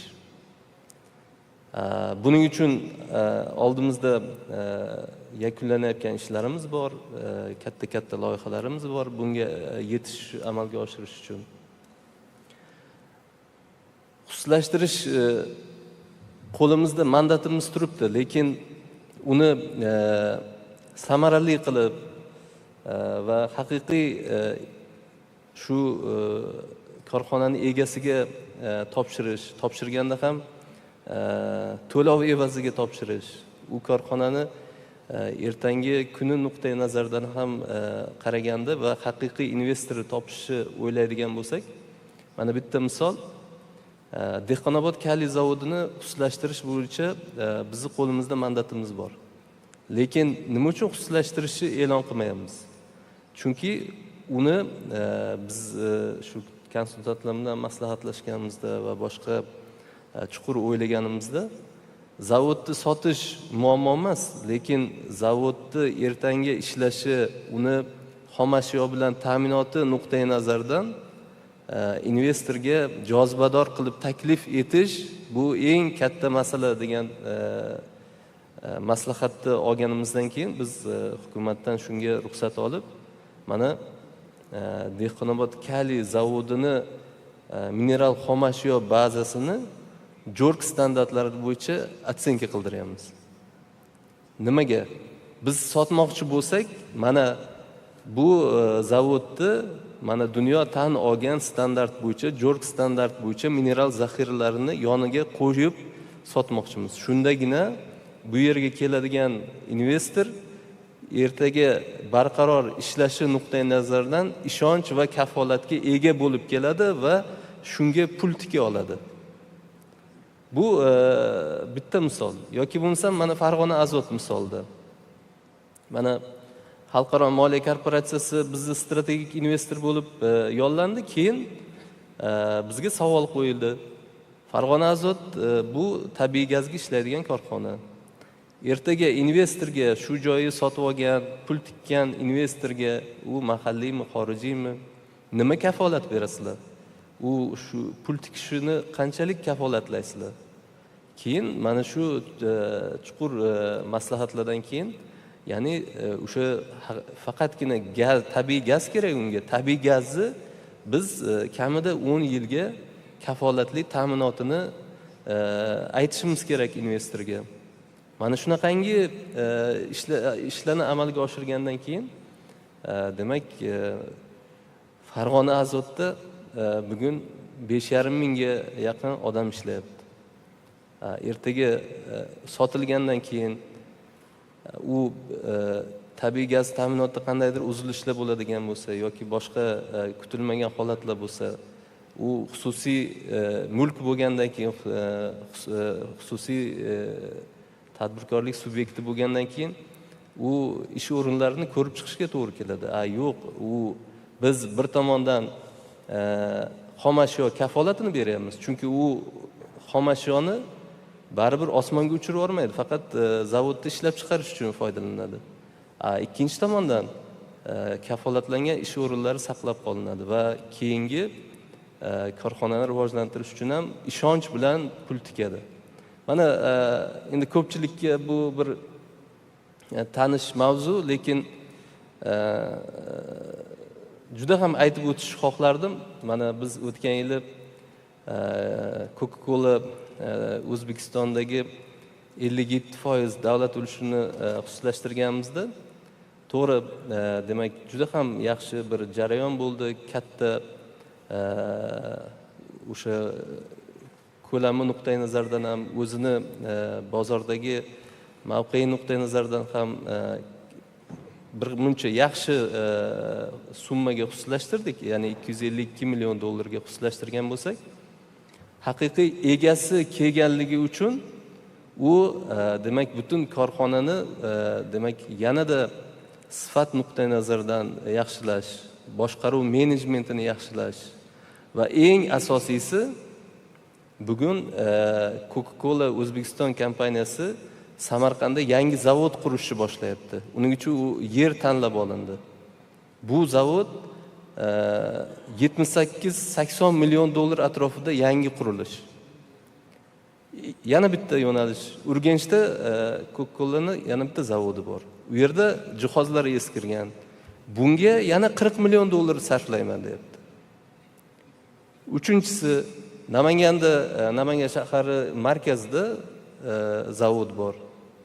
Endi shahar nuqtai nazardan bir modernizatsiya nuqtai nazardan shahardan chetroqqa olib chiqib yangi zavod qurish taklifini bildiryapti. Uning uchun ham kamida $40 milyon pul sarflayapti.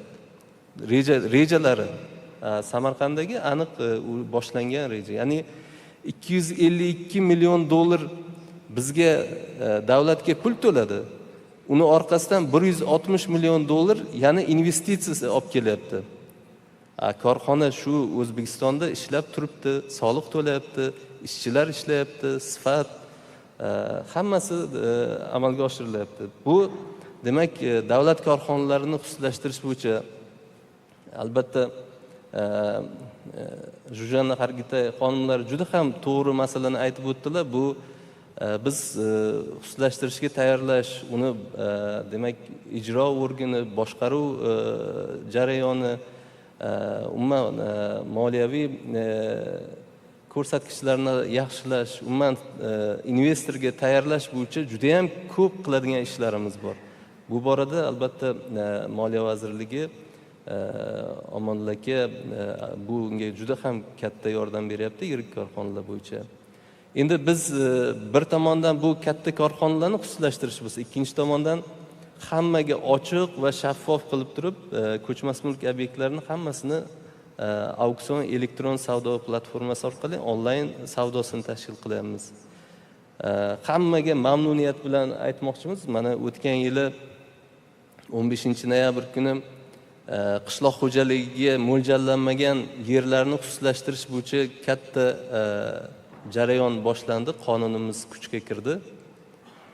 Mana birinchi marotaba O'zbekistonda yer xususlashtirish jarayoni boshlandi. Ya'ni qishloq xo'jaligiga mo'ljallanmagan yerlarni. Bu qanday amalga oshiryapti? Bu birinchi navbatda tadbirkorlik subyektlariga bo'sh turgan yer uchastkalarini xususlashtirish sharti bilan auksion orqali sotish. Ikkinchisi, davlat ko'chmas mulk obyektlarini sotayotganda ular joylashgan hududini demak yerini xususiy mulk qilib sharti bilan birgalikda bitta majmua sifatida sotish. Yana bitta yo'nalish bu hamma ma'lum jismoniy shaxslarni ham, yuridik shaxslarni ham o'zini foydalanishdagi yerlar bor, doimiy foydalanish, meros huquqi. Mana shu o'ziga tegishli yerini ham shu paytgacha uniki emasdi, davlatniki, faqat u foydalanishda edi. Shu yerlarni ham demak xususlashtirish jarayoni boshlandi. Aynan mana shu fuqarolarimiz tomonidan va bir qator tadbirkorlik subyektlari tomonidan biz may oyida shuni alohida bir elektron platforma qilib va shaffofligini ta'minlash uchun elektron hukumat dasturlari doirasida, elektron xizmatlar doirasida MyGov.uz orqali, alohida portal orqali elektron murojaatlarni qabul qilish orqali yo'lga qo'ydik. Ya'ni o'zini yerini o'zi xususlashtirib olish uchun arizalarni taqdim qiladi. 25 mingga yaqin arizalar kelib tushdi bugungacha.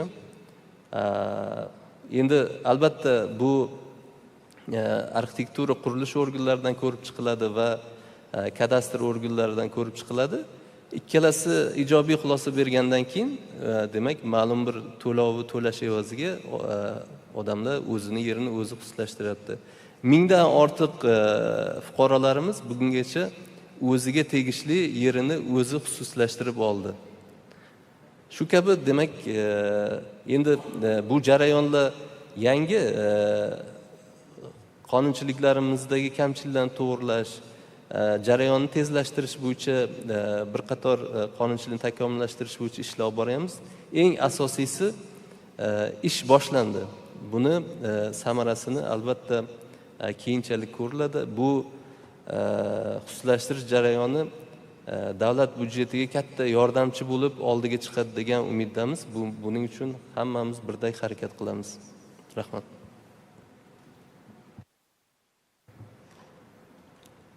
Thank you very much. Very interesting and very concrete examples to see the progress. I think we have around 5 minutes left. I will soon turn to the audience, but first want to actually go back to Amar. I think you have a focus, or I know you have a particular interest in SMEs, and I was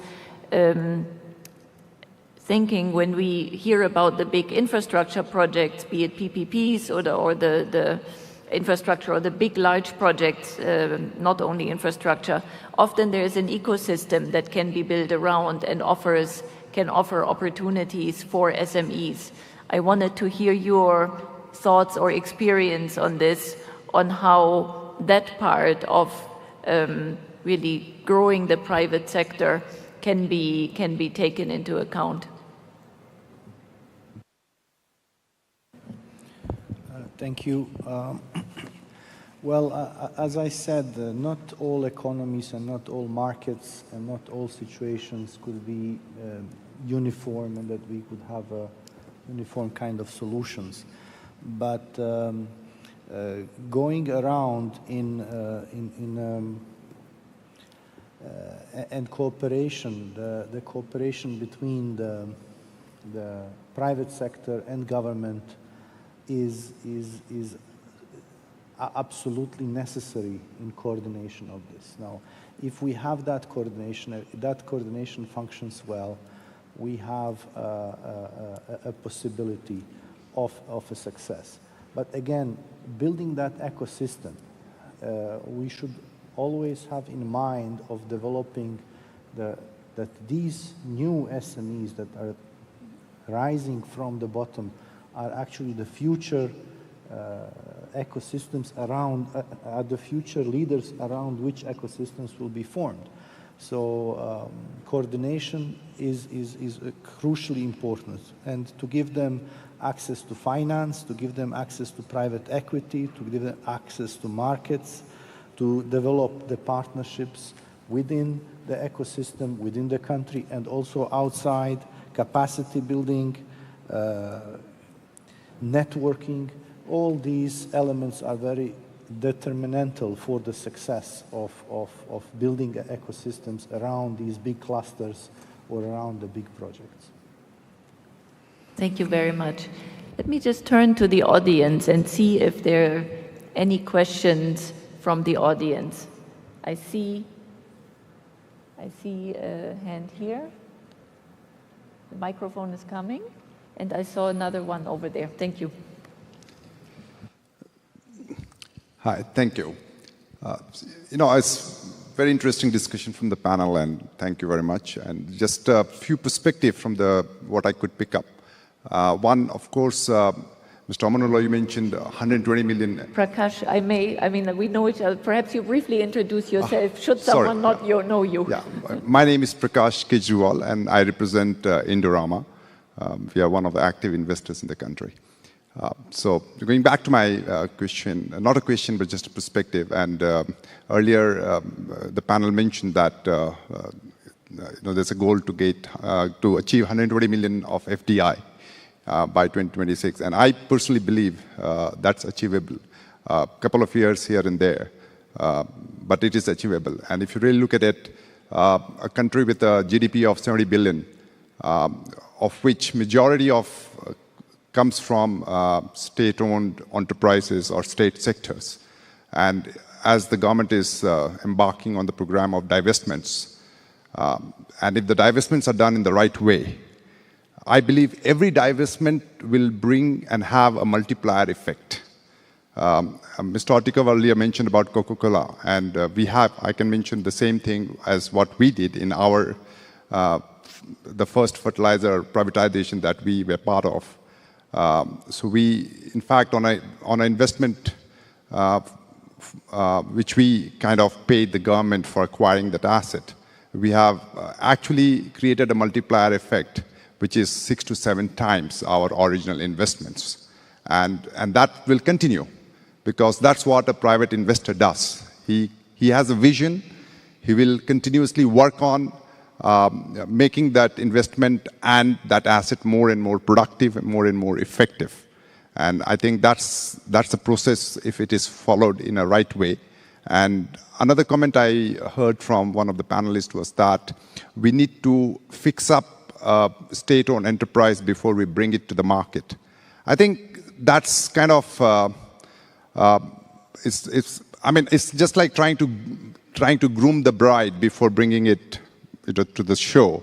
And I would believe that if the grooming was so strong or an ability to groom was so strong, then most of the state-owned enterprises would be running the way it should be running.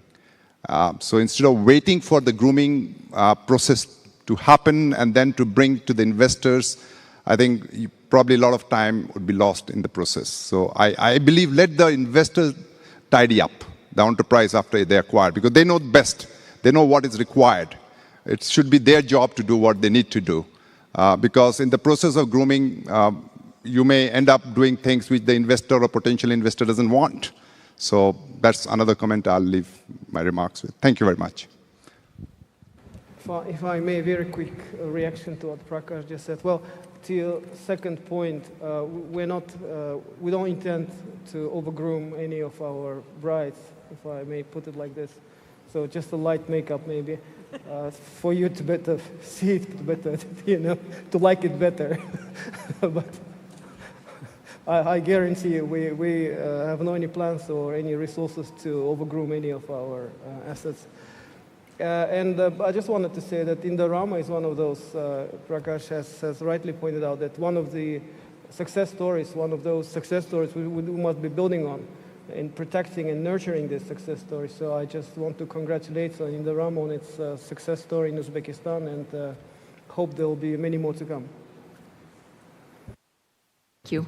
I think I saw one more hand, one more question. Yes. Gentlemen, do we have a mic? Thank you. Мой вопрос на русском языке. Здравствуйте, уважаемые коллеги. Мой вопрос Акмал Хонакеге. Хотел бы я его адресовать. У меня два вопроса. Первый вопрос связан с приватизацией земельных участков по 71-му постановлению президента, а второй – это аренда государственного имущества и дальнейшая его приватизация. Первый вопрос связан с тем, что на данный момент граждане активно приватизируют те земельные участки, на которых живут. Но в дальнейшем, например, они его хотят заложить в банк или поставить, когда хотят получить кредит. Когда этот механизм полностью заработает, потому что на сегодняшний день в хакимиат приходят письма, что мы не можем поставить это в качестве залога, ту землю, приватизированную. Когда этот инструмент можно уже посмотреть, когда он заработает в полную силу. Потому что мы популяризировали, хакимиат города Наманган, мы популяризировали этот вопрос, и на сегодняшний день порядка 5000 граждан уже это сделало, но у них имеются документы на руках. Многие хотят заняться мелким предпринимательством и заложить свою землю, и получить кредит.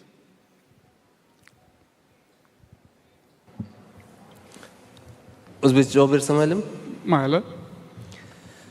Demak, birinchi masala bu yerni qanday sotib olganligiga e'tibor qilish kerak. Ya'ni bizda hozir qonun bo'yicha yerni ikkita huquq bilan sotilyapti. Birinchisi bu ijara huquqi, ikkinchisi mulk huquqi. Endi mulk huquqi bilan sotishga chiqarishda albatta u ertaga daxlsizlik huquqi paydo bo'lishi nuqtai nazaridan uni demak shu hududda demak bosh plani bormi, arxitektura qurilish loyihalarida ko'zda tutilganmi? Ya'ni bugun biz xususlashtirib ertaga yo'q bu yerdan avtomobil yo'li o'tish kerak ekan deb u xususiy mulk egasini oldiga bormasligimiz kerak. Shu nuqtai nazardan qayerda mana shunday dasturlari bor, cheklovlari yo'q yerlargina demak xususiy mulk sifatida sotuvga chiqadi. Endi nima uchun xususlashtirishimiz kerak. O'sha siz qo'ygan savolga javob, ya'ni yerni aktivga aylantirish. Demak, u o'zini bozor qiymatiga ega bo'ladi, garovga qo'yish mumkin bo'ladi. Qachonki mulk huquqi bilan sotib olingan yer.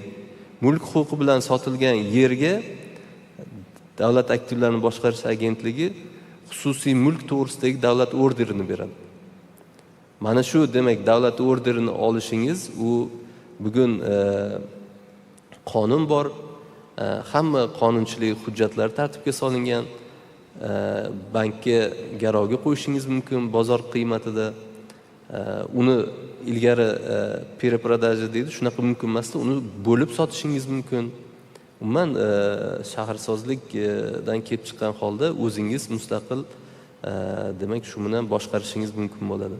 Albatta aytaman yana bir marta, o'sha haqiqatda hozir shu jarayon yangi boshlanganligi uchun biz buni hali ko'p tushuntirishimiz kerak. Bu jarayonni yurib ketishi va eng asosiysi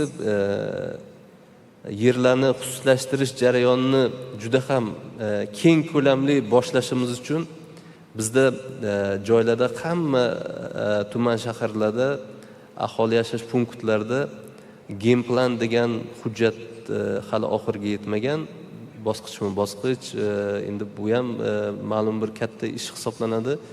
Mana shu game planlarning ishlab chiqarilishi yoki qishloq aholi punktlari bo'yicha apod degan bir hujjat bor. Mana shu hujjatlarni bo'lishi yoki bo'lmasam ma'lum bir hududda o'zini rivojlantirish dasturlari bo'lishi bilan yerlar demak xususlashtirish jarayoni kengayadi. Siz savolingizga demak kimni qo'lida xususiy mulk degan orderi bo'lsa, bu tan olinadi, hech qanaqa masala yo'q. Akmalxon aka, qachon shu mexanizm yaxshi ishga tushadi demoqchiman xolos. Hozirgi kunga privatizatsiya o'z yo'lida ketgan, ko'p fuqarolar bu mexanizmga qiziqish bildiryapti-da hozirgi kunga. Lekin o'sha qarori, mulk uniki, yer uniki bo'lgandan keyin bankka borib, garovga faqat mexanizm yaxshi ishlamaganga o'xshayapti-da. Qachon shuni so'ramoqchiman, chunki fuqarolar kelib shu savolni beryapti-da bizga. Men, например, televideniyada, ommaviy axborot anaqalarda ko'ryapmiz, qachon ishga tushadi degan savol bor. Endi men sizga aytay, Namanganda bir 120 ta atrofida odam o'zini yerini xususlashtirib oldi. Bu 2.600.000 aholisi bor, shu agar esimdan chiqmagan bo'lsa 2.600.000 aholi bor. Namangan uchun juda ham kam raqam. Shuning uchun albatta biz barcha hududlarda buni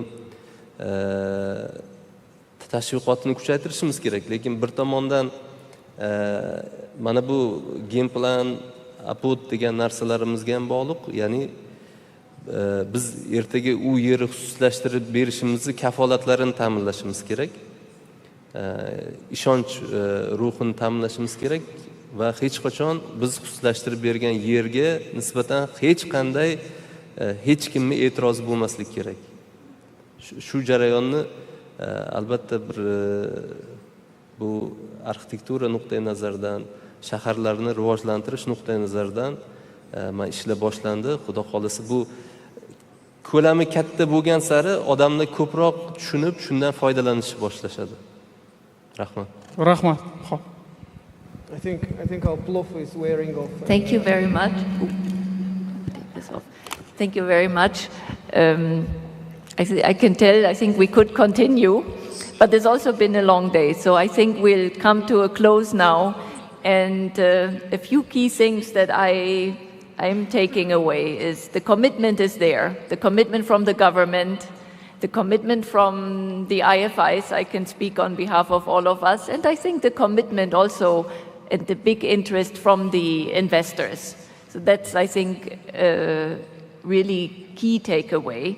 The other is the need for a pipeline, and that the market like Uzbekistan offers a pipeline, and then that it is a long-term focus, a long-term investment. It's a journey for this long-term investment. But I think with long-term, it also means to at times give it time it needs to develop the projects, come together, build relationships, and do the business and really keep the business going. So I will say I already look forward to the next economic forum, when I'm sure we will check in on how we're doing, more successes and more progress we can report.